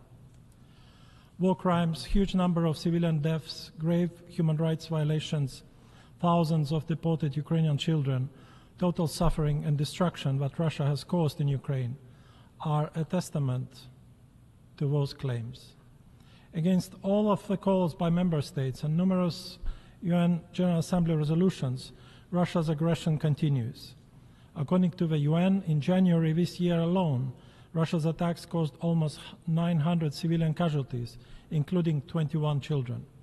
Russia has continued shelling schools and hospitals, energy and food infrastructure, and on top of this, in February, struck with a war drone the Chernobyl nuclear power plant, in grave violation of International Atomic Energy Agency 7 indispensable pillars.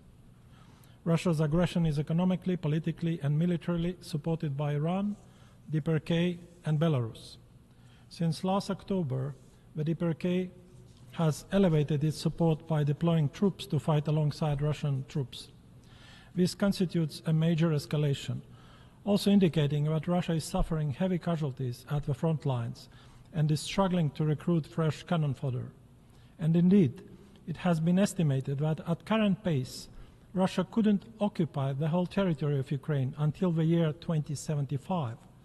And even this would be an unattainable goal, as the number of Russian soldiers left to rot in the black Ukrainian soil is growing every single day. President, the resolution adopted today by the vast majority of the UN member states in the General Assembly calls for a comprehensive, just, and lasting peace in Ukraine, based on accountability, principles of the UN Charter, and territorial integrity of Ukraine within its internationally recognized borders, extending to its territorial waters. I hope that the Security Council would be able to follow the example of the most democratic and authoritative body of the UN, this General Assembly. Today, Estonia celebrates the 107th anniversary of our independence. We know only too well what losing freedom and independence means. The World War II ended with a peace deal that left Estonia and many other countries in Europe deprived of their independence and sovereignty, and endure half a century of totalitarian Soviet oppression. This was not a just peace deal at all for us. To avoid the mistakes of the past, we should not try to appease the criminal on the ICC wanted list and neglect the accountability for the crime of aggression, as this would only lead to new crimes and more bloodshed. Our peace dictators will always come back for more. How to achieve just and lasting peace? Yulia Navalnaya, widow of the leading Russian opposition figure Alexei Navalny, who was starved and then killed by Kremlin in Siberian Gulag, recently warned, I quote, "There is no point to negotiate with Putin. He will lie, he will betray. If he remains in power, he will find a way to break the agreement. If he loses power, the agreement will become meaningless," end of quote.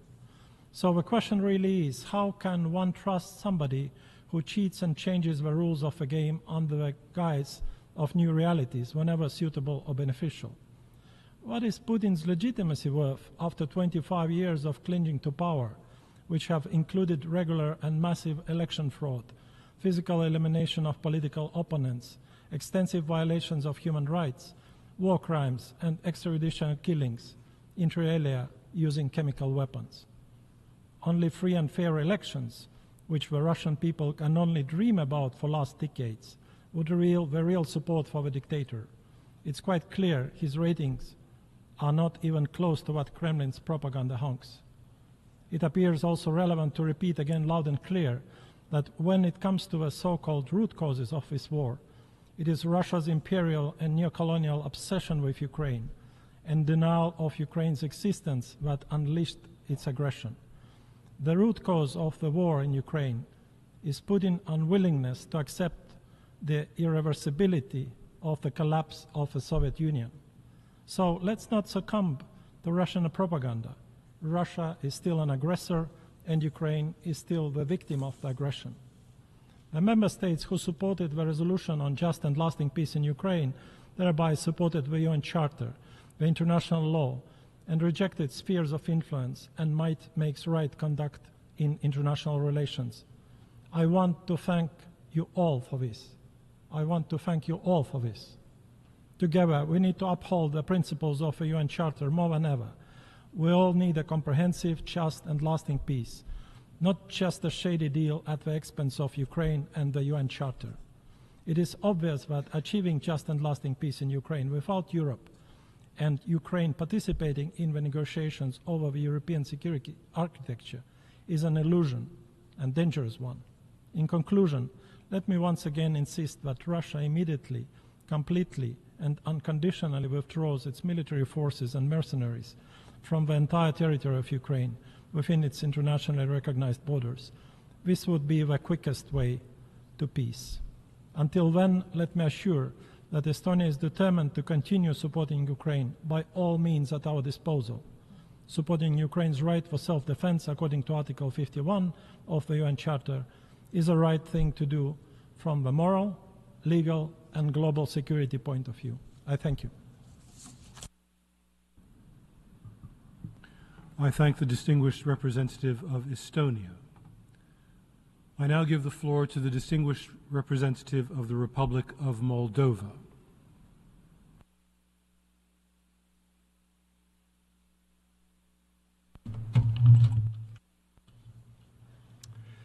Mr. President, honorable ministers, excellencies, distinguished delegates.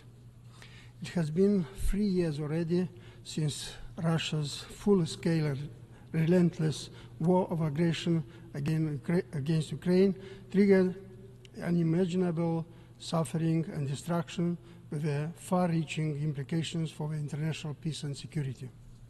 We resolutely condemn this brutal war and reaffirm our unwavering support for the sovereignty and territorial integrity of Ukraine within its internationally recognized borders, including its territorial waters. The ongoing conflict continues to devastate civilians' lives and infrastructure, causing large-scale displacement and destruction. According to the data published by UN Human Rights Monitoring Mission in Ukraine, at least 139 civilians were killed and 738 injured in Ukraine in January 2025. This means 39% increase from December 24 and 27% higher than casualties in January 24. Moreover, as per the information released by Office of High Commissioner for Humanitarian Assistance, in 2025, 12.7 million people, representing 36% of the Ukrainian population, require humanitarian assistance. The figures just mentioned are staggering. An act of aggression is persisting on a sovereign country in total disregard of the principles of the United Nations Charter and the international law. We recall the obligation of the states under Article 2 of the United Nations Charter to refrain in their international relations from the threat of use or force against their territorial integrity or political independence of any state. All the attacks on civilians and civilians' infrastructure constitute violations of international law and humanitarian law, and we call on Russian Federation to stop those attacks immediately. Accountability is key for the prevention of atrocities and essential for providing a measure of justice to victims of this war. We reiterate our full support for the work of the United Nations to monitor and report on human rights violations and abuse and to sustain accountability efforts. Furthermore, we support the endeavors by the international community to set up a special tribunal for the crime of aggression against Ukraine. Mr. President, the Republic of Moldova is also greatly impacted by Russia's unprovoked aggression. While Ukraine is resisting a military invasion, my country is on the front line of a hybrid war, which includes inter alia gas blackmail, cyber attacks, sabotage, disinformation, and more. Our airspace has been violated several times by Russia's missiles and missile debris landed on our territory, the most recent incident in this regard being registered on 13th of February. The Republic of Moldova firmly condemns such violations, which represent a breach of our sovereignty and a serious threat to our national security. We are committed to further countering these risks in a systematic, legal, and peaceful manner. Excellencies, distinguished delegates, the Republic of Moldova is proud to be one of the co-sponsors of the draft resolution adopted today by this esteemed Assembly on advancing peace in Ukraine. This document establishes essential guidelines for achieving a comprehensive, just, and lasting peace in Ukraine. We remain steadfast in our commitment to upholding the principles of international law and ensuring respect for Ukraine's sovereignty and territorial integrity. The resolution rightly underscores the necessity of fully implementing the relevant General Assembly resolution adopted in response to the aggression against Ukraine. In particular, we reiterate the urgent demand for Russian Federation to immediately, completely, and unconditionally withdraw all its military forces from the territory of Ukraine within the internationally recognized borders, a fundamental prerequisite for lasting and sustainable resolution of this war. We urge the international community to remain resolute in the face of Russia's unprovoked aggression and to support the efforts towards a comprehensive, sustainable, and lasting peace. Only a just resolution, one that ensures accountability and prevents future aggression, can bring justice to victims of this war and lay the foundation for long-term security in the region. In closing, Mr. President, the Republic of Moldova reaffirms its unwavering solidarity with Ukraine and Ukrainian people in this unjustified war of aggression, and people who are courageously defending their territory and striving for a just peace, a peace that would respect Ukraine's sovereignty and territorial integrity in line with the provisions of the United Nations Charter, international law, and the relevant General Assembly resolutions. I thank you. I thank the distinguished representative of the Republic of Moldova. I now give the floor to the distinguished representative of Portugal.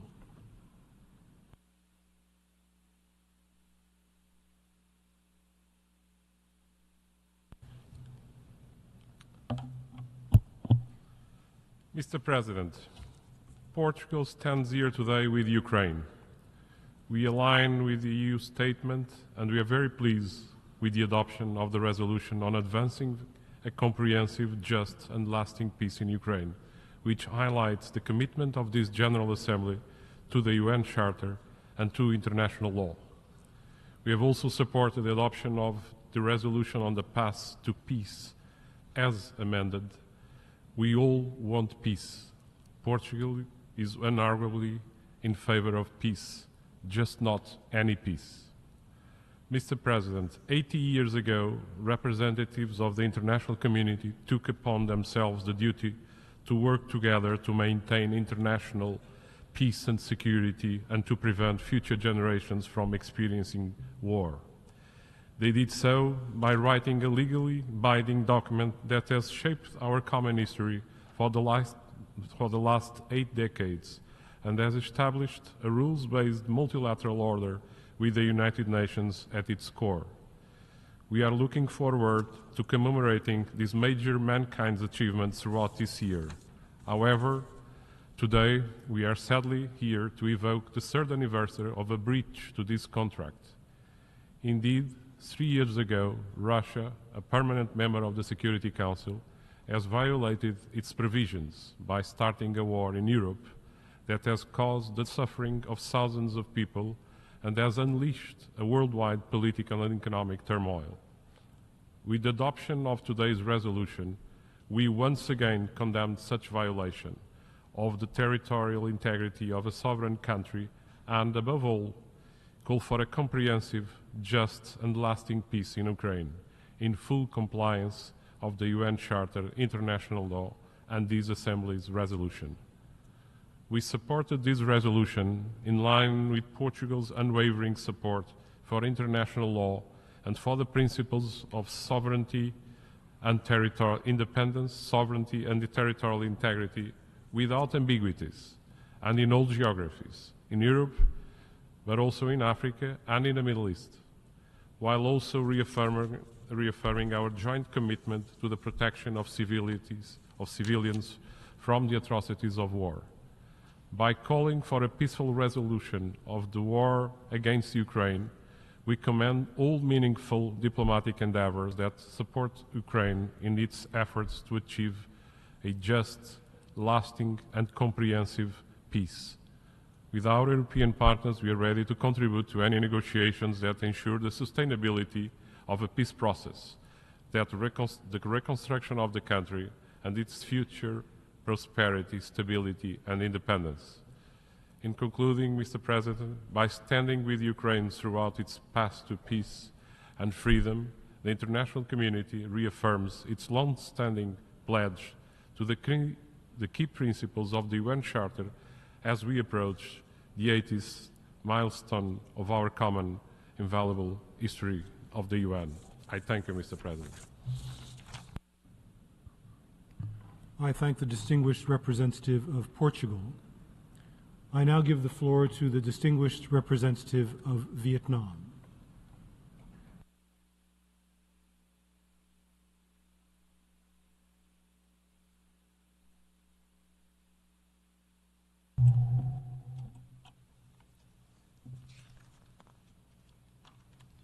Mr. President, 3 years ago, at this very podium, my delegation affirmed that once they erupt, wars and conflicts only inflict immense suffering to human beings and grave consequences for many others. To this day, the loss of human lives and devastation resulting from the conflict in Ukraine are immeasurable.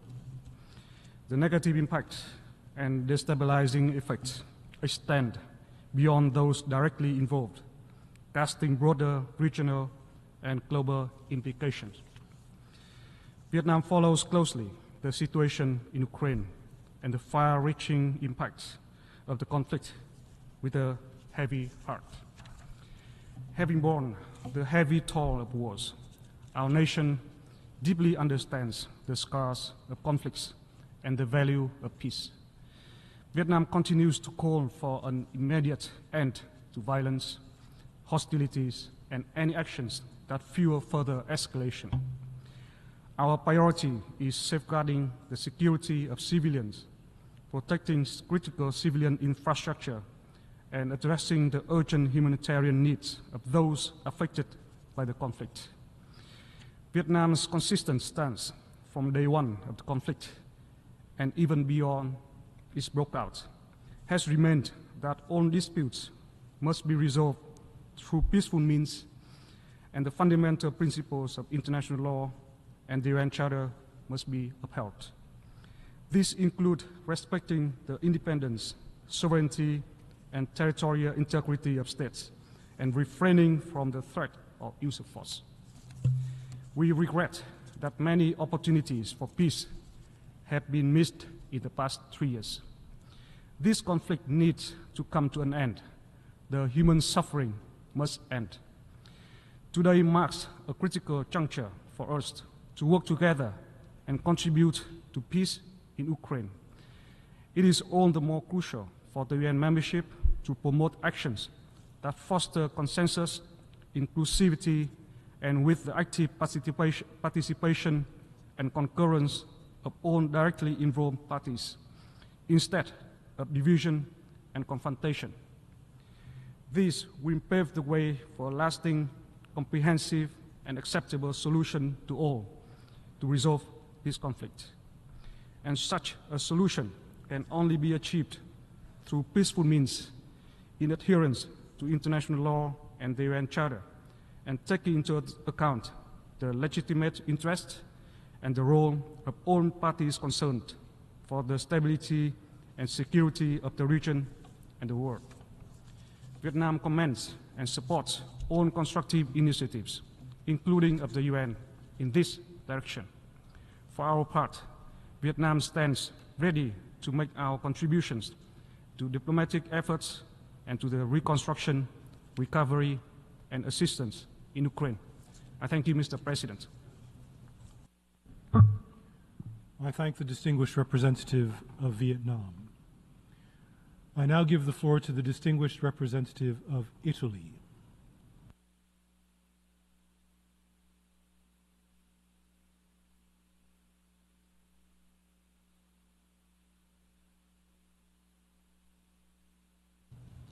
Mr. President, Italy fully aligns itself with the statement by the European Union and would like to add some considerations in its national capacity. On the third tragic anniversary of Russia's full-scale invasion of Ukraine, we stand together with the Ukrainian people to reaffirm our unwavering commitment to our shared values and the UN Charter. The 11th Emergency Special Session of the General Assembly is convened today to reaffirm the need to ensure that the fundamental principles of international law prevail, not just in Ukraine, but wherever they are challenged. Italy remains committed to a comprehensive, just and lasting peace based on the sovereignty, independence, unity and territorial integrity of Ukraine. We firmly believe that the full implementation of these principles is not only in the interest of Ukraine and Europe, but also of the entire UN membership, since they are the foundations that hold the international community together. We are not at war with Russia, but we defend Ukraine's right to be an independent state. We must work together to restore peace in Europe. We need diplomacy. There is no military solution to this conflict, but only diplomatic, to be achieved through negotiations. And we appreciate the US diplomatic initiative aimed at bringing Russia to the negotiating table. For that reason, we decided to support both resolutions, advanced a comprehensive, just and lasting peace in Ukraine, and the path to peace as amended.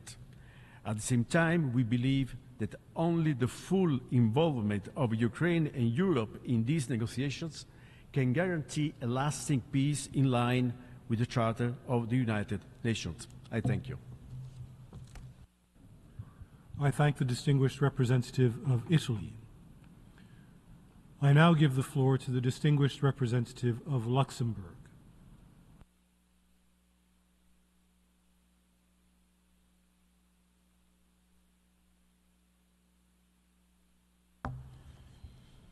Monsieur le Président, President, Luxembourg aligns itself fully with the statement from the European Union. Allow me to add a few considerations in our national capacity. 3 years ago to the day, Russia launched a large-scale war of aggression against its neighbour, Ukraine, a sovereign member state of our organization. While we meet here today, Russian forces are continuing their attacks.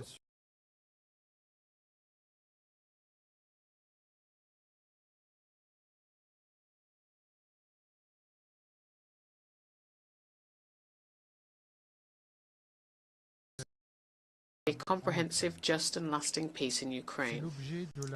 That was the objective of the first resolution that we adopted this morning.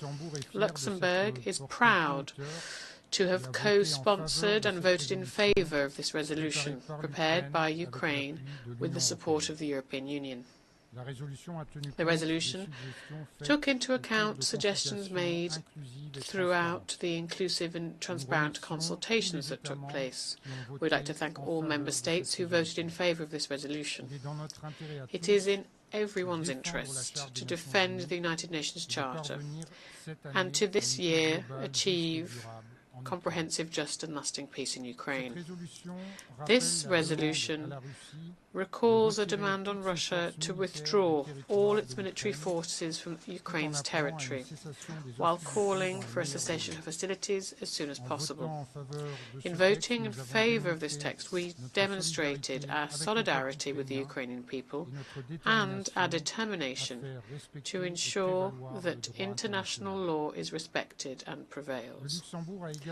Luxembourg also voted in favour of the resolution prepared by the United States, entitled The Path to Peace.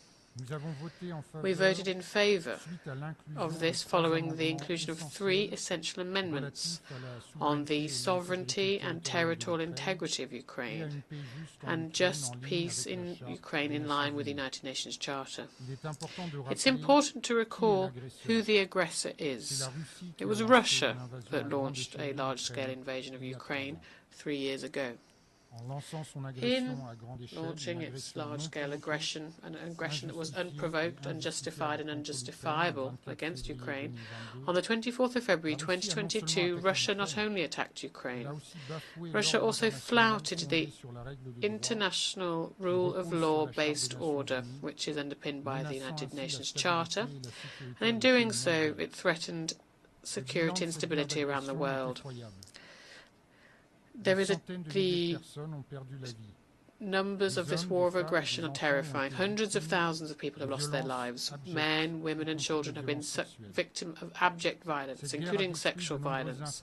This war has destroyed infrastructure, education infrastructure, health infrastructure and energy too. It has also left deep-rooted psychological scars on the Ukrainian people. Ukraine today has the most mines in the world. A third of its territory is covered with mines and unexploded ordnance. This situation is a major challenge for long-term security and reconstruction of the country. That's why our support to Ukraine includes humanitarian demining.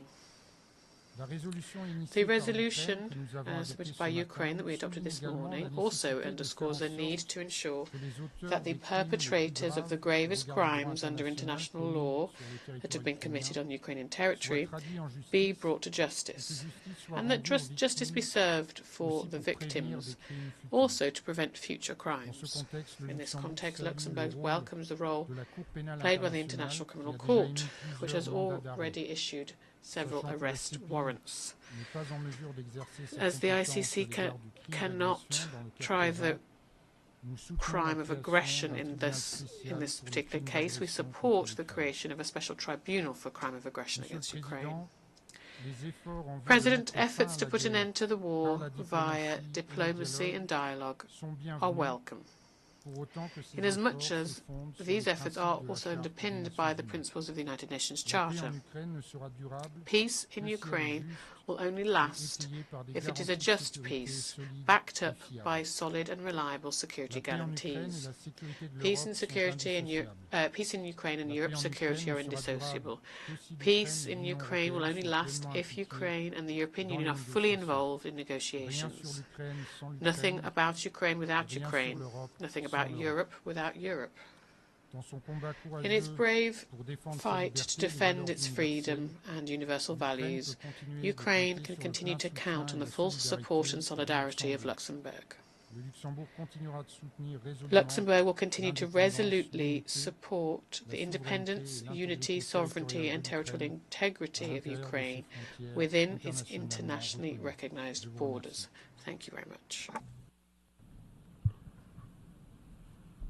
I thank the distinguished representative of Luxembourg. I now give the floor to the distinguished representative of Slovenia.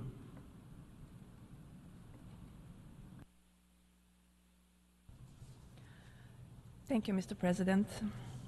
At the outset, I would like to welcome the successful adoption of the resolution this morning. The overwhelming support it received reflects the international community's support of Ukraine, its commitment to the integrity of the UN Charter, and the principles of territorial integrity and settling of disputes by peaceful means. Mr. President, 3 years have passed since Russia started its unprovoked and illegal aggression against Ukraine in blatant violation of international law. For 3 years, we have been witnessing Russia's systematic destruction of Ukraine's civilian infrastructure, including hospitals, schools, residential buildings, and energy grids, and a campaign of oppression of its citizens. 3 years of war have produced immense destruction and widespread damage to essential and civilian infrastructure. Deliberate attacks against the Ukrainian energy infrastructure have caused a severe energy shortfall. Some 10% of Ukraine's homes are estimated to have been damaged or destroyed. More than 800 hospitals were damaged and over 370 schools were destroyed. 3 years of war also amounted to immense human suffering. The toll on civilian lives is unbearable. Reports also show that every second Ukrainian citizen has been chronically affected by the war.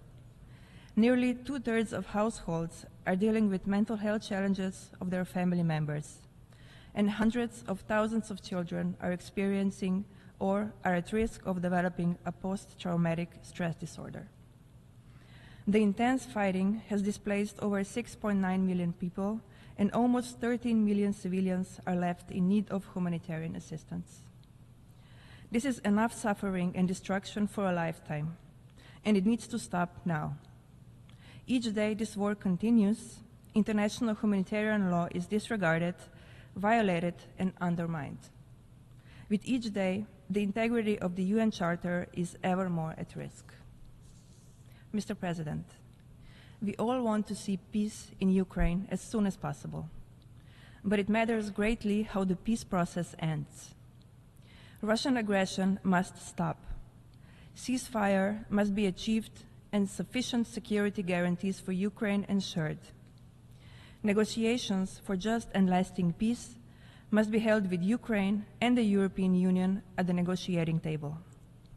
Any peace talks must be anchored in the principles that we have agreed to in the UN Charter, including the respect for sovereignty and territorial integrity of its member states.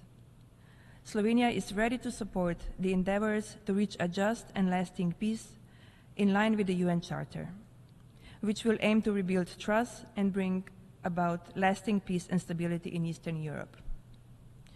A just and lasting peace also calls for accountability. Slovenia will therefore, in the General Assembly and elsewhere, continue to scrutinize the implementation of international law, particularly international humanitarian law and human rights law. We will continue to call for accountability for international crimes, including war crimes and crimes against humanity. Mr. President, lasting peace is not just the absence of war, but also the presence of justice, accountability, and the unwavering respect for international law. Slovenia stands ready to support such efforts to end the war in Ukraine, bringing a long overdue peace to the Ukrainian people. I thank you. I thank the distinguished representative of Slovenia. I now give the floor to the distinguished representative of Liechtenstein.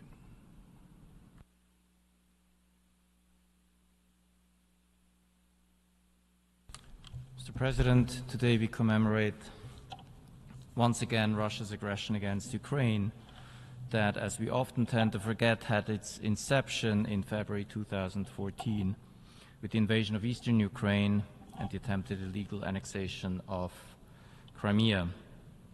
On this very day, 3 years ago, Russia launched its full-scale invasion against its neighbor in blatant violation of the UN Charter, causing immense suffering for the people of Ukraine, but also impacting the entire world.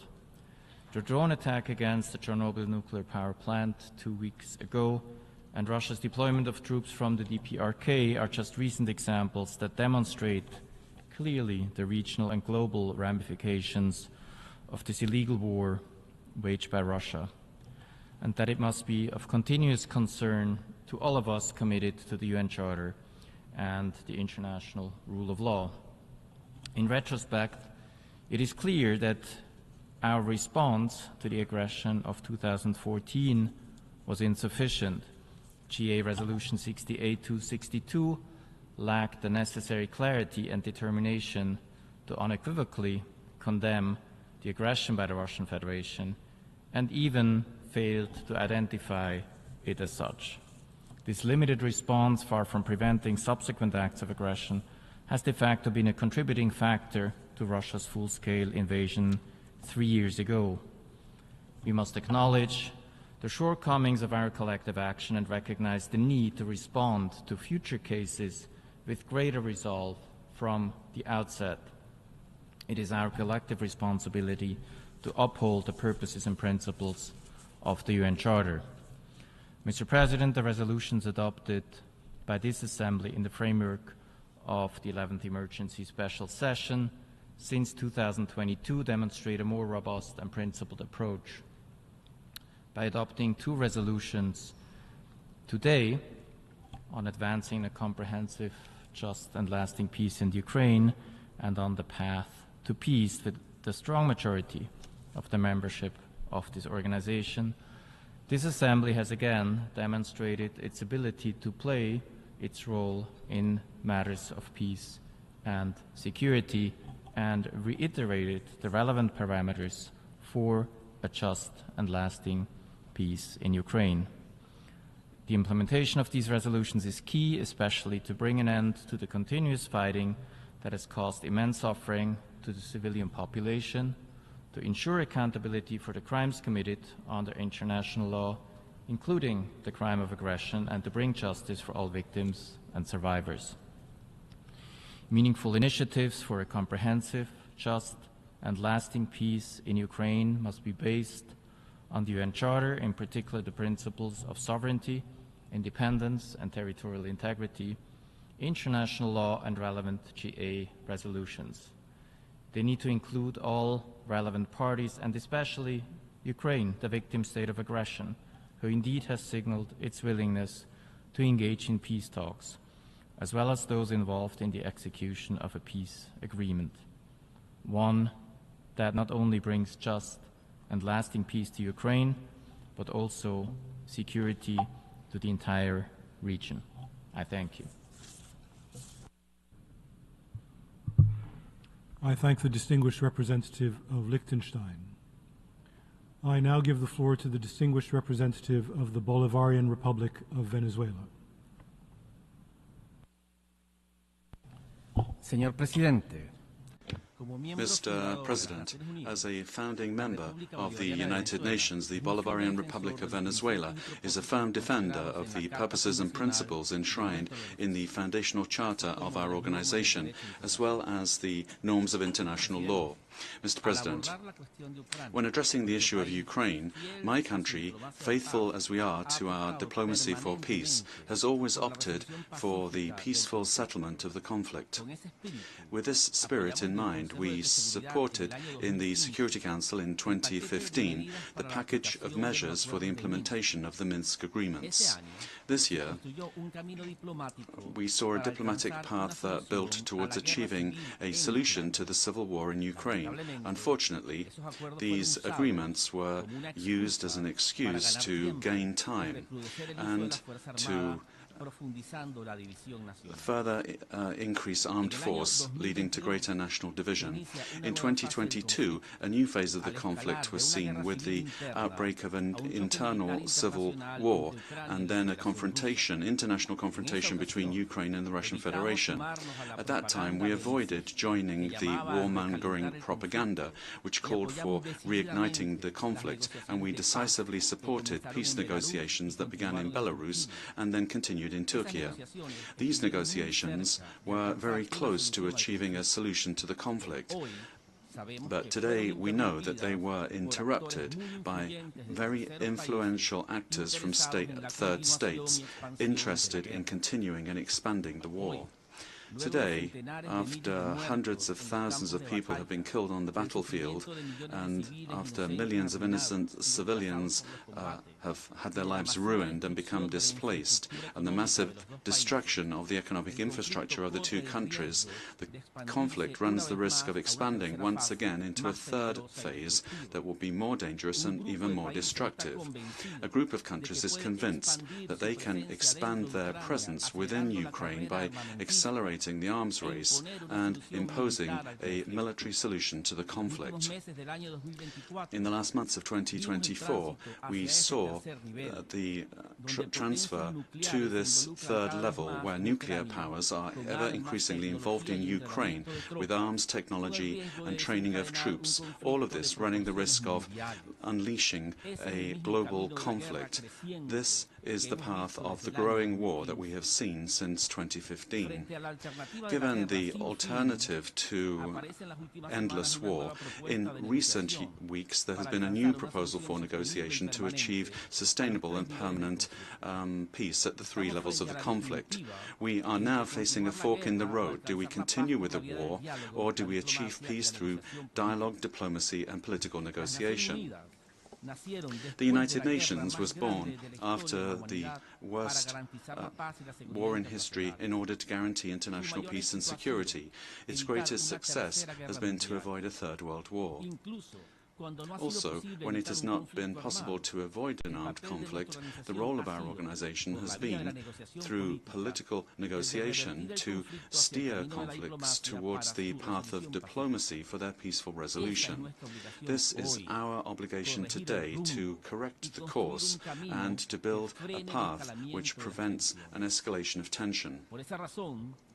For these reasons, we welcome the initiative proposed today to the General Assembly entitled A Path to Peace, because on the basis of practical and realistic arrangements it attempts to put an end to the conflict in Ukraine through dialogue.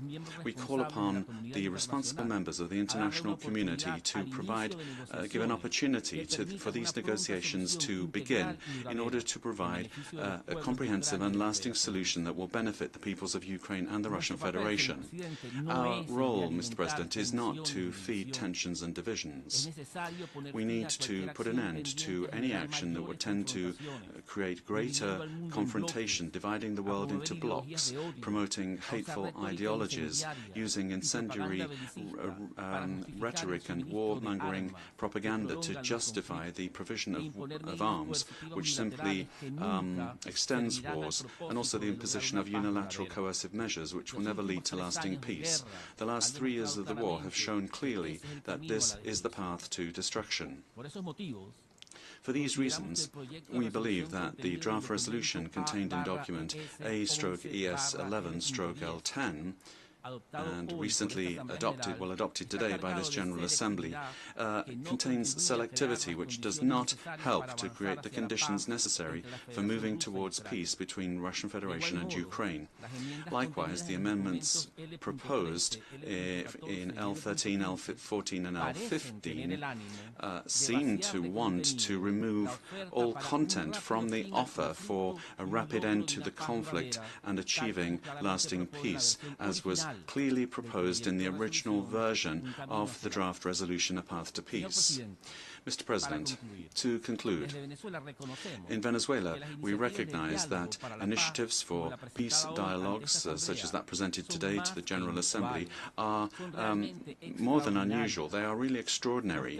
The selfish political calculations or the differences that we want to maintain with other states should not close the doors to this singular opportunity to put an end to a long-standing war that will continue to expand without end. We must comply with the purposes and principles of the UN Charter and defend the right to peace of the peoples of Ukraine and the Russian Federation. Thank you very much, Mr. President. I thank the distinguished representative of the Bolivarian Republic of Venezuela. I now give the floor to the distinguished representative of Australia.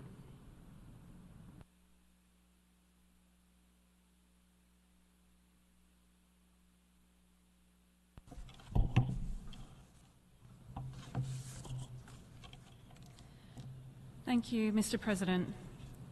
For 3 years, Australia has stood with Ukraine as it bravely defends itself from Russia's illegal and immoral full-scale invasion in flagrant violation of the UN Charter. As a permanent member of the UN Security Council, Russia has an obligation to uphold international peace and security, yet it has chosen to target the sovereignty and territorial integrity of its peaceful neighbour. Russia's actions, including its destruction of Ukraine's agricultural land and export infrastructure, cause harm globally, including for countries already facing acute food and energy insecurity, raising the cost of living for people all over the world. Australia believes that all countries are better off in a world where differences and disputes are settled through institutions, agreed rules and norms, and not by power and size alone. The fate of Ukraine is a test for these international rules that have underpinned global peace, stability and prosperity. North Korea's deployment of thousands of troops to aid Russia is a dangerous escalation of the war. Deepening military cooperation between Russia and North Korea is destabilising Europe and threatening the security of Australia's region, the Indo-Pacific. Australia also has deep concerns regarding dual-use goods trade that sustains Russia's military. We urge all countries, including China, to step up efforts to prevent this trade which supports Russia's invasion and defence industrial base. Russia's war has been marked by numerous reports of war crimes and human rights violations. Russia must adhere to its obligations under international humanitarian law, including the protection of civilians, including aid workers, and the treatment of civilian detainees and prisoners of war. Russia must provide full access to the International Committee of the Red Cross to all areas of Ukraine temporarily controlled by Russia, including all places of detention. Australia unreservedly condemns Russia's irresponsible nuclear rhetoric and sabre-rattling through its illegal invasion. Despite condemnation from a majority of UN member states in July 2024, Russia's war has increased the risk of a catastrophic nuclear accident.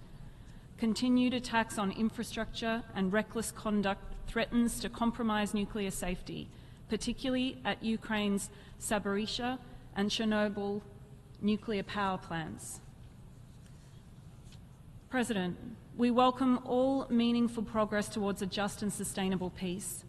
A lasting peace should uphold Ukraine's sovereignty and territorial integrity, support security and stability in Europe, and ensure Russia does not renew its aggression.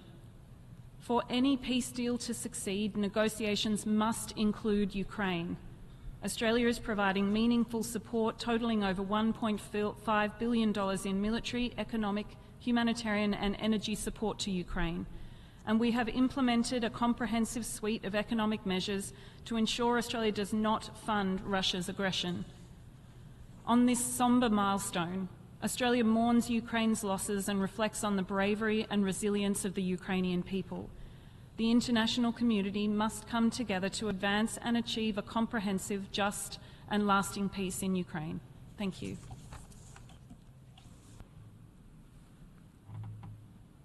I thank the distinguished representative of Australia. I now give the floor to the distinguished representative of Japan.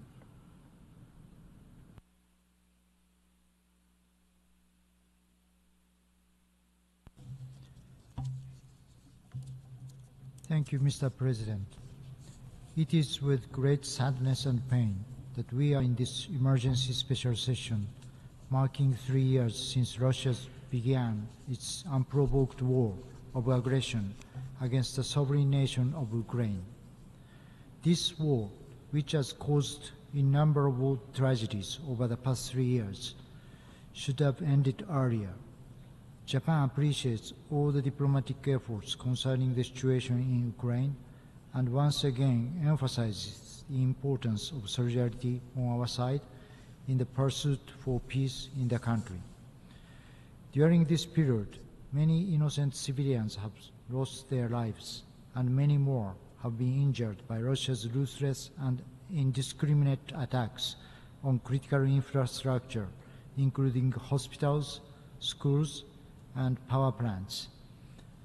The effects of Russia's aggression also have global repercussions in such far-reaching areas as food security, energy, finance, the environment, and nuclear security and safety. Japan reaffirms its respect and solidarity with the people of Ukraine, who have demonstrated remarkable resilience in defending their country and its future over the past 3 years. Mr. President, in a world of diverse views and positions, the UN Charter serves as a foundation of all international relations and a common agreement that member states must faithfully observe.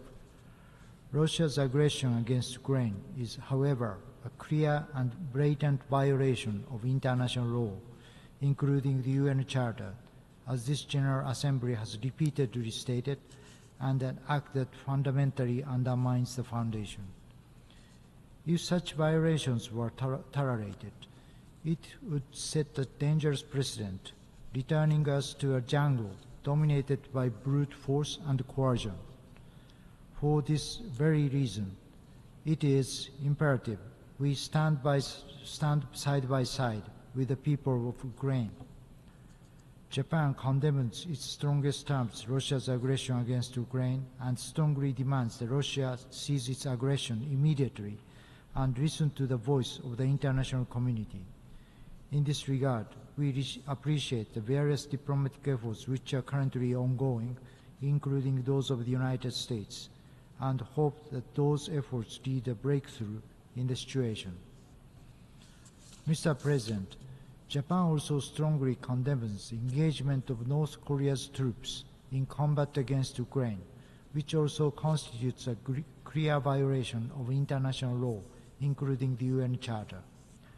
This unlawful, unjustified, and unacceptable military cooperation between Russia and the DPRK has expanded the scope of the conflict beyond the region and undermines global peace and security. Furthermore, Japan reiterates its deep concern about the military cooperation between Iran and Russia. The international community must refrain from any action, direct or indirect, that would support Russia's aggression. Mr. President, any unilateral attempt to change the status quo by force is unacceptable anywhere in the world, and such an attempt should never be rewarded. The repercussions of allowing such attempts to occur would be global and undoubtedly affect everyone for years to come. Japan reiterates that this is not a matter of choosing sides between Ukraine and Russia, but of a matter of principle of either upholding or disregarding the UN Charter. Japan will continue its diplomatic efforts and stand firmly with Ukraine and the international community until comprehensive, just, and lasting peace, based on the purposes of principles of the UN Charter, is achieved in Ukraine. I thank you. I thank the distinguished representative of Japan. I give the floor now to the distinguished representative of Brazil.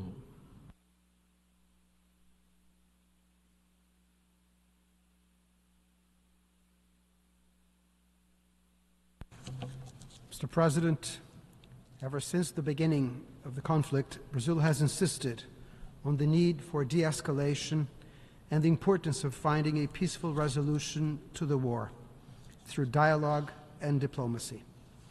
At this juncture, we need to put in motion concrete efforts to this end. It is high time we move beyond restating well-known positions and actually work towards dialogue and building bridges. Divisiveness leads us nowhere, and there is no more time to spare.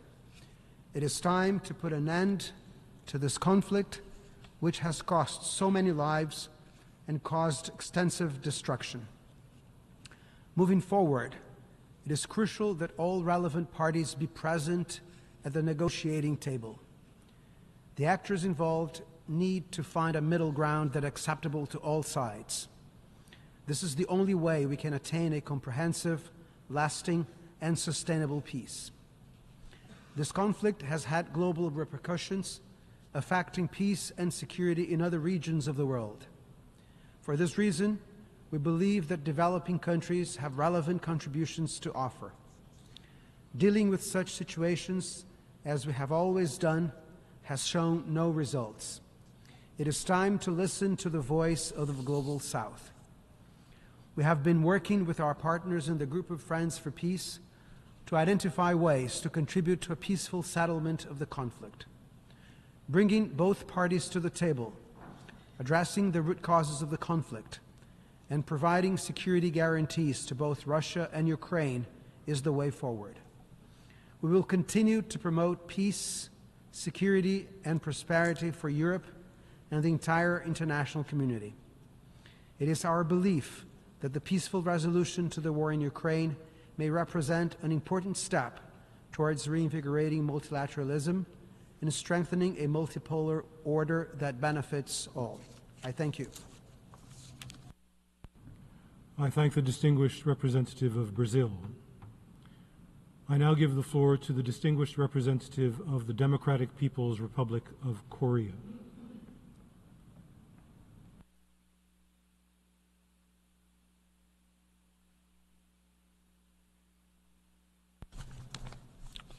Mr. President, delegation of the DPRK strongly condemn that Ukraine and Western countries have again convened this meeting, which is motivated by sinister political purpose and aimed at deceiving international community and turning black into white.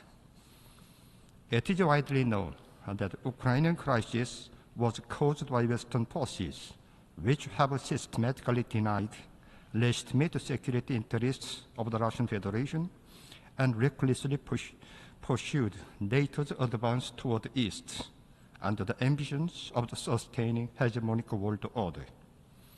The current Ukrainian crisis, which has introduced worst security crisis after the Second World War, remain unresolved even though almost 3 years have passed. It is attributable to the West, the pouring astronomical amounts of military aid in Kiev region, obsessed with impractical daydream of systematically defeating Russia by all possible means. For the past 3 years, the West offered Ukraine the military aid to value of nearly $200 billion. Worse still, even amid emerging a signal on coordinating Ukrainian crisis in peaceful manner, the Western military equipment, including fighting, continue to be delivered to Zelensky region. This fact clearly indicates who is destroying and obliterating security in Europe. Instead of reflecting on their anti-peace criminal act at this meeting, Ukraine and West are seeking to have the resolution adopted in order to shift responsibility to others. I consider it as serious political provocation and flatly reject and denounce it. A development of the normal cooperative relationship between sovereign states, strictly consistent with the UN Charter and international law, is not a matter of the intervention. True to the spirit of DPRK, the Russian Federation Treaty on Comprehensive Strategic Partnership, the DPRK remain invariably committed to supporting and encouraging the army and people of Russia in their just cause to defend sovereignty, security, and territorial integrity. The righteous international community should never tolerate acts of infringing upon the sovereignty and undermining peace by Western forces, the hegemonic entity which seeks to impose crucial war and catastrophic disaster, and should turn out proactively in the struggle for safeguarding justice, equitability, peace, and stability. I thank you, Mr. President. I thank the distinguished representative of the Democratic People's Republic of Korea. I now give the floor to the distinguished representative of Montenegro. Thank you, Mr. President. Excellencies, dear colleagues.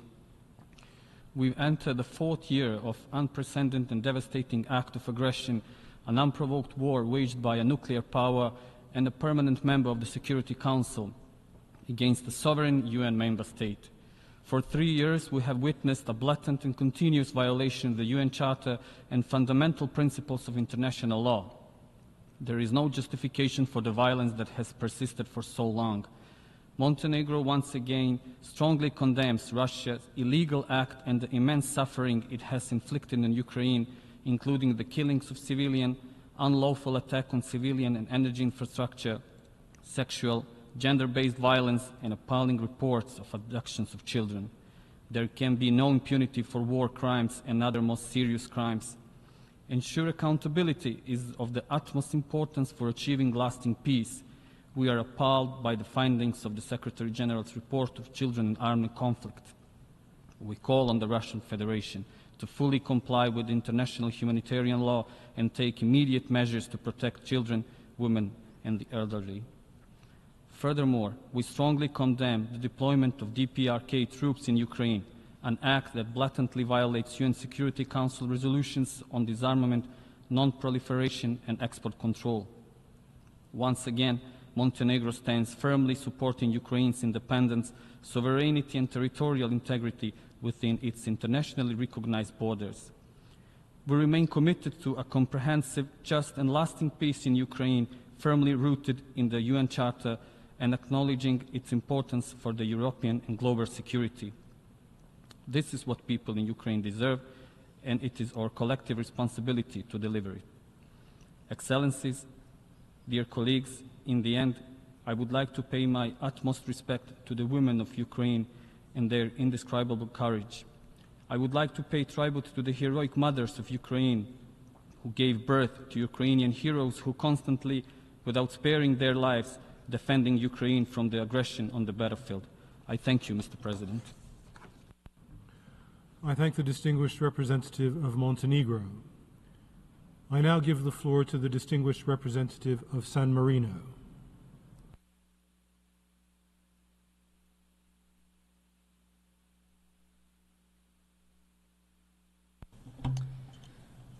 Mr. President, in this third tragic anniversary, San Marino would like to reaffirm its support for Ukraine's independence, sovereignty, and territorial integrity within its international recognized borders, and calls on all parties to commit to political dialogue and to diplomatic negotiations in order to de-escalate this conflict and to achieve a comprehensive, just, and lasting peace in Ukraine, consistent with the United Nations Charter and with international law.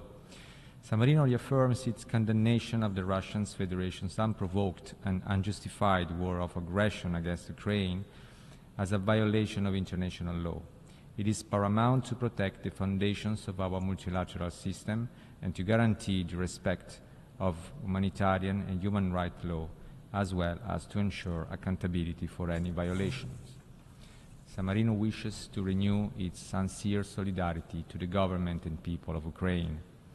Mr. President, we are deeply concerned for the devastating and long-lasting consequences of this conflict, as well as for its repercussions on regional and global stability.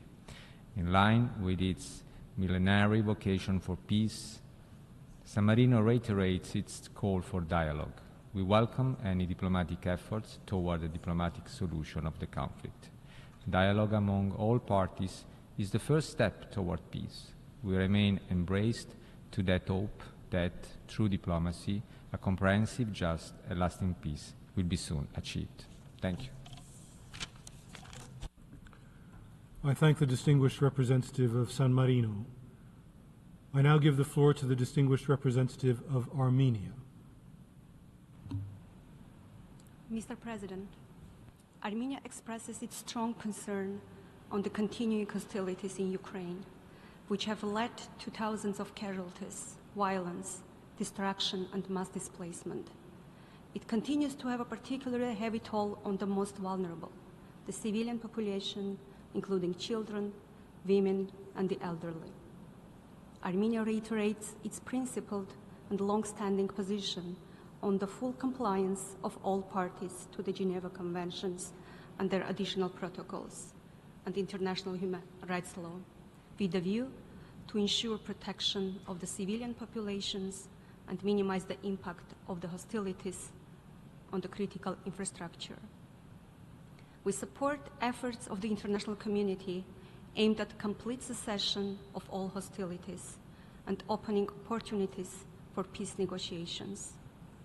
Armenia stresses the importance of achieving a comprehensive, just, and lasting peace anchored on the purposes and principles of the UN Charter and international law. And I thank you. I thank the distinguished representative of Armenia. I now give the floor to the observer of the observer state of the Holy See.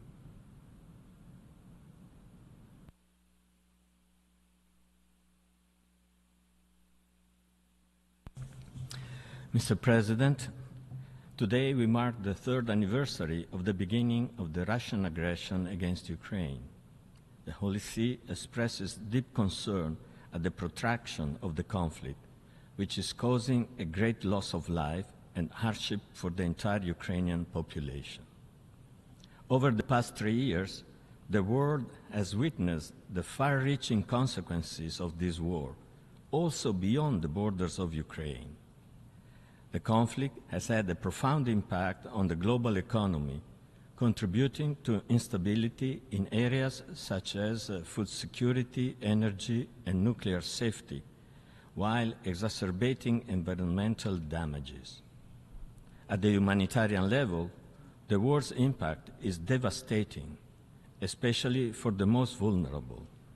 Women and children, refugees, internally displaced persons, those with disabilities, and the elderly have borne the brunt of this crisis, suffering not only from physical harm, but also from the erosion of their basic rights and access to essential services.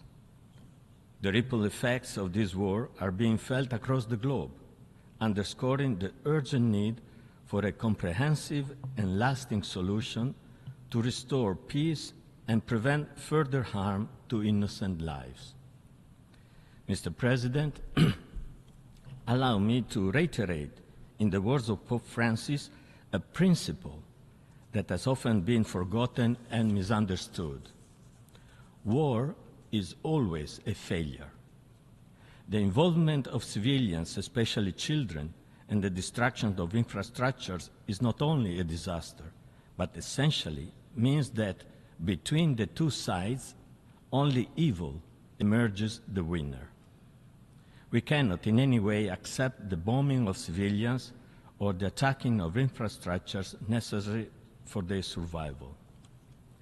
Mr. President, in this Jubilee year, Pope Francis affirms that his wish for 2025 is that the entire international community will work, above all, to end the conflict that has caused so much bloodshed in war-torn Ukraine and has taken an enormous toll of lives, including those of many civilians. For this reason, the Holy See reiterates its call for an immediate cessation of hostilities and stresses the urgent need to pursue peace without further delay. Thank you, Mr. President. I thank the distinguished observer of the observer state of the Holy See. I now give the floor to the observer of the International Institute for Democracy and Electoral Assistance.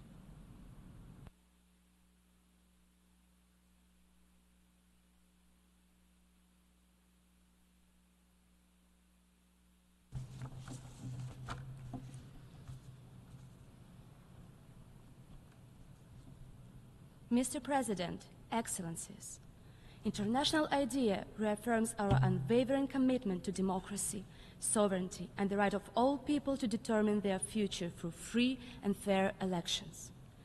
International idea welcomes all diplomatic efforts aimed at securing a just peace in Ukraine. But peace must be rooted in justice, sovereignty, and international law, not imposed through ultimatums or political expediency. Any settlement must uphold the core principles of the UN Charter. Russia's illegal aggression, ongoing since 2014, is a blatant violation of Ukraine's territorial integrity and the fundamental right of its people to self-determination. These principles are non-negotiable. Any diplomatic effort to bring the war to an end must recognize that the decision to hold elections in Ukraine belongs to Ukraine alone and is rooted in international law. According to Ukrainian law, elections can only take place after martial law is lifted. No external actor has the right to dictate the timing or conditions of Ukraine's democratic processes. No external actor has this right. Democracy cannot be imposed under the shadow of war, nor can elections be used as a tool for political expediency. A lasting and just peace in Ukraine requires a clear and principled sequence of actions. A ceasefire must come first, followed by a sustainable peace agreement. Only then can free, fair, and legitimate elections take place. Any attempt to reverse this order, forcing elections before peace is secured, would be reckless and dangerous. It would risk further destabilizing Ukraine, undermining its democratic integrity, and ultimately serving the interests of Russia, who launched this brutal war in the first place. Even after hostilities cease, organizing elections in Ukraine will be an enormous challenge. Millions of Ukrainians have been forcibly displaced, both within their country and abroad. Ensuring their right to vote in a free and fair manner will require careful planning and immense international support. For elections to be meaningful, Ukraine will need large-scale logistical, technological, and political assistance. The international community must stand ready to help rebuild electoral infrastructure, restore access to independent media, and support displaced voters in exercising their democratic rights. A rushed or ill-prepared election would have catastrophic consequences for peace and for Ukraine. It could jeopardize the legitimacy of the result, fuel external and internal tensions, and provide propaganda ammunition to the enemies of democracy, the very same forces that waged war against Ukraine in the first place. Ukraine is and has always been a democracy under attack. The Ukrainian people have fought and sacrificed not just for their right to live in an independent country, but for their right to live under a democratic system. A just peace must ensure that Ukraine remains a sovereign, democratic state where its people, not foreign powers, dictate their future. International idea calls upon all UN member states to support this legitimate goal. We stand ready to assist Ukraine's democratic institutions, particularly its electoral authorities, in preparing for the day when conditions allow for elections that meet international standards. Democracy must not become a casualty of war, nor should it be used as a bargaining chip to legitimize aggression. There can be no free elections without security. There can be no democracy without sovereignty. There can be no lasting peace without justice. This Assembly must stand firm in defense of these principles and ensure that Ukraine emerges from this war stronger, sovereign, and democratic. Дякую.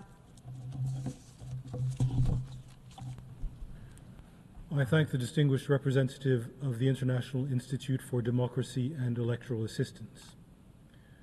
I now give the floor to the distinguished observer of the Sovereign Order of Malta.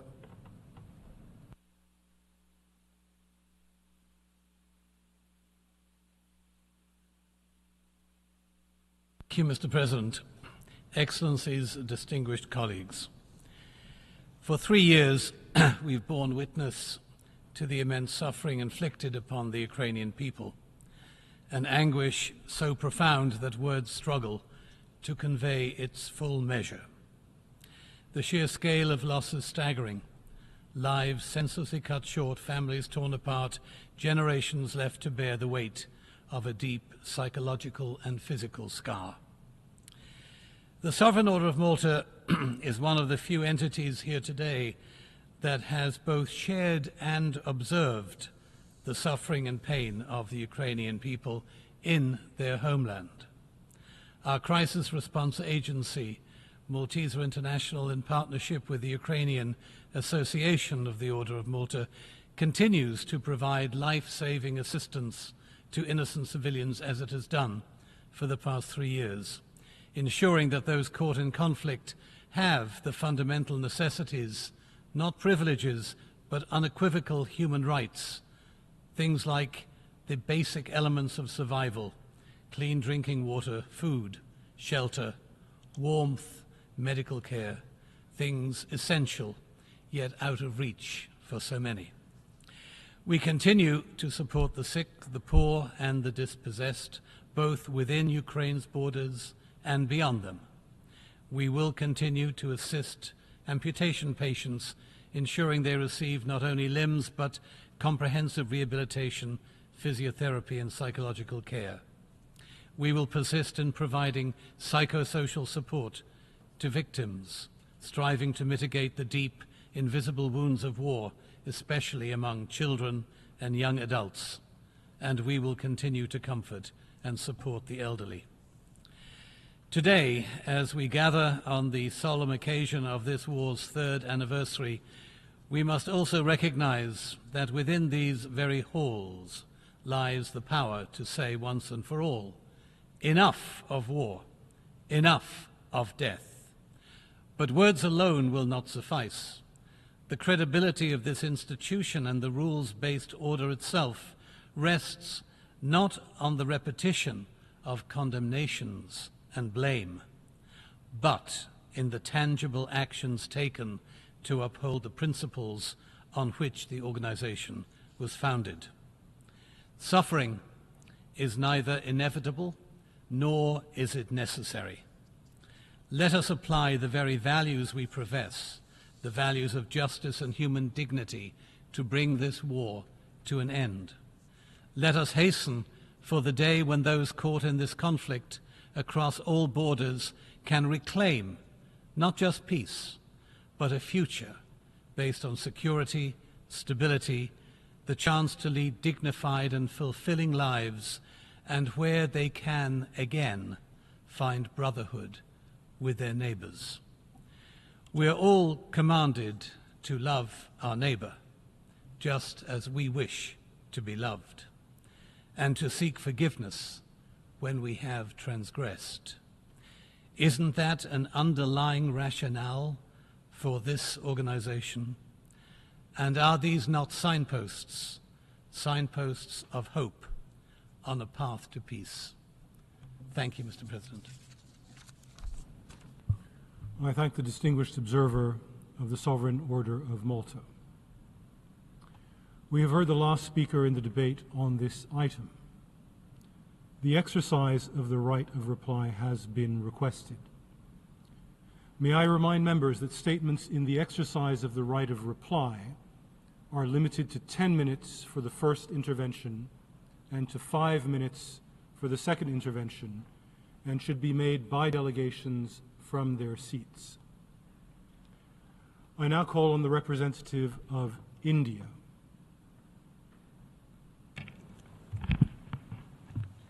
Mr. President, I am taking the floor to express our disgust and utter disappointment at yet another attempt by Pakistan to divert this assembly from its agenda in this 11th emergency special session. The Union Territory of Jammu and Kashmir is and will remain an integral part of India. Pakistani rhetoric can't alter this reality. Everyone can see through these cynical attempts by Pakistan to misuse this august forum for its propaganda. I thank you, Mr. President.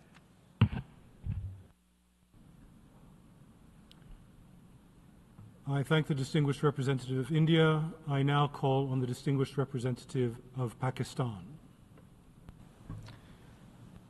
Thank you, Mr. President. My delegation has been compelled to take the floor to respond to the statement made by the Indian delegate. No amount of sophistry and obfuscation can change the historical, political, and legal reality that Jammu and Kashmir never was, nor is, the so-called integral part of India. The fact remains that the Jammu and Kashmir is an internationally recognized disputed territory.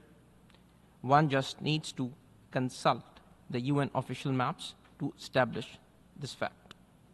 India is in its forcible occupation of parts of Jammu and Kashmir, in contravention and blatant violation of multiple resolutions of the UN Security Council, which reaffirms that the final disposition of Jammu and Kashmir will be decided by its people through a UN-supervised plebiscite in line with the UN Charter's principle of the right of self-determination of the Kashmiri people.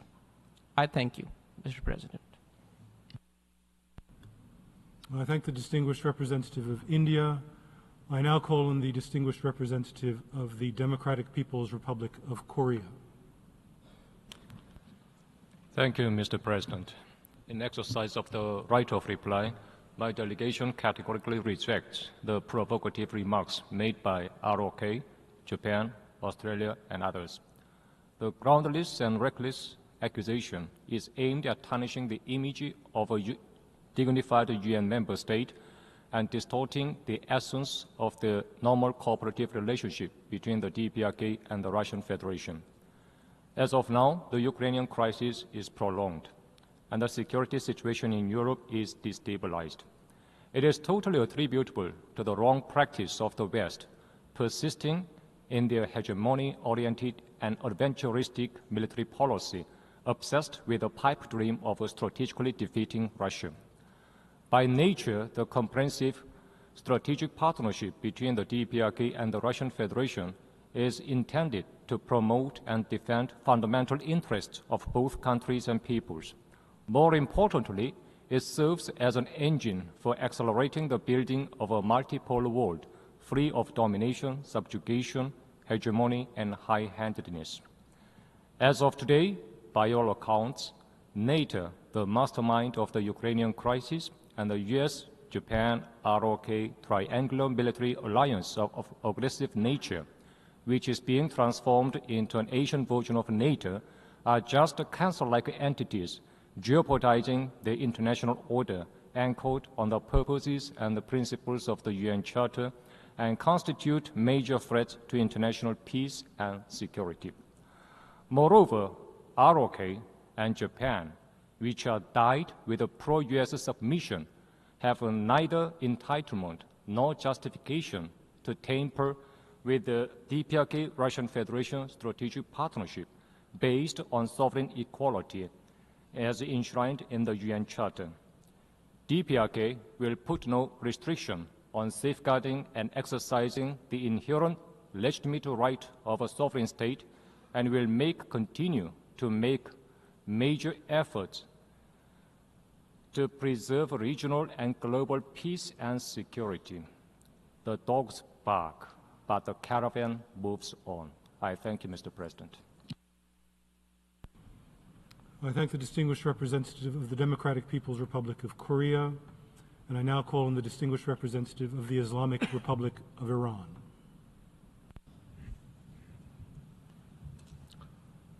Thank you, Mr. Chair. Bismillah ar-Rahman ar-Rahim. I will make 3 brief points in exercising my right of reply, Mr. President. As it has been reiterated morning today, the position of the Islamic Republic of Iran on the Ukraine conflict is consistent. It has no military solution. It must end peacefully and immediately.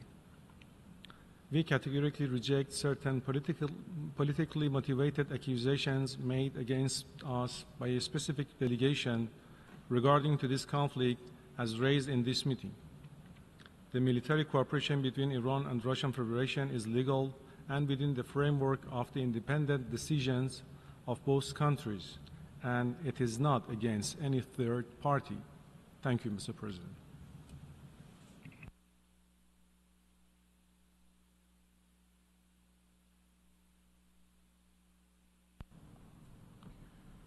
I thank the distinguished representative of the Islamic Republic of Iran. I now give the floor to the distinguished representative of the Republic of Korea. Thank you, President. Many countries, including South Korea, have confirmed the deployment of North Korean troops to support Russia's military operation. We strongly condemn the illegal military cooperation between Russia and North Korea and demand its immediate cessation. The benefits North Korea received in exchange for its military weapons support will inevitably be used to provoke and threaten us. Such Russia-North Korean cooperation not only poses a severe security threat to the Korean Peninsula, Northeast Asia, and Europe, but also undermines international law and global order, including non-proliferation regime. I reiterate, this illegal cooperation should be stopped immediately. Thank you, President.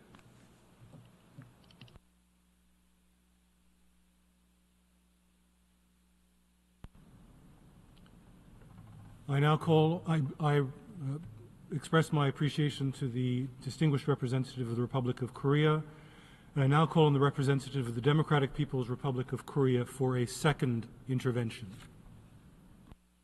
Thank you, Mr. President, for giving me the floor again. My delegation categorically rejects the absurd remark by ROK. We expect nothing new from ROK, which is hell-bent on animosity and antagonism against the DPRK.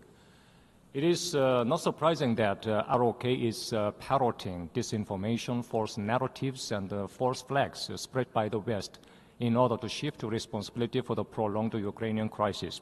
To reiterate, the DPRK Russian Federation strategic partnership fully accords with the UN Charter and international law by nature, and it is totally different from the vertical and aggressive US ROK and US-Japan ROK alliances. At this critical juncture, when geopolitical tensions are heightened and regional and international peace and security are perilous owing to the provocative military moves of the ROK backed by the United States, we know well what to do and are ready to whatever it takes to safeguard justice, regional and international peace and security. I thank you, Mr. President. I thank the distinguished representative of the Democratic People's Republic of Korea. I now call on the distinguished representative of Japan. Thank you, Mr. President. In regards to the North Korea's comment, Japan is not going to repeat our position in detail, but Japan would like to emphasize once again, Japan strongly condemns the engagement of North Korea's troops in combat against Ukraine, which also constitutes a clear violation of international law, including the UN Charter. This unlawful, unjustified, and unacceptable military cooperation between Russia and the DPRK has expanded the scope of the conflict beyond the region and undermines global peace and security. Furthermore, Japan reiterates, so that is our position. Thank you.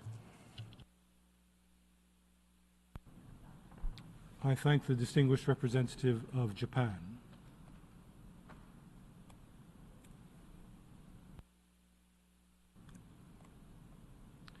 In accordance with the terms of paragraph 10 of Resolution ES-11/7, the 11th Emergency Special Session of the Assembly is temporarily adjourned. The meeting is adjourned.